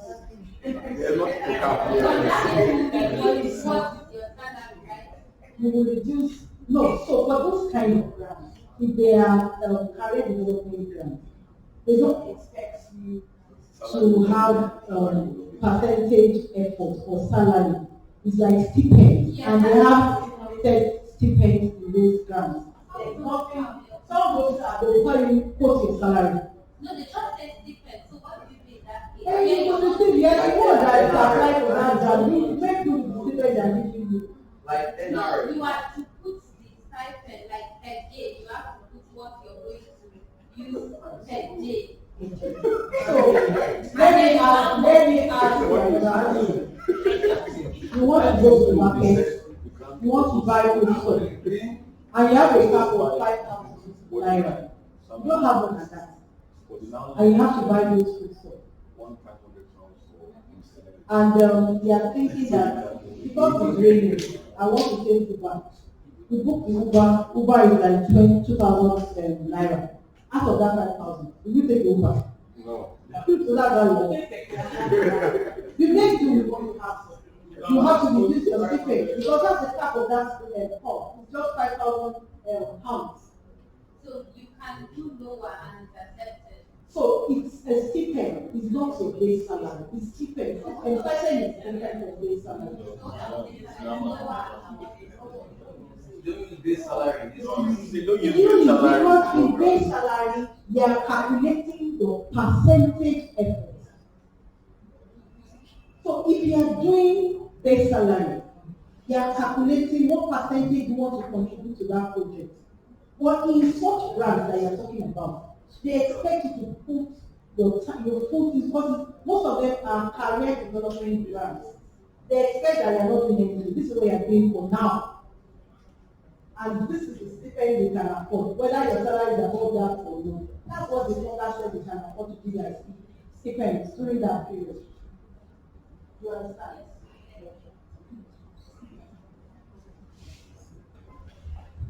Thank you, Ma. I just have a question. What determines the percentage effort?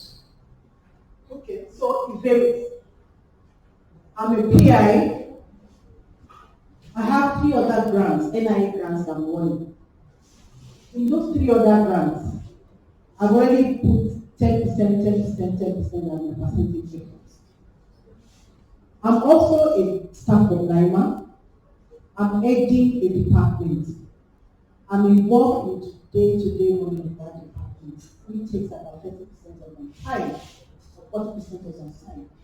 So if I get an additional grant, it's only wise for me to say I can only put 5 or 10% of my time, because I already have 3 grants that I'm running that are taking 10% of my time, I'm the HOD of my department. I'm contributing about 30% of my time to that HODship.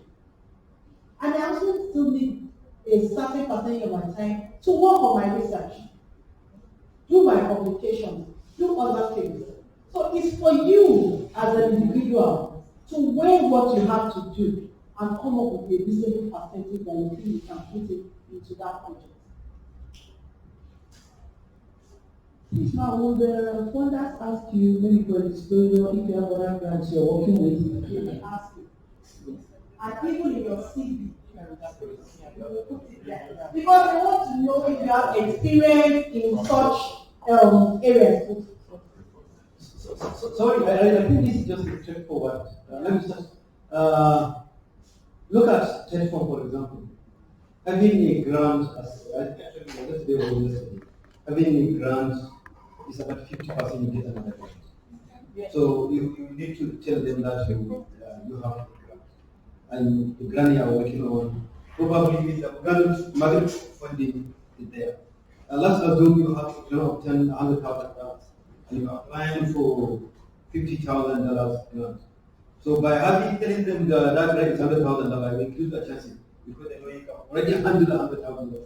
So $150,000 is going to be not going to be easy.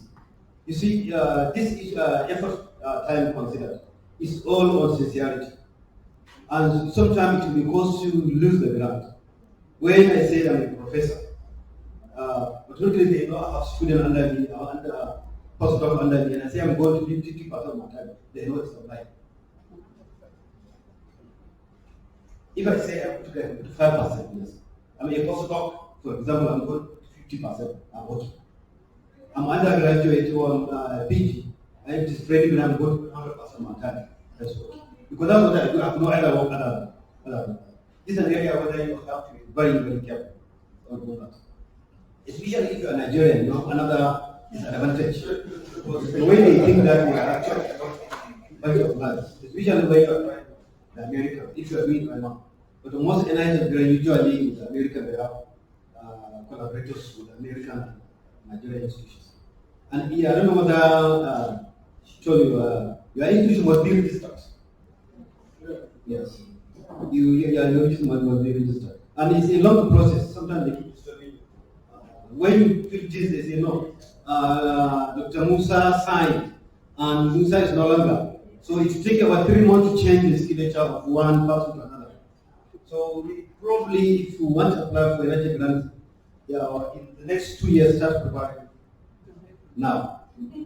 Yes. But if you get one, if you are able to get one, you continue to get one. Yes. No. It's only time.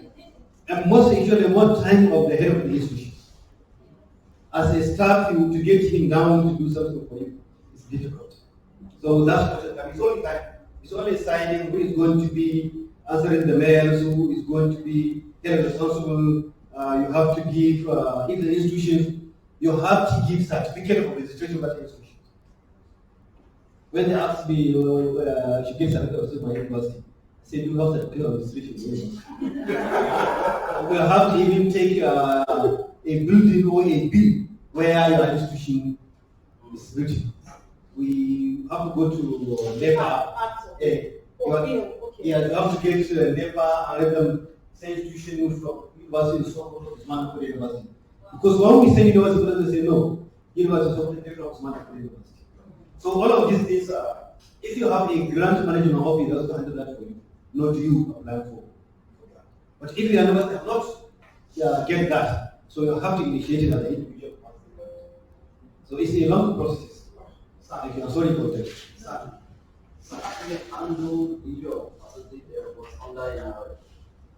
No, it's written there.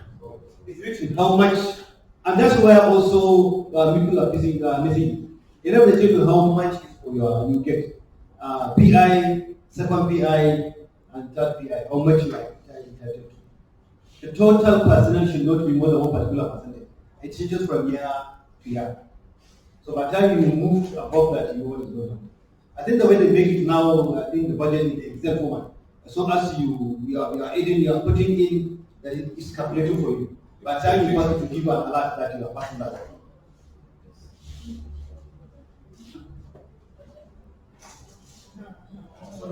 My question is, I know in Nigeria, this might not apply, that when you are on the ground, the institution where you are working with, or because your time of working with them will also reduce. In the US, see that they will reduce what you are earning, or reduce what you are earning. There is you will do the project and do your primary assignment. You see, in Nigeria, they don't care much. Everywhere they don't care. Because the institution is also getting some percentage of their grant. You see, the reason why here grant and education move faster in the advanced world is simply from the grant you are bringing. When you are working in US, your promotion is not based on your qualifications. It's based on the amount you are able to bring to the institution. If you had what we had yesterday, you said you start, they first give you 5 years contract. Then they renew it after 5 years. And that renewal will depend on how much money you bring in as a such grant. One is because you do publication of that grant, the institution gets visibility. They admit students and you use their grant to train the students. The institution gets there. And there are also cash grant administration that goes to the institutions. This is how their institutions are run. So you continue to do this for 5 years. Then they give you another renewal for 5 years. You also have to continue to bring it more. On the 10th or the 11th year, that's when they can give you tenure. It means they have already exhausted you. So if you don't even bring anything, they won't promote you, but at least you get a job. You see professors living in their offices to meet the deadlines of the grant application. Because without that, their job is not guaranteed. Their promotion is not guaranteed.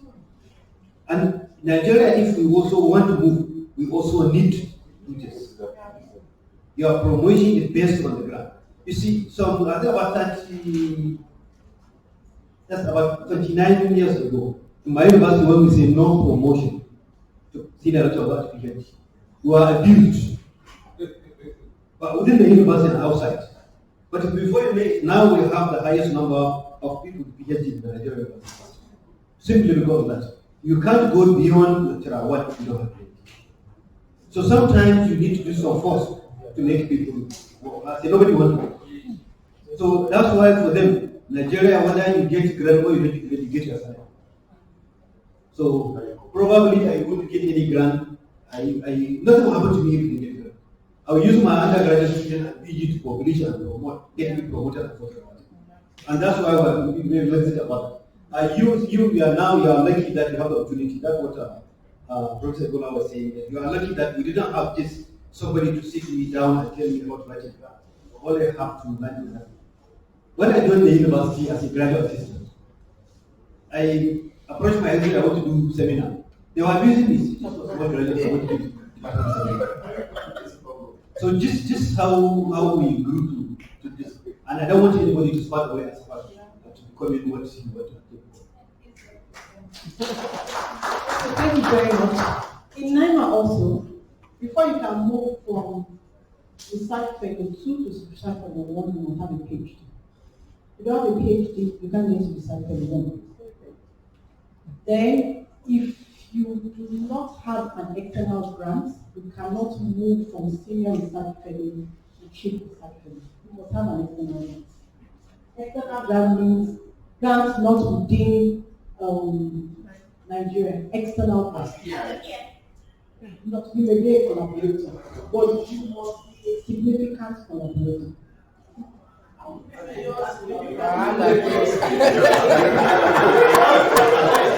So that's why we speak on grants management, on grants, proposal writing. You see the way we write grants and then you don't wonder what do we use our time for. Okay, so yes, to the presentation.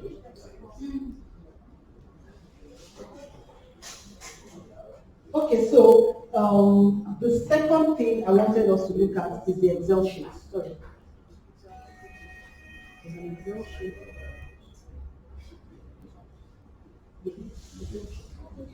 Yes. The copy of the effort conversion table. Let's open that table.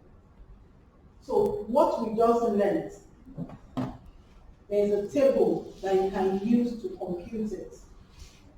So, if I say that percentage effort was 25%, right? Yes. So put 25% here. Yes.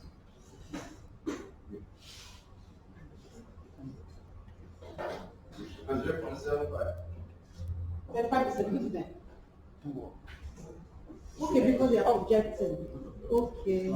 No, allow enabled editing. Enabled editing. 0.75. It's not activated. Oh, Excel is not activated on this computer. Okay, so if we put 25% there, what do we get? 0.75. 0.75. And that is what we're going to multiply by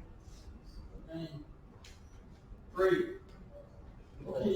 So this one, so the way this formula is, this has been completed for 3 months. This has been completed for 9 months, and this has been completed for 12 months. Put your 25% here, what do you get here? 2.25. You can see that was the 2.25 that we saw in that our presentation. Yes. So you can actually keep this table to anytime you want to calculate your percentage effort, depending on if it's a 3 months period, 9 months period, or a 12 months calendar year. Do we understand? So instead of racking your brain, you automatically compute it and just multiply it by the annual base salary. What do you put the amount is okay, don't put it on the chart. So let's go back to the presentation. So also the second example is talking about if it's a 12-month calendar year, if the PI earns $72,000 per annum, that means the monthly salary will be $6,000. And if you have a percentage effort of 25%, so if you multiply 25% by 12, his effort contribution will be 3. So if you multiply 3 by 6, that means for that grant per annum, you will be earning $18,000. Do we understand it now? So, like we said, for financial cost, NIH, there's always a cap. And the cap is $203,750. That is for the highest executive person. It is recommended that salaries be increased at the rate of 3% per year when making future years. So if you have like a project, a 5 years project, so for every year that you are doing your project, just add 3% to that salary. We know that even in Nigeria, every year there is one chinchini percentage. 1,000 So 3% is recommended every year for NIH. So this is another example. If the PI is earning $200,000 per annum, however, the salary cap is 185. He cannot use that 185. That was the question she asked earlier. It's that 25% that you will add. Sorry, it's that cap salary that you will use. You can't use your own annual salary because anyone that has not done anything come and pay it.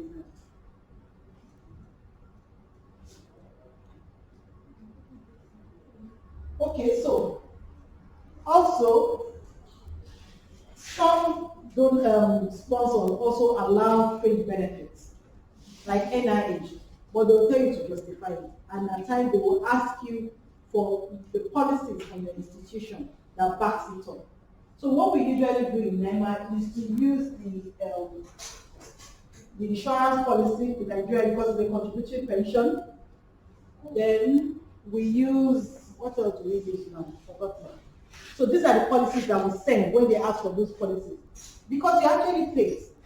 You pay a percentage of your salary as your contributory pension and the government pays. So these are all the things you can enjoy in your free benefits. And in NIMR, the cap is 10%. That's what we charge. 10% of the salary is what we calculate every year as free benefits when we're doing such budgets. Do we understand? No. So if you have if you are earning $100,000, at the end of the year, when you calculate your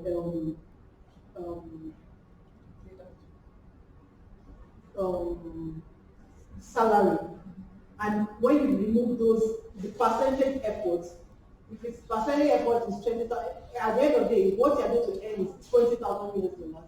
Then 10% of that effort will be added again as the fixed benefits. Do we understand? To make the total personnel cost for that PI. 10% of the calculated or 10% of the annual? Calculated. Okay, so after doing all your calculations, the percentage effort, and you get $20,000 as the money, as the actual personnel cost for that PI. You now do 10% of that and add it to the 10%. That will be the total cost per year for that person. Do we understand? Yes. Like in US now, different category of staff, like the professors, like the students, different people have different percentage effort. I don't think, if you go to NIH website, you will see the different percentage effort that you are allowed to charge. And these are the areas where you can use what you can use the percentage effort for. Then travels. Another direct cost is your travel cost. It can be local travels, it can be foreign travel. Local travels, we have a project that you probably need to visit the sites where the multi-center study.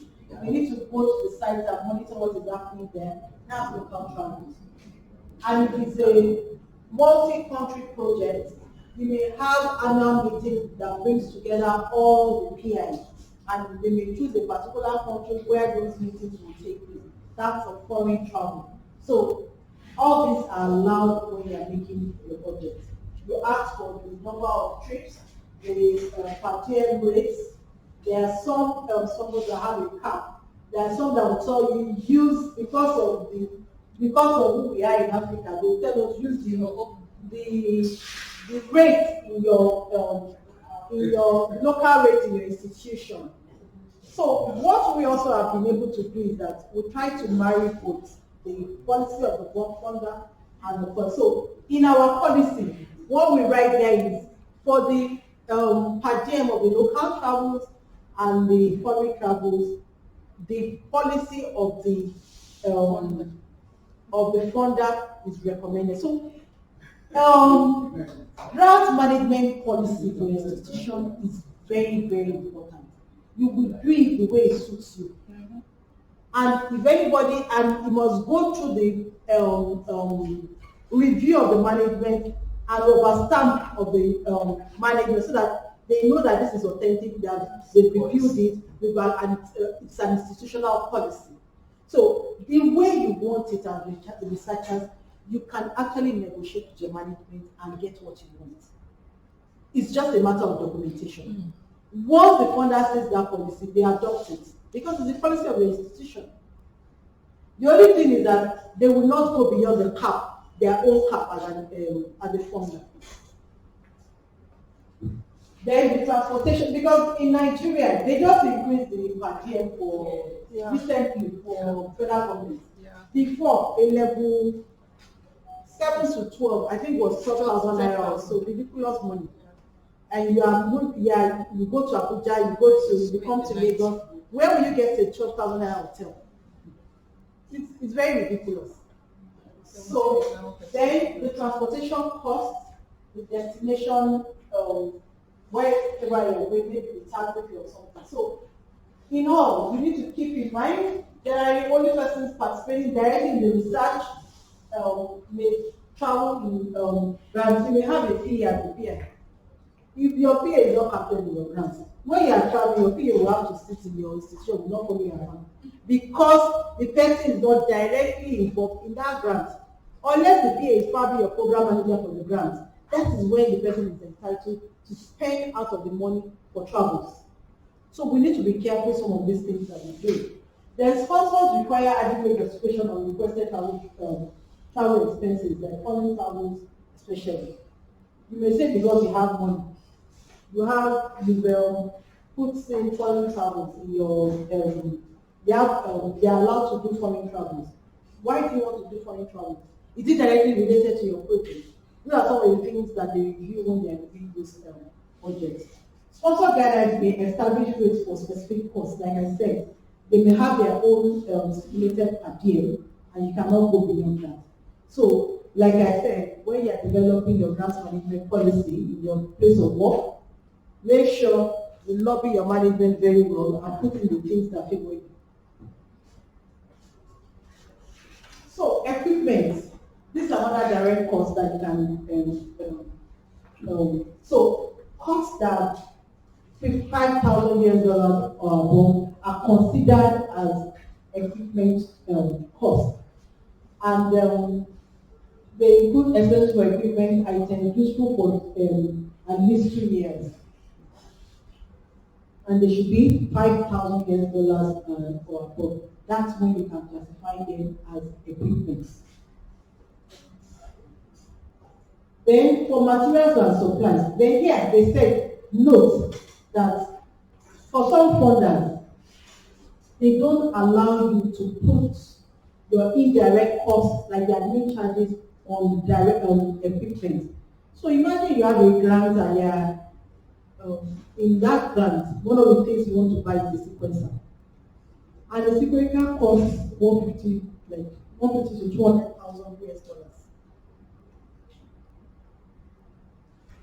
And you are quoting indirect costs. You are charging 10% again on that equipment. For what? They are doing a favor by giving you that equipment in the first place. They are not charging you direct costs on that. So, NIMR does not allow that. Do we understand? So, there is a way at the end of the day that you extract all those things and now calculate your total cost before you now remove the indirect cost.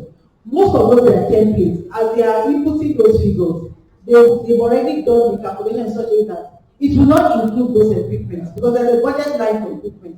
So at the end of the day, when they are doing the total that you can apply your indirect cost, it's not part of the total. So some of those templates are actually helpful. The formulas are there already. You just need to plug in your figures. Their materials and supplies, the expendable equipment, the supplies or materials you need to implement your project. For instance, now, if you have a project that is largely laboratory based, remember that you have to buy test kits, you have to buy consumables, gloves, lab coats, things like that. So these are also allowed under direct cost. Then sub-awardee. I give an example. If you are doing a study that you may require that you do a community engagement. As a researcher, a lab-based researcher, I may not be good on community-based community engagement. I may probably look for NGOs that are into community-based community engagement and give a sub-award to them to, okay, so we'll be going to 4 states and we're going to 4 villages in those states. Please, we need you to engage the villagers and tell them about this our study. We'll be doing this mystery questionnaires to them. We'll be going collecting stool and nasal and blood samples on so day. These are the things we want you. Please go there and engage with them and explain to them what this research is all about, so that by the time we get there, they understand what we're coming to. So you may not be an expert in that area. You may engage a community-based NGO to help you with that. So you give some award to that community-based NGO. So in some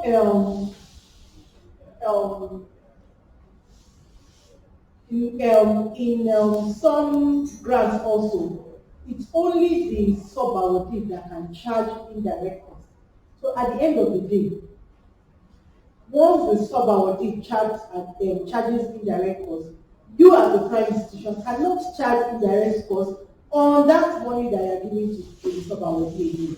So these are some of the things that you read in the sponsor guidelines when you're developing your project. Then consultants. You may also need to engage consultants in implementing some of those projects. For example, you may have a grant, you may have a training grant.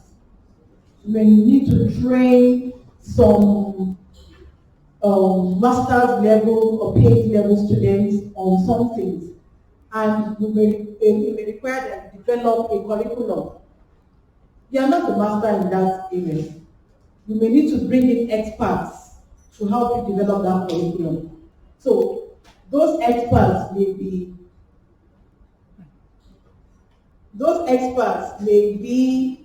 consultants that you will use to help you develop the curriculum. So this is also allowed in grants. So you can have consultants and pay consultants in those grants. But you, as an employee, you cannot be considered as a consultant. So, for example, in that curriculum development, if you are still an expert in that area, you can't pay yourself as a consultant because you are the prime, you are the host institution. It's the people that you bring from outside that you will classify as experts, and those are the ones that you can pay as consultants. If you're getting your colleague, for example, that person also does not receive any additional funding. Not you as a PI or part of that. You're getting somebody else. You as a PI, you will not get. Somebody else in your institution. Well, there are some institutions and some grant bodies that do not allow that. As long as the person is a member of that institution, they may not allow it. But some do allow. And even the institution may not allow it as a policy. So depending on the institution, depending on the grant, the sponsor. Then this participant support course. This course includes stipends or subsistence allowances or travel allowances for participants that are they are not members of your institution. Like you have, like the training grants we talked about, they may be students, undergraduate students, that you need to pay maybe workshop allowances to.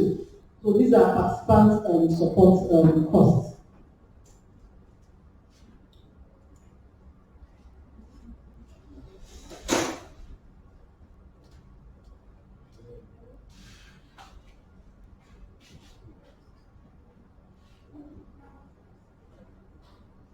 Okay, so patient care costs. This also can be charged directly as direct cost in your budget line. So these are routine or auxiliary hospital services provided to the participating in the research program. For example, you are doing a program that involves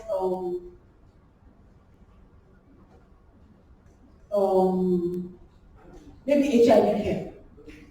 And during the course of managing the participants, maybe the participants needed psychosocial support.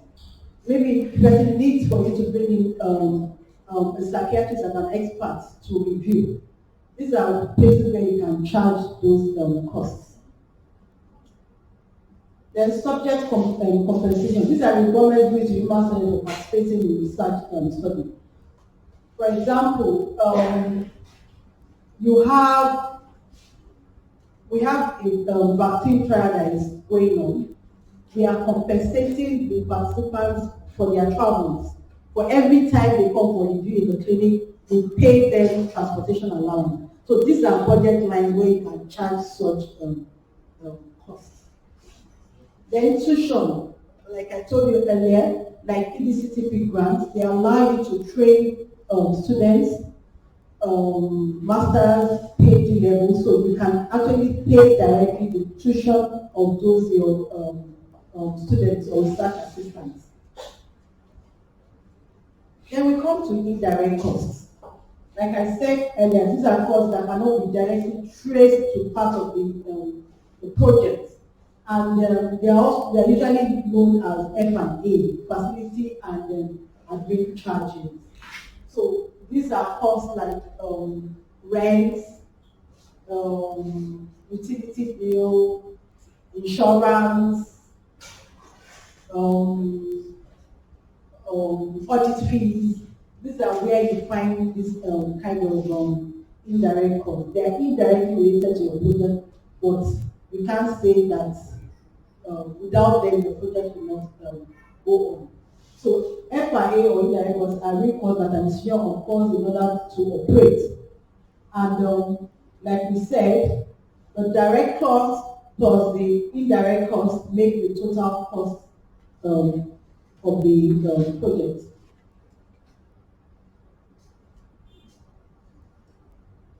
So there is something called modified total direct costs. I talked about some costs that are not allowed to go under, that you can't charge indirect costs on. For example, I talked about equipment. You have an equipment of about 200 million that you put in your budget, and you're charging your F&A again. For what? You're lucky to have that equipment. Student tuition remission, subcontract costs, participant support costs, scholarship and fellowship, patient care costs. These are examples of costs that you must exclude before you now calculate the modified total direct cost, before you now multiply that by your F&A costs. So these are things that you will find in the guidelines of those sponsors. So that's why it's important that we read those guidelines before we start developing our project.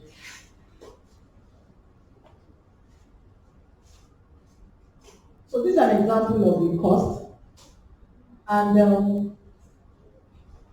at the end of the day, the cost that you cannot apply the direct cost and indirect costs were removed, like the equipment, the institution.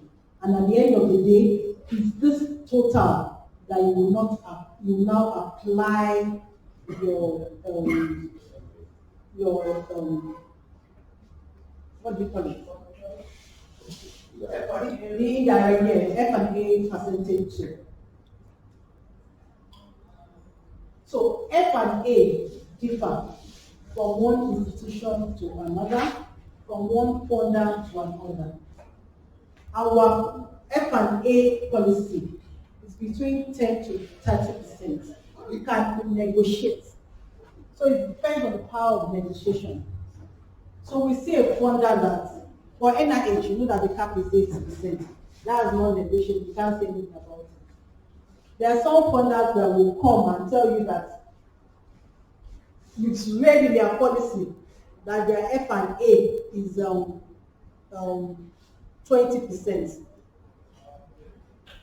So you can still push for that, but they will tell at the end of the day when you do your negotiation. So that's why in NIMR, although we don't go beyond 10%, in our policy we have 30% as our admin charges. So if you come as a funder, we'll give you the policy. We'll now start negotiating, depending on how much you can negotiate with that funder. When you are doing collaborations, how does the F&A play out with all the universities and groups you're working with? Okay, so let me give you a beautiful example. We have a consortium that we're working with currently. We have NAFDAC, we have Primary Healthcare Development Agency, we have NIMR, we have all the states, about 5 states that we're working with. And we have, who else do we have on that team? I think that's about all. And NIMR is the prime. So all the funding came to NIMR. So what we did was that, so NAFDAC, what are your roles? And what's the funding that is going to NAFDAC? So at the end of the day, the total NAFDAC's roles, their fund, and we worked out, because the funder, I think they gave us 10% F&A. So we worked based on the money that is going to NAFDAC, we worked out 10%, we added it to NAFDAC's budget, and that went to NAFDAC. NIMR, what are your activities? What are your roles? We did everything, did the budget, and applied their 10%. So that money, so that is the best way to do it, so that there is no quarrel. You people will not quarrel at all, because if you know that this is what you are doing as an institution, and they give you your budget, and they apply your 10%, makes, yeah. So at what point do these negotiations after the award or pre-award? There are some orders, you can't even interface with them because they have a cap. And I do are negotiating with them, give you 8%. Then you take it or you don't have to apply for their grant. But if you have some funders, there's some grants that you will write, and the funders will interface with you when you've gotten the grant. They may see your budget, you put in your 30%, they won't say anything. What they are really interested in is the science of your proposal. You've written a beautiful proposal and you've gotten the grant. They now want to negotiate, okay, so this is our cap. We can't go beyond this. You need to reduce the funding. Then there are times when a funder approaches you, they want you to do this study for them, and you do your budget, you do the budget, they'll tell you that we can't go beyond this, or we start negotiating. So depending on the scenario of the funder. So you see, and just as she said, this is an American concept of admin charges for grants. Europe, they just communicate before they don't even give you anything. I believe is they are helping you to do your work, or what should you be paid again. European grants, if not for the last 5 years, you don't even have any taken out of it. Your budget for chemical, your agent, your travels, and everything, no admin charge at all. Because they are helping the institutions to get visibility and use the researcher opportunity to cooperation and to promote the. But there are some solicited grants. The institution will write you that you are very good in this area, we want you to write for it. That's why the position comes. Some, you have 3-stage proposal. You write letter of intent, they look at it, they ask you to give proposals, or mini proposal, which they also ask you to bring two proposals. In this case, also they have opportunity for negotiation. Even in that fund, you have some informal opportunity for negotiation budget when you come to do your NIMR defense. Usually it's just budget defense. All others when they invite you to that opportunity for negotiations.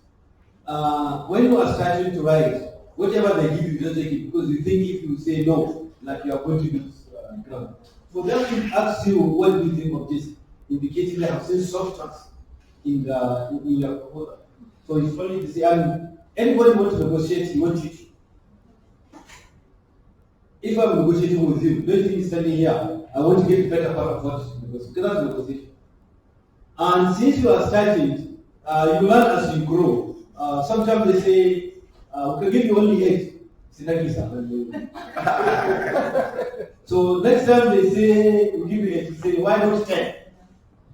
So this is how it starts. You look at their face, if it's 1-1, if it's 1-1, from their voice you can sense whether they are actually nice or they can go to this. When they are cracking jobs and doing this, then you need to also crack job and ask for more. Yeah, but when they are still, we can only give you 5. You can say, is 5 your only your final offer? So if they take a second also to respond, you may get something out. If they say yes, just take it and go. But probably there's somebody who doesn't like your face, or doesn't like your name or your country. So he wants you to just plug up and you just take that off. But when they just, yes, it's my final. Please, then final. Yes. Final. Yes. No, okay. So what is the issue? What about is 5 too much? Is 10 too much? He will say, are you asking me? He say, thank you for agreeing for 10. So sort of this, but depending on the if it is 1-1, sometimes they invite you. Because sometimes they ask you to give grant, they even tell you how to write a proposal. There are some grants they will ask you to put your grant, a proposal, a mini proposal. Then they invite you, those who are okay, just how to write a proposal. Do a workshop like this. Then they will now write a proposal. That's when they will come around and talking about the budget and discussions. And third fund, they will ask you to project your budget and justify why one of this, why you are writing this. You have an opportunity to also do something like that. Look at their faces and it's very friendly faces there. But even if step one, you just take it and go like that. Okay. Thank you very much. So that negotiation skill, very, very Thank you, ma'am. Please, since we are all here to learn and we'll be submitting a proposal to NIMR, some of these, like for our group, we'll be working at 2 places. So the PI is in another institution and we'll be doing projects in someone else's institution. I'm just wondering, this learning process, because to pass through peer review, we were thinking about sub-award, but one of us thought it wasn't necessary, but we want to confirm. What do you think, like in this case, because we know it's going to pass through standard review, at what point do we say, okay, this person works in this institution, we're already getting sub-award for the PI institution, and so we don't need it again, you're a member of the project team, and we don't, because I've also worked on a team, they had a grant together, and they gave sub-awards to everybody because of institutional standard, that's one. Then secondly, because of the amount at times, is it possible to reduce this sub-award? Let's say, an institution gets 10%, the other person says 10%, but we can negotiate with the institution and say, okay, because we need this, can we reduce to 5, can we reduce to 8, as those options. I have a couple more. So, for this grants that we're working with, I will advise that keep it simple. The reason why is that you have a short period to implement your grants. Although, when you look at your career development, it would be nice if I'm collaborating with Dr. Ferife, and I say, okay, I give a sub-award to Dr. Ferife, and she's posing in her state that I got this grant, so amount, the money is coming to Delta State, and I'm implementing in Delta State. It's good on the city. Because that is one of the things that counts for a promotion. But for these grants, because they are bottlenecks when you want to get the money out of the institution. And because it's a short period, I don't know how long, maybe 3 months, I don't know how long it will take to get this promotion. So it's just better for you to have it in one place and you know how they're going to manage the funds. Let me give you another story. Doctor, before you respond, I think they need to be assisted.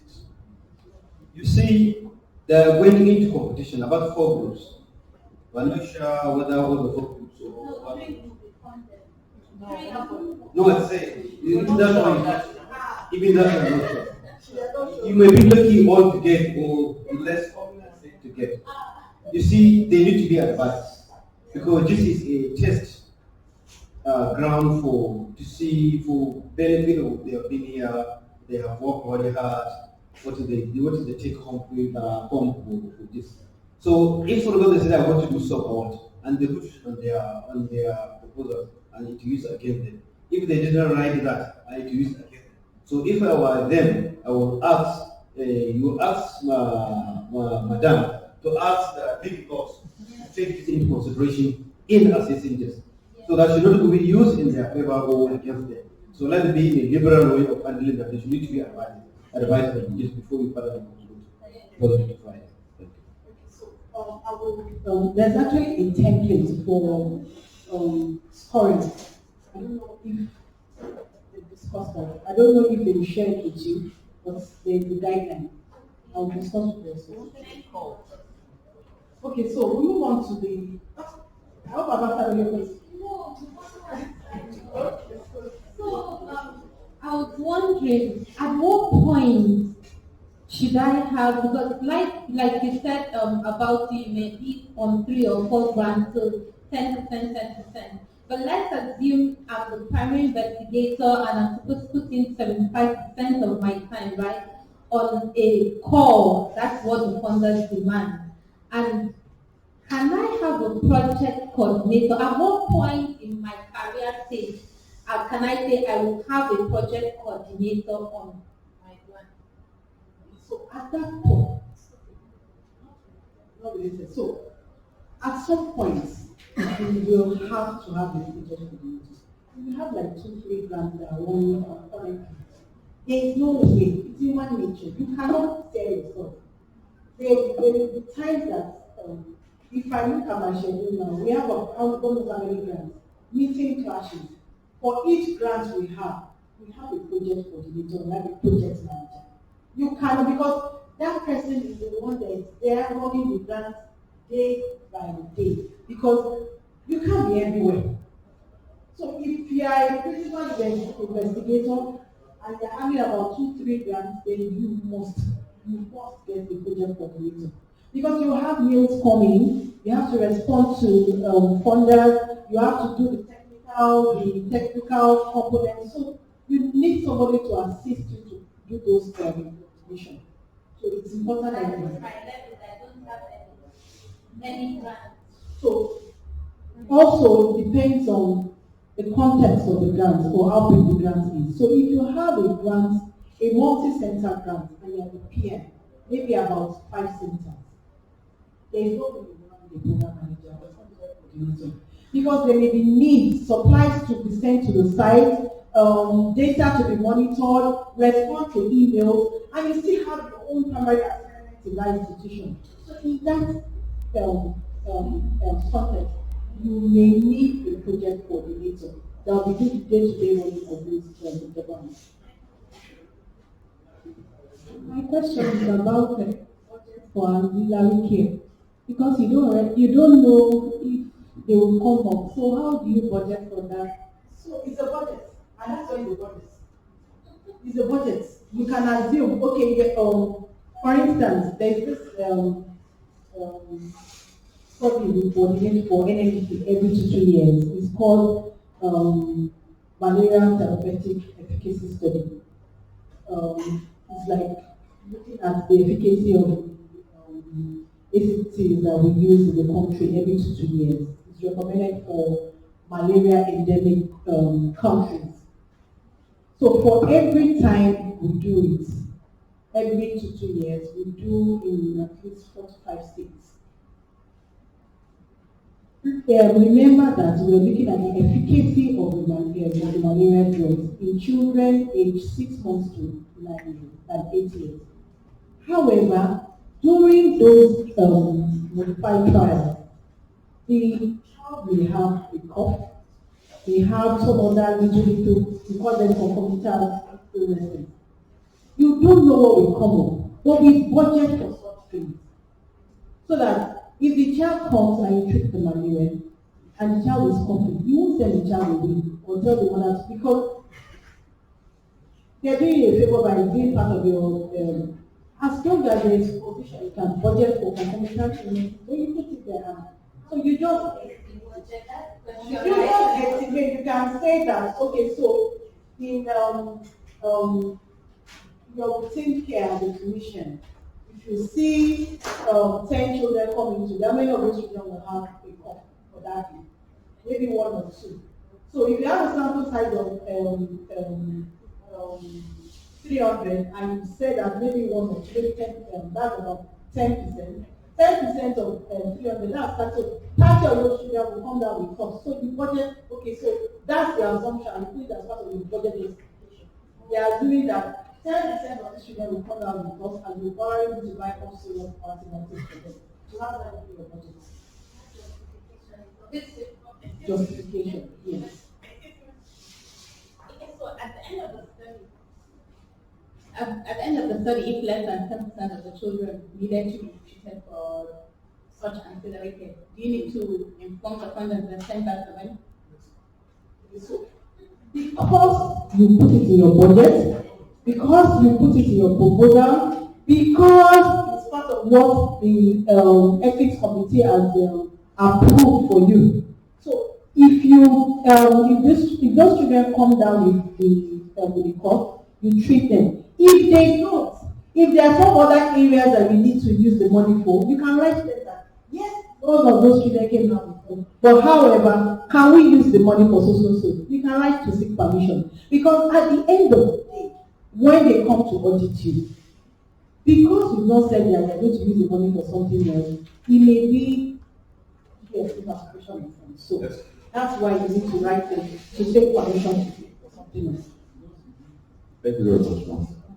What if after in the process of managing the grant, I now discovered that some of the things I budgeted for, the money was not enough to do them. So I had to now use my own money to support so that the project will not fail. Do I have a chance to state that in the report and request for refund? Or I should just, for instance, if I applied for 1,000 or 100,000 pounds, and I now discover that at the end of the day, because of so many other reasons, I spent like 120,000 pounds. And I have everything in my report clearly stated out. And it's obvious that I actually spent too much more so that the project will not fail. That's a very good one. As a grant manager, I will not refund you. Because when you sent in your proposal, you said you were going to do A, B, C, D. And I gave you the envelope. This is what you can do the envelope. And this is what I expect you to do. If you spend beyond that, there are some dollars that you will be into, but I've not come across some of them. Will I be penalized for spending money? Why should you do?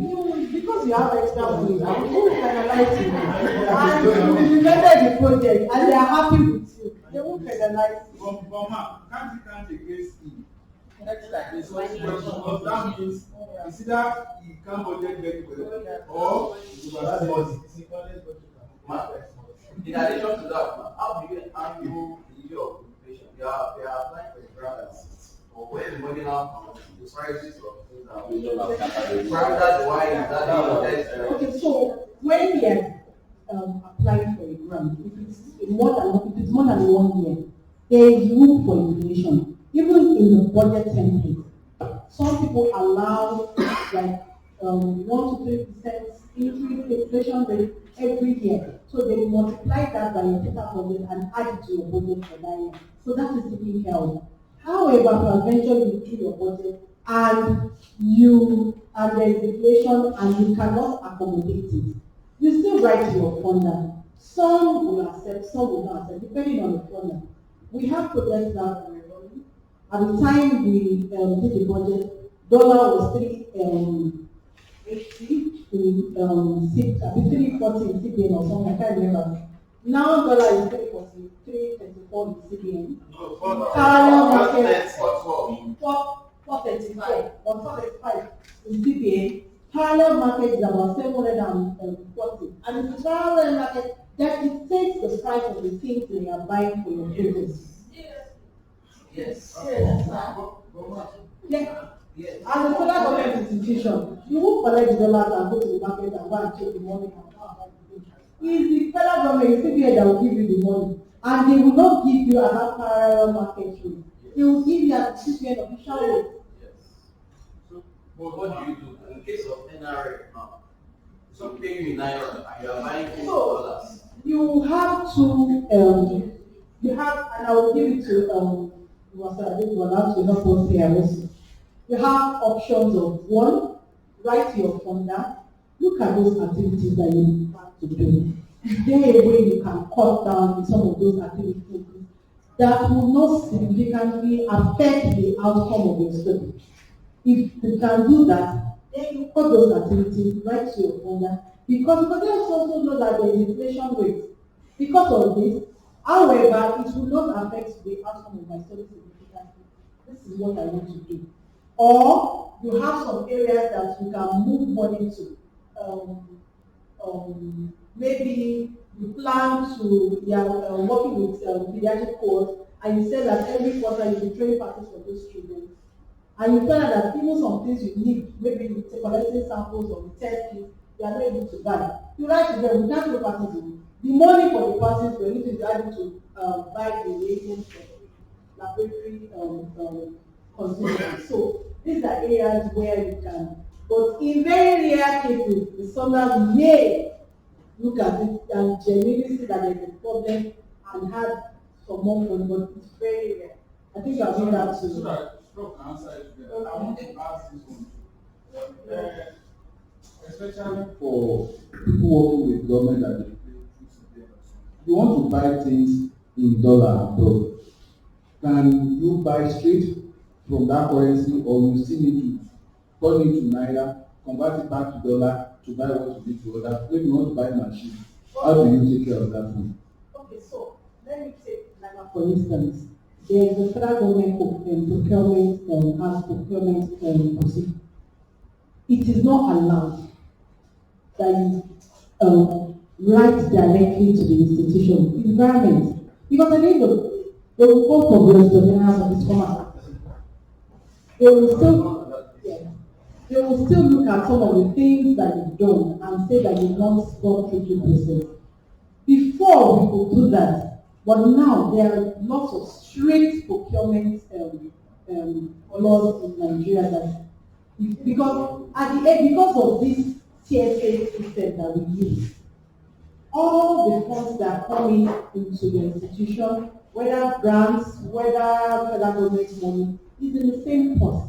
So when you are doing your budget, it's the same procedure they apply to both the grants and the federal government money. There are times where we say, but it's not your money, money from outside, but they will ask you to go through the process. And for you to avoid such confrontation with them, because they will not, they don't want to understand where you're coming from. Their own is that if you've not gone to due process, they want to use that opportunity to stop solutions. So why do you want to go through that step? Just go through the procurement.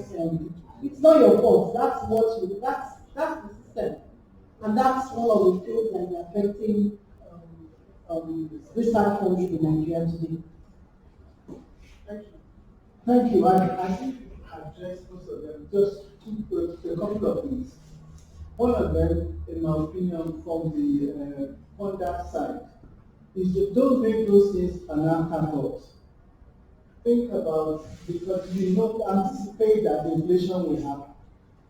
So when you are writing the proposal, so you write it there. Remember when I was speaking this morning, the additional thing that you want to highlight in your appendices is risk and management kind of evaluation, and how you mitigate, not afterthought. But when you are writing, because that's likely going to happen if you have a project that you do for 3 years in Nigeria, there's a problem with inflation. So to say, I anticipate there to be this, so that when it now comes up and you go to them, they know it's not new thing to them. In fact, they may actually plan that already into your budget. They will also anticipate with you and have a mitigation plan, so that it will not be something new when we come to it. The second question is about the equipment. I like to think also, and this is not, I think this is happening from my experience, that you can also highlight in your proposal at the beginning, that this particular equipment, because then part of the money can be spent in dollars. I like you to comment on that, which is feasible now. But I know in some countries, when I was with the Gates Foundation, we buy equipment for them. So we've given them a grant of $5 million, and we spent $1 million in dollars. So that it's $4 million that will come to your something. And all the receipts, and because it's not the Gates Foundation that will do that for the company. But they send that money, and then they ship the equipment and what have you. Some people in Africa, as part of mitigation, they anticipate and even pay for like the agent for 1 year, so that there will be no stoppage to their product. I think that you should be able to justify that here. Again, call funds. Not when they have appointed with something and now you are asking them to transfer for $1 million back for equipment. You getting the point. So there's no backward forward. So the funder will then pay for your $5 million, $4 million to a Nigerian account. But $1 million, which is your $1 million, and the receipts are not the documents will come to you because it's your money now. They only help your facilitators and make things easy for you. But I think for me the core point there is it is anticipate and mitigate, not not when you are in the middle of the crisis that you are trying to solve the problem. So when you have the form, before they transfer to you, you tell them that I want to get this service, and you finally transfer. It's in your proposal. It's in your proposal that we, because I have difficulties in locating equipment or whatever, they source the equipment for you, they pay from your fund and ship it to you. And so, but it has to be, I think the point I'm making is, that means you are taught to, it would be something you are remembering to do in the middle of the proposal. It would be something, and I think I explain that all the time for, honestly, not only in Nigeria, the emergencies happen everywhere. So part of your proposal or your grant application should have a section where you, and if they didn't ask for it, put it there. Risk and management and mitigation. That I anticipate during the 3 year of the project, the 3 year course of the project, I may have an issue. And if they don't have it, if it doesn't happen, good. And then if it happens, these are my plans. And in case when it happens and then you raise it, it's not a new subject to them. Sorry. You explain. Supposing you now incorporate your inflation into the whole thing, would it exceed the budget, initial budget, and it's your proposal already? And would that not be a disadvantage? Would it be a disadvantage doing that? No, they don't. Because they don't have. Sorry. Because they know, and like I said, it's not only in Nigeria. I mean, you fund something in Pakistan, then suddenly there's crisis. But they don't. Remember what I said in the morning, the funders are making investments. It's investment to them. The investment is not, the profit is not making money. It's the outcome of your research that can lead to impact. And in the game translation, they will calculate it as number of deaths reduced for the number of deaths that you receive. If you are working against pneumonia and you are doing an intervention that will reduce mortality by 5% or 50%. So then that is gain, that is the profit. So they are investing to lead to that. So if they will spend an extra 2 million to achieve that, instead of losing the 50 million because of 2 million, they will do that. As long as you anticipate and have a plan to address it if it happens. Thank you very much, sir. So, like we discussed, I think the first thing, that risk assessment and mitigation plan that funders ask for can help you to address some of these problems that you not that you anticipate may happen during the course of implementation of the project. So, if they have a template where they tell you, please do a risk assessment and mitigation plan for this project. Please try and do it. And these are some of the things that you can put in that risk assessment and mitigation plan. Thank you very much. Then, I talked about internal budgets. There are times where the sponsor gives you a budget template, and it may not be very detailed. So in those instances, you may need to do your own internal budget. It's still the same budget, but your own will be more detailed. For instance, if for travel, if you are just allowed to put a lump sum, in your own internal budget, you will write, okay, you'll be going to Lagos, going to Abuja, going to Enugu, so number of people per PM, ground travel, air flight. These are some of the details that will be in your own internal budget if it's not accommodated in the sponsor's template. So it helps you during the course of implementation of your project and for grant accounting purpose.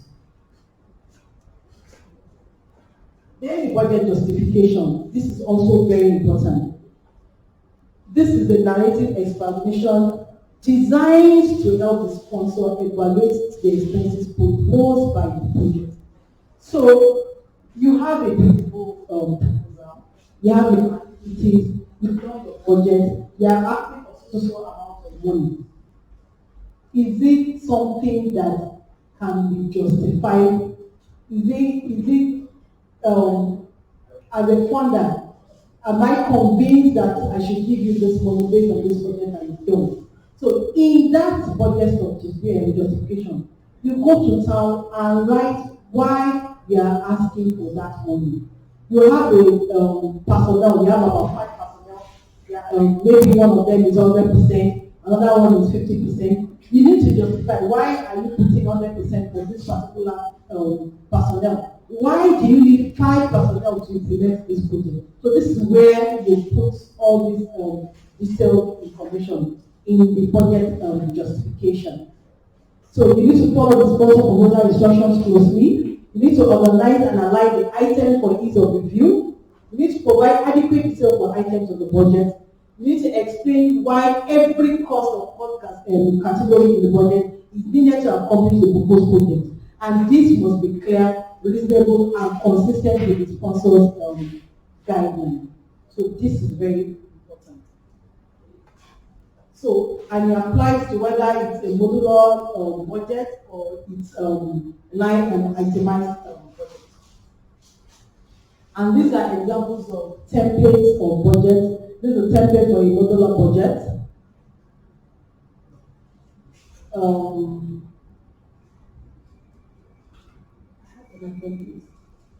Okay, these are other templates for budgets.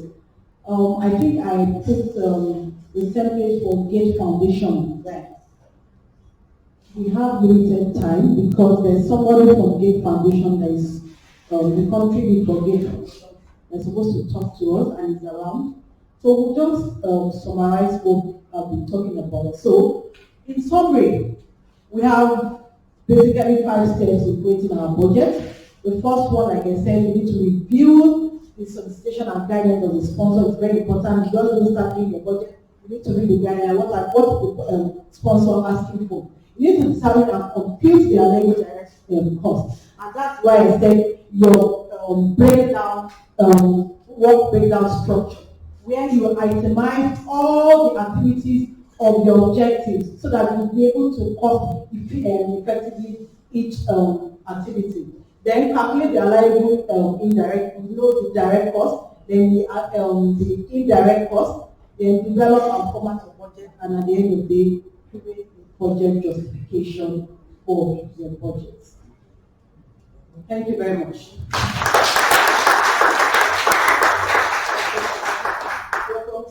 Can I add something? Can I add one little point to your budget justification? So some funders like this foundation, like they are sent to you, they have formats, a platform, and it's actually easy to follow stepwise.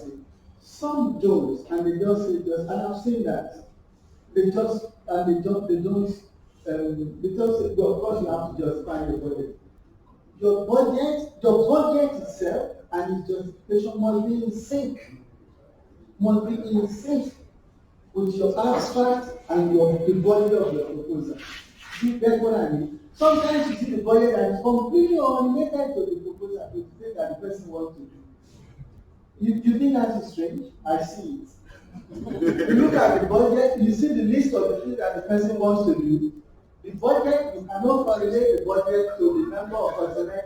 So you start wondering what does he want to use the money for?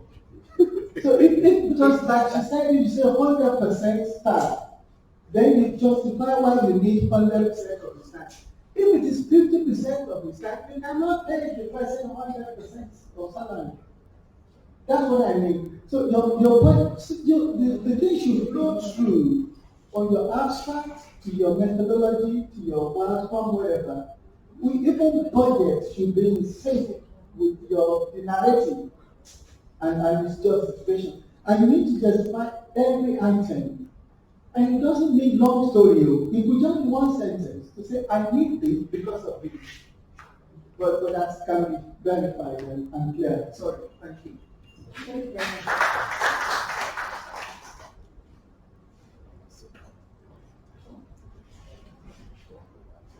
Now, you used one phrase when you started your presentation, floor and ceiling of budget. I just want to understand. That's the lowest and the highest. There's always a top and there's a low and there you cannot put people. So, and there's always, I always advise us, not over budget and not over budget. Under budget, that means maybe you don't know what you're doing. You need to do it. And over budget, they don't do it beyond what is under. How do you order the budget for Audits. So, Usually it depends on the formula. In some projects, like a CDC cooperative agreement, if it's beyond $500,000, there must be a level of it. And you, as the institution, have to pay for that level of it. So you must budget because they have their approved auditors in the country. So you have to invite those auditors and they will audit your accounts and you will pay. So in those kind of projects, you are allowed to put a budget line for audit. Otherwise, your F&A should cover auditor's charges. Because these are some of the indirect activities that you do for the F&A funding. But if it's an important activity that you must do as part of what the order requires, then it will appear as a budget line. You see, in this case, most grants to the international body, they require the admin charges to cover that. Because for you to provide it, you have to submit the audited account of the institution. Most of them, they require an audited account of the institution as part of it. What it means, they know you have an excellent auditor and you should be covered under your insurance. Most of them. Few that you can be allowed to put in for the charge for that. Thank you.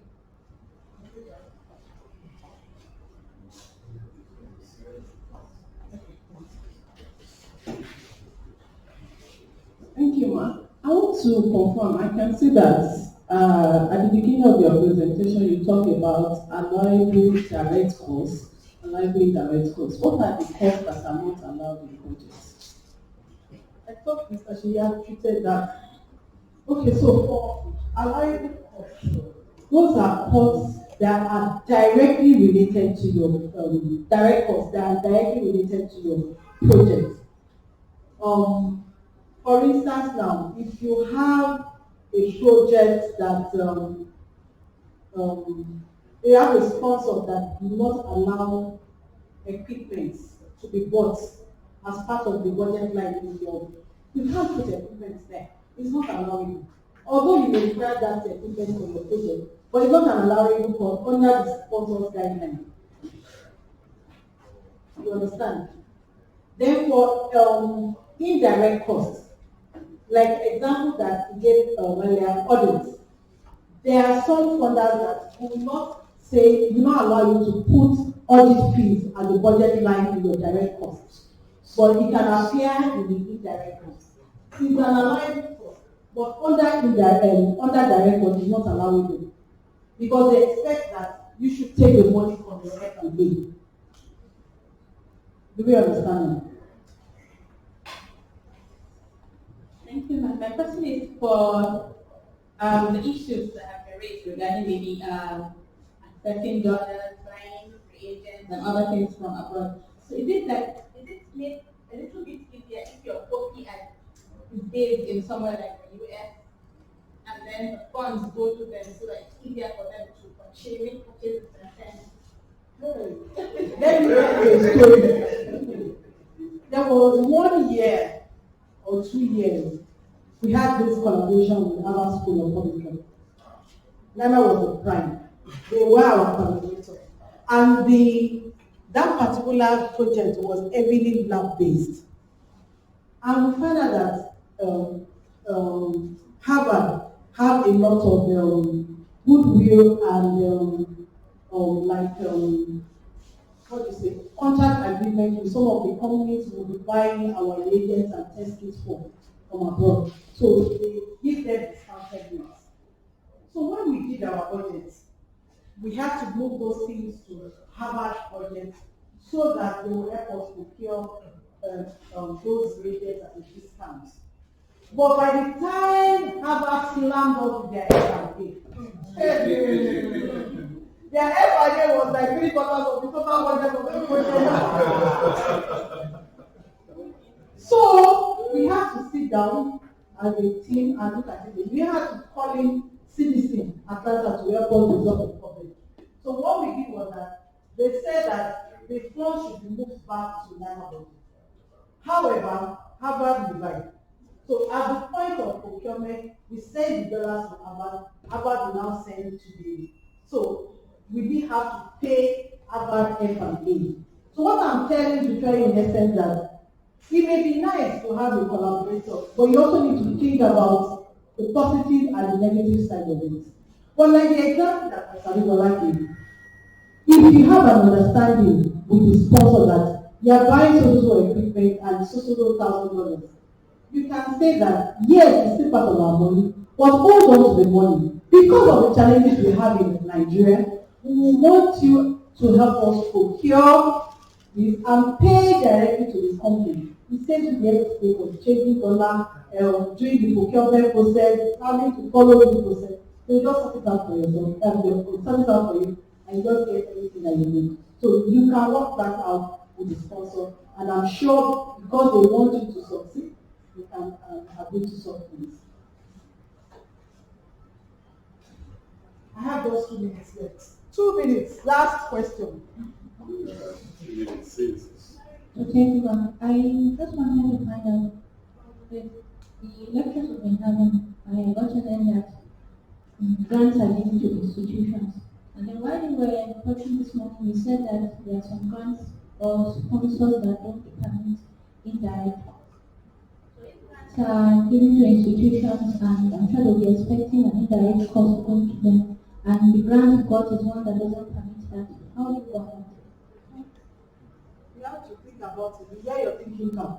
Like in NIMR, even if your sponsor will not allow indirect cost, as the money is lying in NIMR coffers and it's bam, they are removing 10%. So it's you as the PI that is now where your thinking comes and think of how you are going to budget your activities. You can go to the DJ and speak a lot of grammar. The best we can do for you is maybe a new service percentage. But if they will not collect that money, they will still collect some percentage. So when you are doing your budget, you will now think about, okay, so NIMR will still pay this 10%, but it's not allowed as a budget line. How do I do it? I'm not teaching you about crazy, but you have to look for how you are going to use your budget line so that at the end of the day, you never take their 10%, you see how you're going to do your activity. Thank you very much. Thank you. Hello.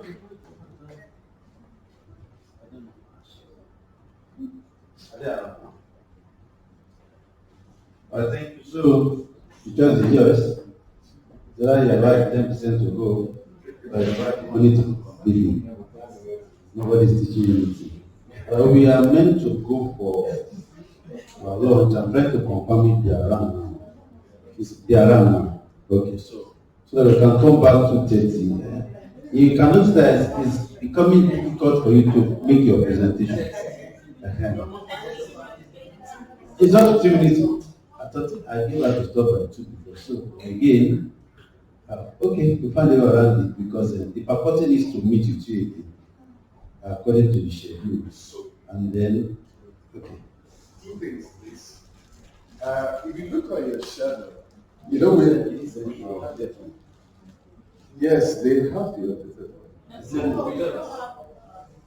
The one I sent for week 3, right? So please find this a little.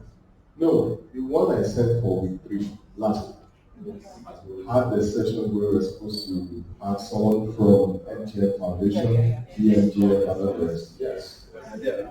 Yes, so we have someone from BMGF here currently. He's willing to take his session today so that we will have some time tomorrow.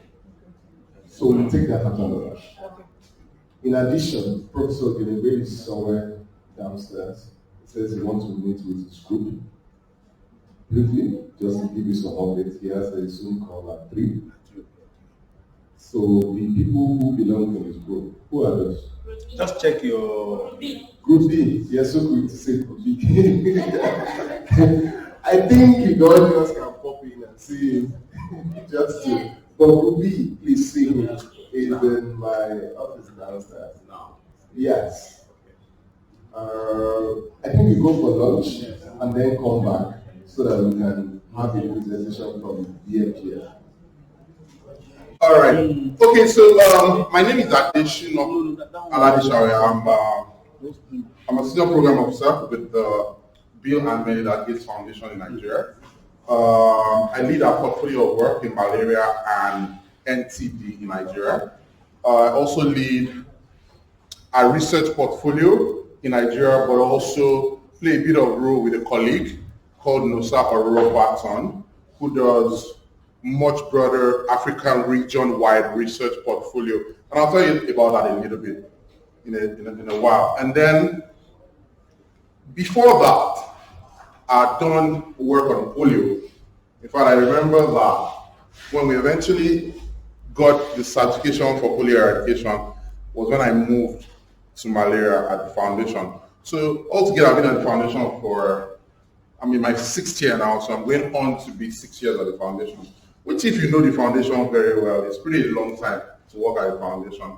Hopefully, I'll find my way out soon too, so that I can do maybe cool stuff like the kind of things you guys are doing. All these kind of cool things, I like to do them. Right, so this afternoon, I've been asked, and that's why I don't have a presentation, but tell me if you need one, because I don't think you need it. I think I'd prefer if we just ask each other questions.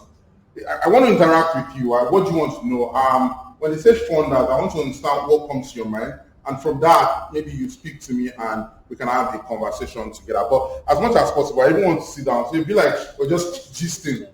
Jigger, we're just gisting. I want to gist with you for the next couple of minutes so that I'll answer some of the questions at the top of your mind around funding research. Interestingly, I've been to, this is my maybe 4th or 5th time in Lagos this year. 3 of those times, I was talking to the Commissioner of Health about research in Lagos. I was actually talking to one of your colleagues just now about some of the work I'm doing now in Lagos and also in Kano. We're probably going to be working with Unilab and Bayero University in Kano around some sort of research and trying to diversify research in Africa. And I was telling her that 70%, we found out, so we did I told you about Nosa, my colleague, right? So we did a very quick landscape of African institutions that do research. And we found out that can you imagine that in Nigeria, we didn't get up to 10 institutions that we could classify as type A or grade 1 research institutions. You see some people say they have research, but they don't even have a website. They do have a website, but go to those websites, they're not functional. If you click on the research department or research, faculties, you can't really get anything out of it, right? If you ever looked at foreign research institutions, very developed, right? You don't even need to know people. If you were looking for a professor that does work, I can't count many times that I don't even know. I remember I wanted to do something about what was it? Something sequencing. I can't remember the topic anymore now. And I was like, where should I go to? So I just went to London School. I just clicked, and then they gave me like 3 or 4 professors that those were their specialties. And of course, I just clicked on the name that I liked best, that sounded nicest, or that I can pronounce the best. So I just clicked on. And I started an email conversation with her, and 6 months after, she was in Nigeria to have a conversation, right? And it was that, but that was because, and I didn't know her from anywhere else. It was just, I went to the school, I checked their website, I found the leading guys, and I talked to. But you can't even find some of that for Africa. So it won't be surprising, right, if I told you that 70% of funding for research for Africa is actually given to non-African institutions. That's what we found. That a lot of the money that is said to be doing research work in Africa goes to people who don't even understand Africa. So Harvard is doing work on malaria in Nigeria. Only do they even understand that enough to do that? Because don't forget that research is one big piece, but also the local context of where you work and how you understand it also matters when you begin to put your results together and begin to interpret your data as well, right? So in the end, there's a lot around research that we should be doing. And which is why when NIMR, I think about a year ago, I was talking to Professor Salako and he said, we're doing this, we've done it once, we'd like to do it again. And I thought it was cool and that we should, talk to researchers in Nigeria, begin to have people build the kind of networks that will grow to become something spiral. I'll talk a little bit about that towards the end. But I guess the way I want to open this is that I'm not going to stand there and talk for other funders, right? Because I don't understand what they do. But I'll tell you what BMGF does, because I work for BMGF and I sort of drive a lot of popular around some of the funding in Nigeria and in Africa.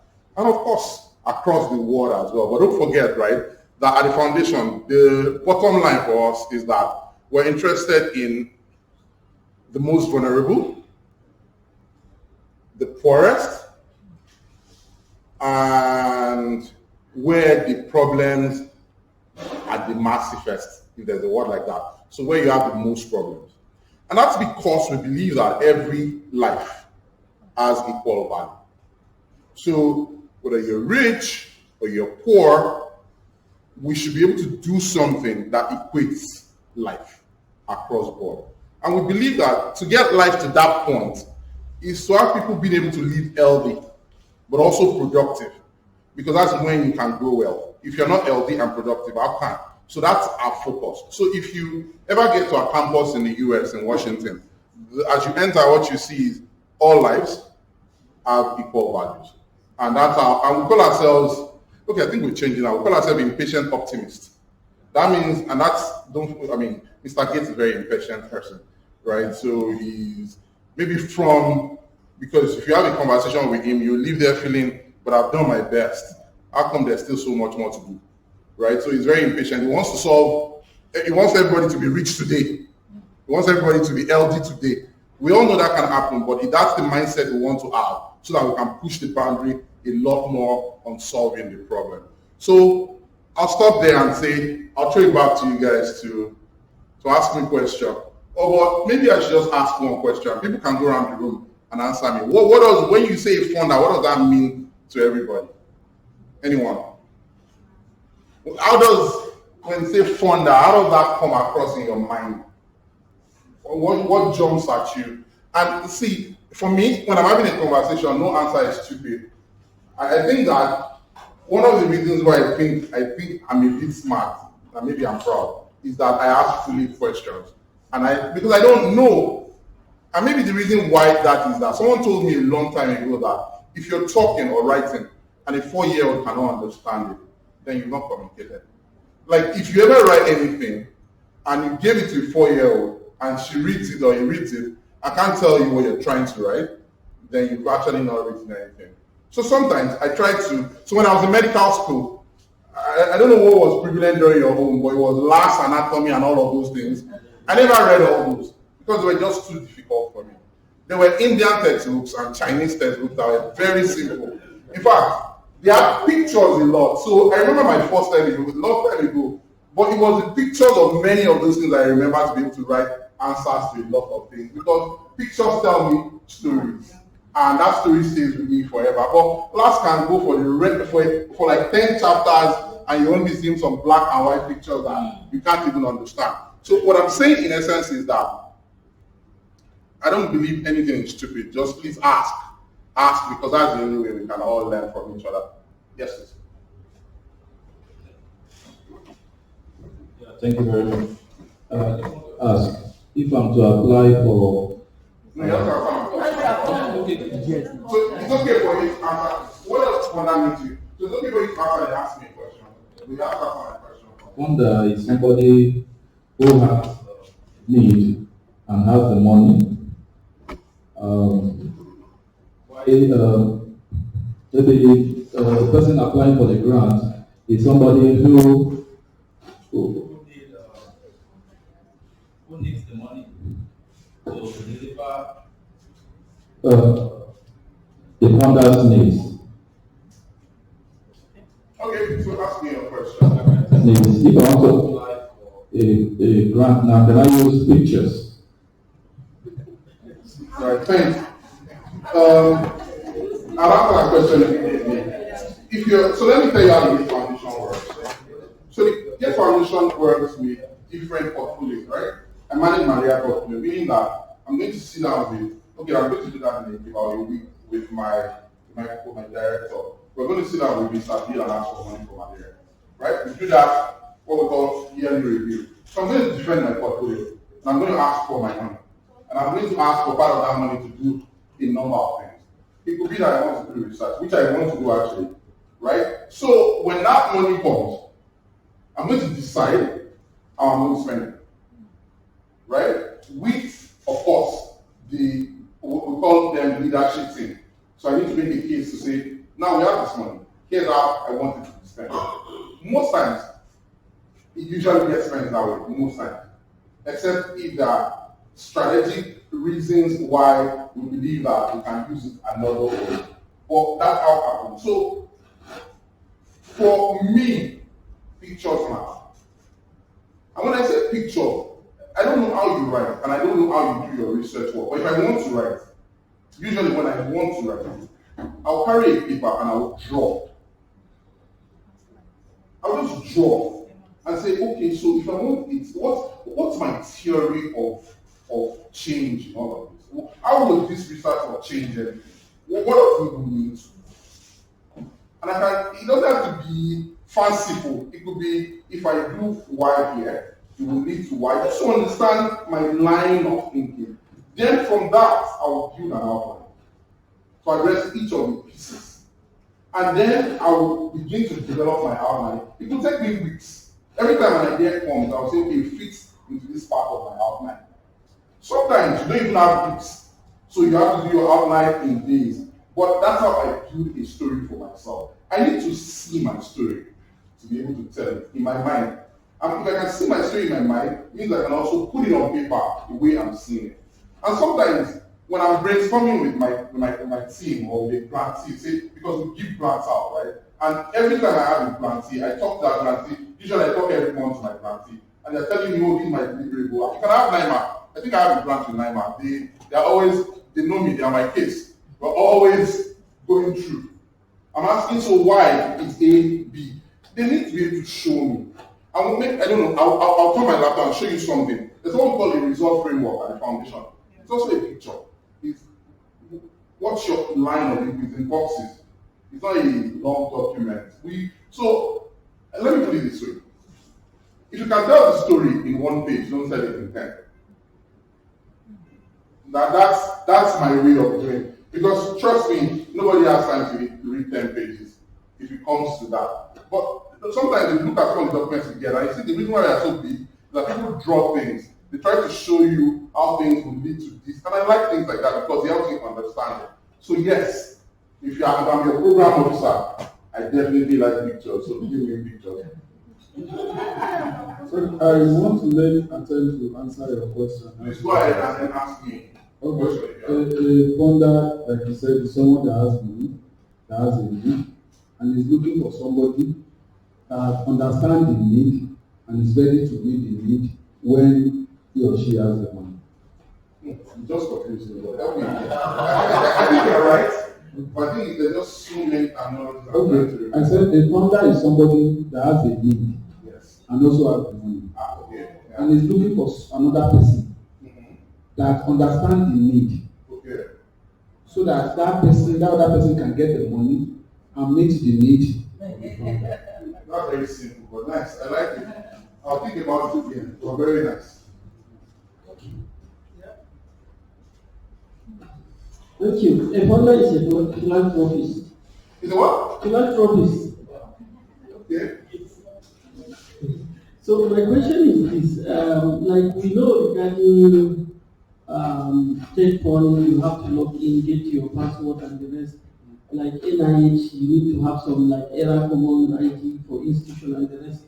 And then you can go in and browse and see what is available. So I want to know regarding GETS Foundation, how can one know when grants are available, how, and etc. Maybe there are some specific times that one can get, and what are the likely areas that GETS Foundation funds? Thank you. Sorry, pass me my phone. A lot of my notes are on the phone. Thank you. All right, so let me answer that question very quickly. At the foundation, we don't fund individual researchers.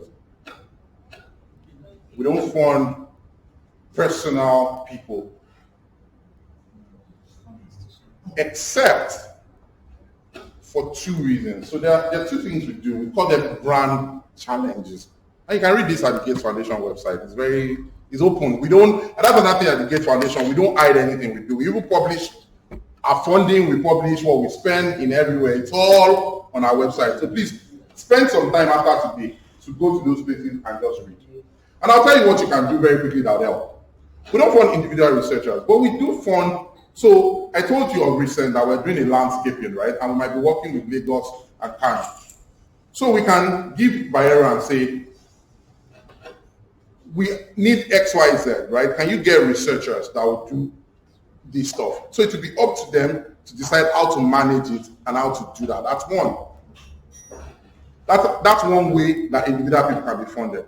The second is what we call brand challenges, in which we ask for ideas, but it's usually maybe once or at a specific period in the year. And we'll say people put up a proposal, just maybe a page, say we're trying to solve X. Let me give you a typical example of one that somebody just won. I think they're looking for someone to do something around immunization. I can't remember now, like what, I think for mothers to be able to remember, sorry. The SMS one? No, the one that they wear something like a watch on their hand.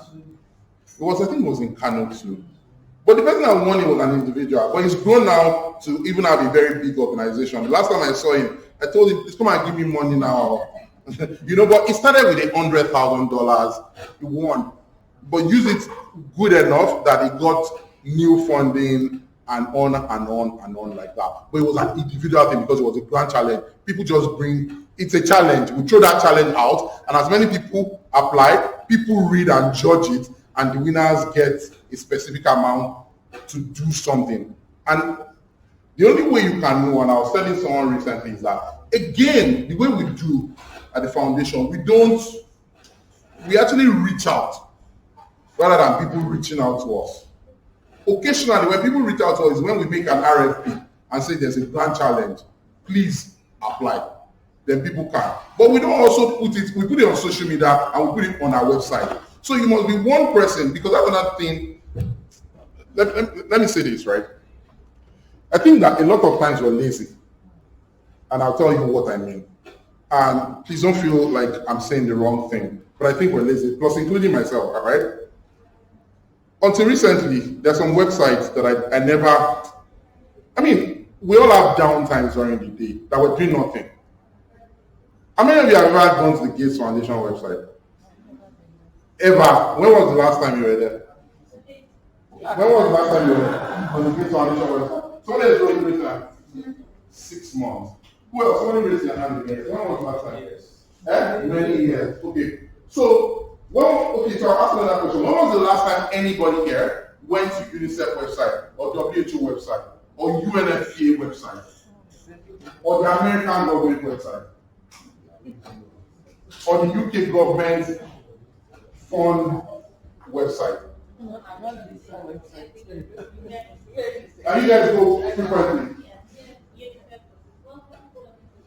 Welcome, Prof. Because the truth is that what I will do and what I would do if I was a growing career researcher is make a list of every funder I know. That's what I would do. And check from time to time, regularly, on their website.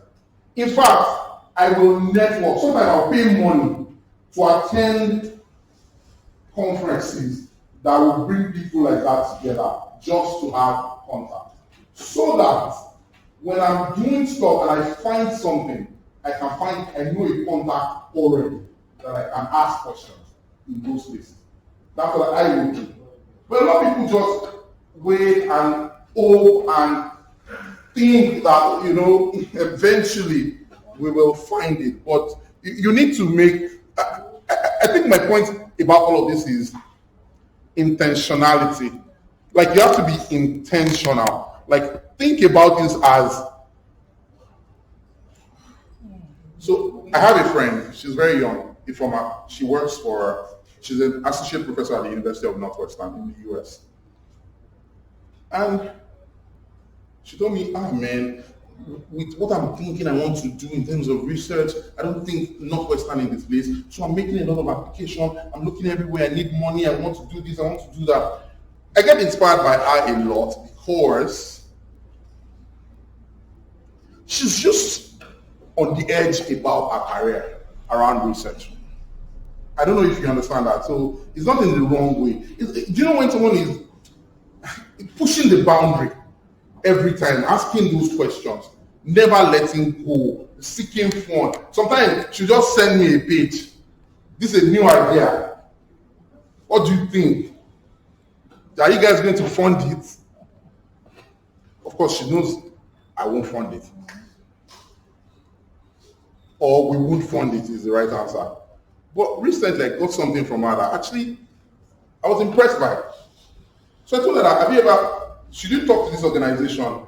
If you work partner with them, we could find something to do together, right? And for me, that's voila, right? But that's because she's always pushing the boundaries, never letting go. So that's the kind of attitude you need to have, in my opinion. So the simple answer to your question is very simple. We only fund individuals through our grant challenges. We usually reach out to people when it's time for grant making, or in specific cases, we throw out RFPs and people apply, we judge, and then we fund. But that's the way the Gates Foundation works. Unlike some other funding or funding partners, that's how it works. But you can learn more about that on our website. It's all there. It's all there. So please read as well. But that's the basic thing I'll tell you. So even if you reach out, sometimes you might send and you will not hear anything back. It's because nobody will look at it, because that's not what we do.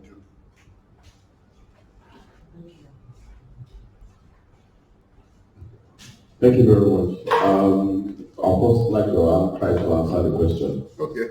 A funder to be someone who has something is passionate about, and probably a problem or a situation wants to be able to influence, but does not have the skill, but has the financial resources to do it. Is actually looking for people who have the skill and who will be trusted to handle the funds to be able to achieve what he or she is passionate about.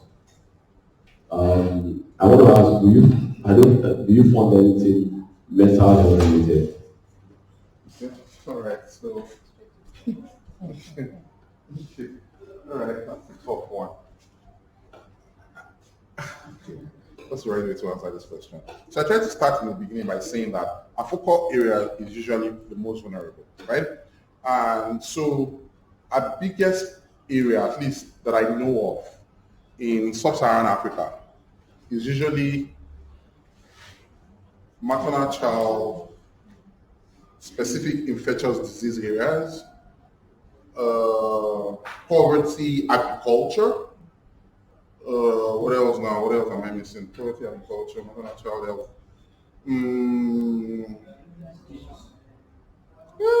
Most of them are related to SDGs already anyway.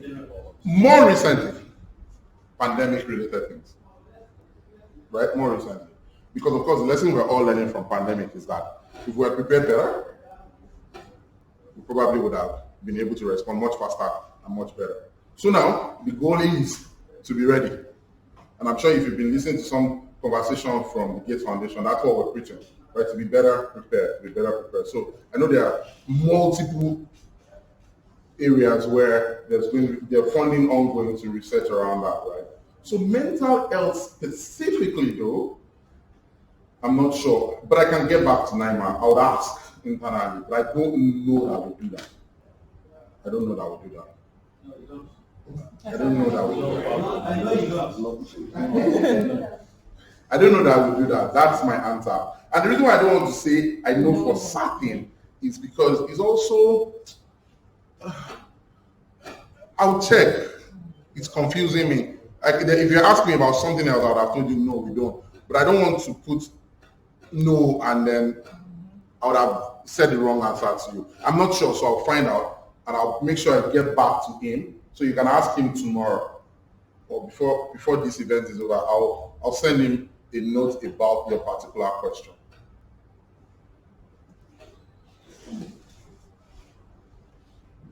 Thank you, sir. You mentioned earlier that you hardly or don't usually sponsor individuals. So I'd like to know the organizations and institutions you fund. Thank you. Okay. Well, I think that it has to be institution and organization. So universities that want to do work aligned with our priority areas. Again, for the full list of our priorities, I've mentioned some here today, but don't forget I'm only human. I don't think I can list out everything. But the website has a list of every priority area for us.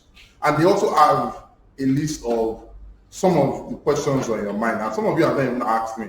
Those were the ones I was using to prepare when I'm saying, I'm coming to give lecture. And now all the questions you're asking me, I've not even got all the ones I've prepared for. Anyways, that's all great. So that NGOs, government institutions that are aligned with our priority areas or that want to do work, collaborations between organizations that addresses specific needs in the community or poverty, alleviation, agriculture, those areas, right? So if you think of organizations as government, but it all depends, right? At the foundation, we have a list of partners we've worked with. We've worked with and we trust in our system. And as countries and people and our team and our program officers also do work, we store that information. So you can be a first-time organization at any time. Let me give you an example. I think Sidani also, I can't remember that organization, I can't recall now, but they did some work. We were impressed and we asked them to try something. And they did it well, and we tried to work with them again because of that. So basically, if we learn that you're doing good work, we will reach out to say, what can you do in this area? But it could be any organization from a government entity like NIMR, MPHCDA, a Federal Ministry of Health, Federal Ministry of Agriculture, depending. It could be NGOs that you know regularly. It could even be for-profit organizations in the private sector, farmers, like pharmaceutical companies. If we want, for instance, some of the work we did with, I don't know, how many of you know Pharma in Kenya around how do you increase testing habits so people don't just buy anti-malaria for every fever. Because we all know as doctors that fever isn't equivalent to malaria. Even though advertisement these days, we need to be careful. Once you are hot and shivering, go and use anti-malaria. If after 3 days, then go to your doctor. Those are conflicting things. But basically, government institutions such as non-governmental, governmental, profit-making, not-profit-making, as well as, what was the last one? University, academic institutions for research purposes, and even other things, right? But don't say, I didn't say we don't fund individuals. I said we rarely do, except through grant challenges, for instance. Thank you. Thank you. Then you hold on. I've been seeing his hand and I kept overlooking him. So, sorry, we'll come to you right next. So mine is not a question, it's just clarification to what you are saying. You see, GET hardly fund individual researchers. They fund organizations. The only way they fund individual is specific corpus that are very rare. I think they've closed in the last since May this year is great challenge. That's what I call crazy talk. When they started just I think about 15 years ago, they give it open. Come with a crazy idea, they'll give you, if it's crazy enough, they'll give you 100,000. You don't need to have any prior experience. An idea that will come with, they will give you $100,000 to test that crazy idea. If it succeeds, they'll give you $1 million to continue with it. One of my students worked on some years. So what now they are doing, they come up with a thematic area. This is the area they want to challenge. Usually they come every 3 months, they send. And every time they do, I use 3 copies. Because one of my students was a recipient of all the great challenges. Now, other countries like I know Canada also, they write on gate to also publicize their grand challenge. You come, they want crazy ideas. What I mean crazy enough to come out naked without nearly are naked. So now, because this is why the one is, nobody progress if you don't think crazy. If you want to go through by the box, you won't go. Usually the last assignment I give my student is give me crazy talk. And I'll give a lifetime assignment. You can submit anytime. So the selector who submitted 20 years after I give that assignment. He just called me and I said, sir, are you going to give me a CNC on the CN and ID? I said, that's my assignment. So that's what actually they're doing. In my former years, I got to 1 million for my university from girls on girl child education. Their money is big, if you can get it. Their money is big. They actually do give, if now if you visit their site, you see they have, all the calls are crossed by me last year. There are some selected targeting specific issues they want to address. But most of their grant is invited, they invite you. Or the institutional, like my institution will approach them, just what we're doing, or if we know this, their focus area is this. Every 3 years they publish their focus area. So if you are lucky, you put it there. As I said earlier, if you are there, you'll be there again. So just tell him you need money. He will get the money for you. Just tell him. He knows where the money is. And he knows the inner workings of them. Some of my friends used to be with them some years back on the light. Thank you. All right. Ask me for money then. Anyways, the most important thing is the only way we're possibly ever going to, that I know, is the grand challenge, like you said. But my advice still, just check the website as regularly as you can. That's, if there's anything you should go on with, just go on with that. Just check on that website. It's open. It's nothing is hidden. So because even me, I don't know when those things come up because I've never really had to sort of do it. So, but if this is what you're passionate about, then please check. Please check as much as you can. Any other question? Yes, mine is, whenever I hear of this foundation, the only thing that comes to my mind before is immunization. And from what you have said, there are other areas, but they all have to do with awareness and public campaigns. I think that's mostly what the Gates Foundation does. But I just want to find out whether, under those thematic areas, whether the foundation also sponsor or fund laboratory researches. Sure. Sure. I mean, I'm not sure how anything I've said is about awareness, though. I'm not sure, but let me go over what I said again.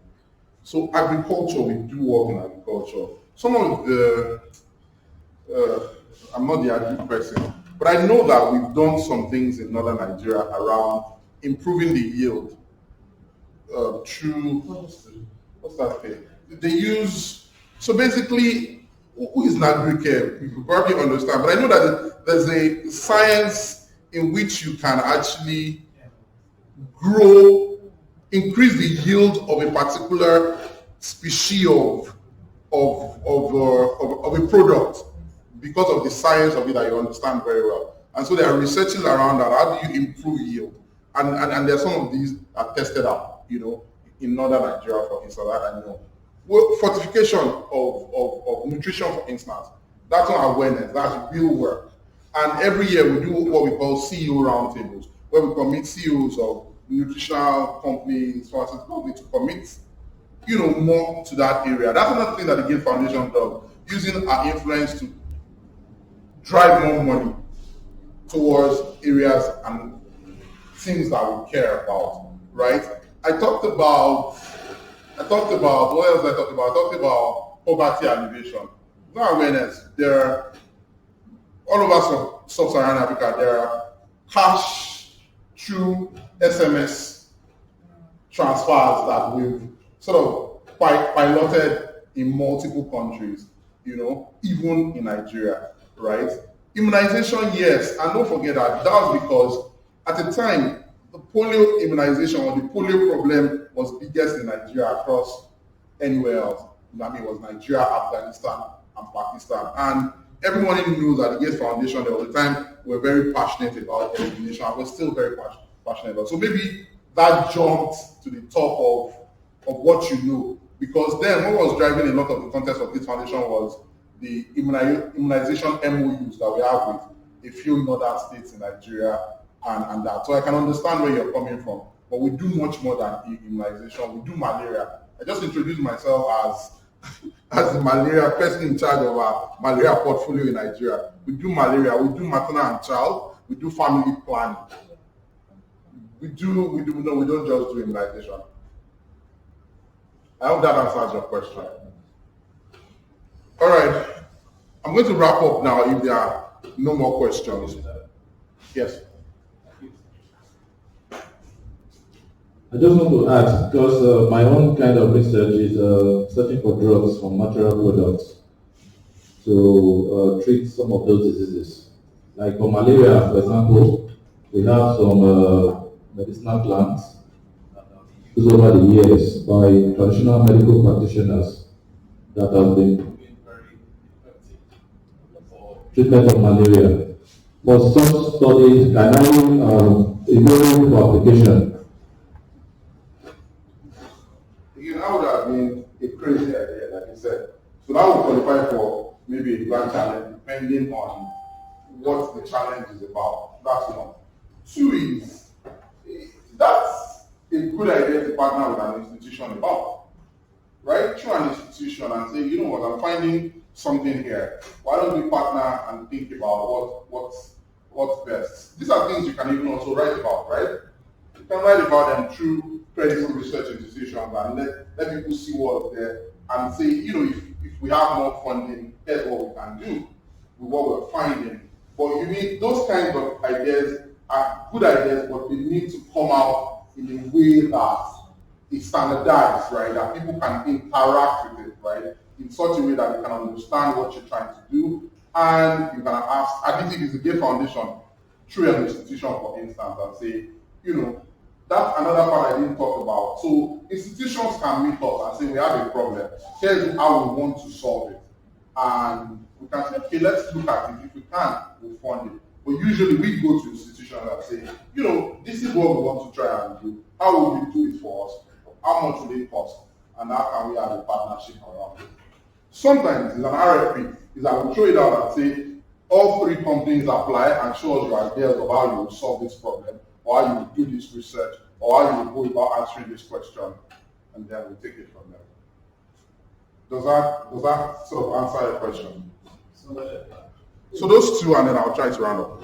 Thank you very much. You said there were things you were prepared and expecting us to ask you.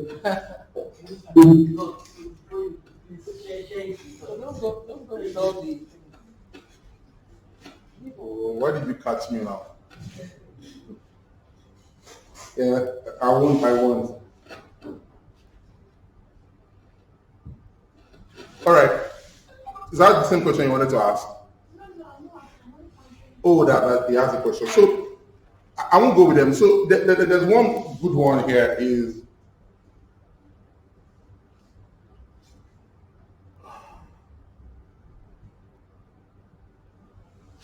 so it says, how much time usually will I have to submit a proposal, assuming Gates Foundation has given me a grant or something like that.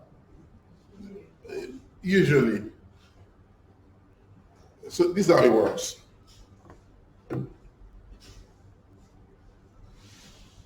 I'm proud to say that, at least for us,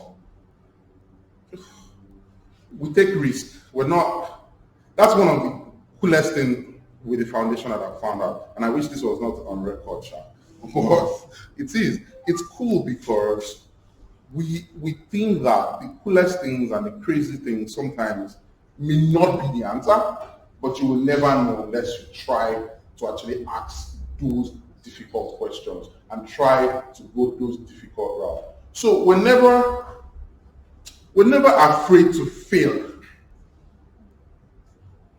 because we think that if you never try, then you'll never know. But the most important thing is there a lesson? So do you remember the way the mythical bird called phoenix? The way it turns almost into ashes and then grows back almost immediately, right?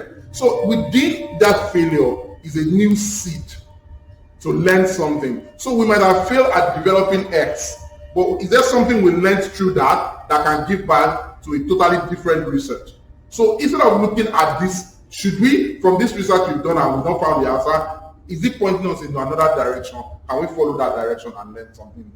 We're very open to things like that, right?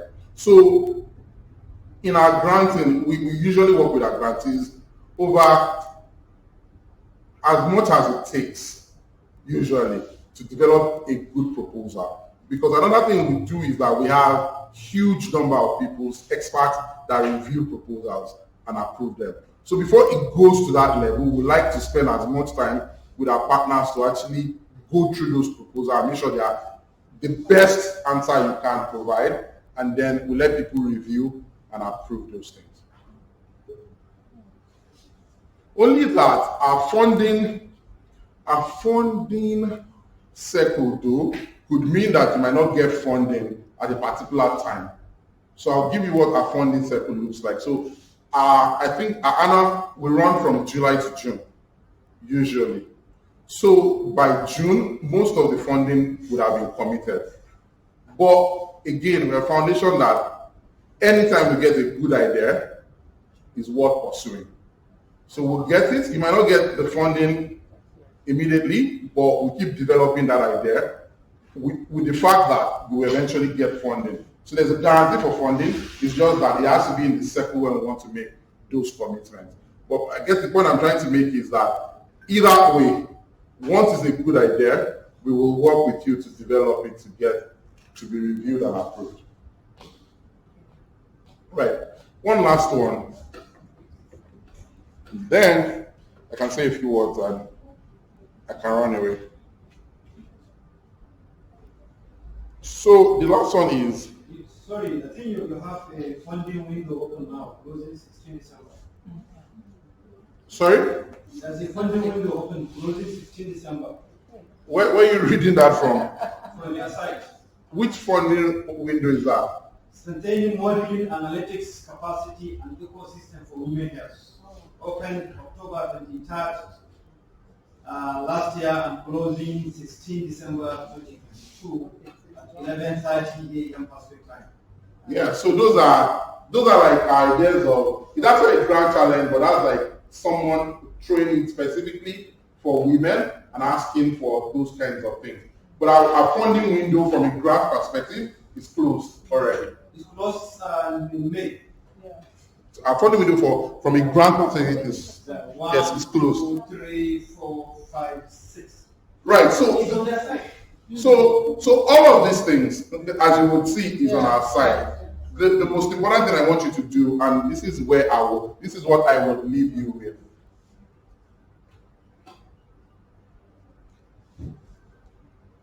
To me, research is going from, I'm trying to use the way I teach myself. So for me, research is not fully knowing the answer, but having a sense. And then going from the outset to drive towards what that sense is and developing a pathway that leads to that answer. What that means literally is that at the very beginning of a research work, you're almost like a one-eye man trying to describe an elephant. It is the side of the elephant that faces you that will override your thinking or your description. But as you walk around the elephant, you have a feel of it until you move around and then get the full circle, right? And be able to talk more authoritatively and so on. I think that because of this, there's a challenge with research and development in our country that is so sad that as a country we probably don't have the right mechanism and structures in place to make researchers like yourself happy and to aspire for more, right? However, I can assure you from everything I'm learning and I'm seeing that things will begin to change or are beginning to change. And what that means to me is that, does that mean that you as a researcher are open now to learn how to connect your research with development? Because that's the real essence of research. If research is not giving birth to viable products that can make people's life better for it, sometimes it could be an answer to a medical problem that has been long awaited. Sometimes it could be an answer to a nutritional problem, right? It could be an answer to an illness, whatever. But if it's not answering critical problems, Professor Adesola that I was with about three weeks ago said, well, she didn't want to say it, I think so. She said, these days, people just do research to get promoted and then put it on the shelves. But that's not the reason for research. Research is to find the answer to a critical problem that can change people's lives. I'm going to leave you with the fact that you should please think about your research and as you grow. And I think one of the answers from here is that, I'm not right, one of the things from here is that people would do some sort of research, right? Develop something, right? And I'm hoping that you as you go into that, that's your mindset, right? And that's the only way we can help Nigeria, but also help Africa. But also, most importantly, that's the way you can continue to be our heroes, because you researchers are my heroes. Thank you very much.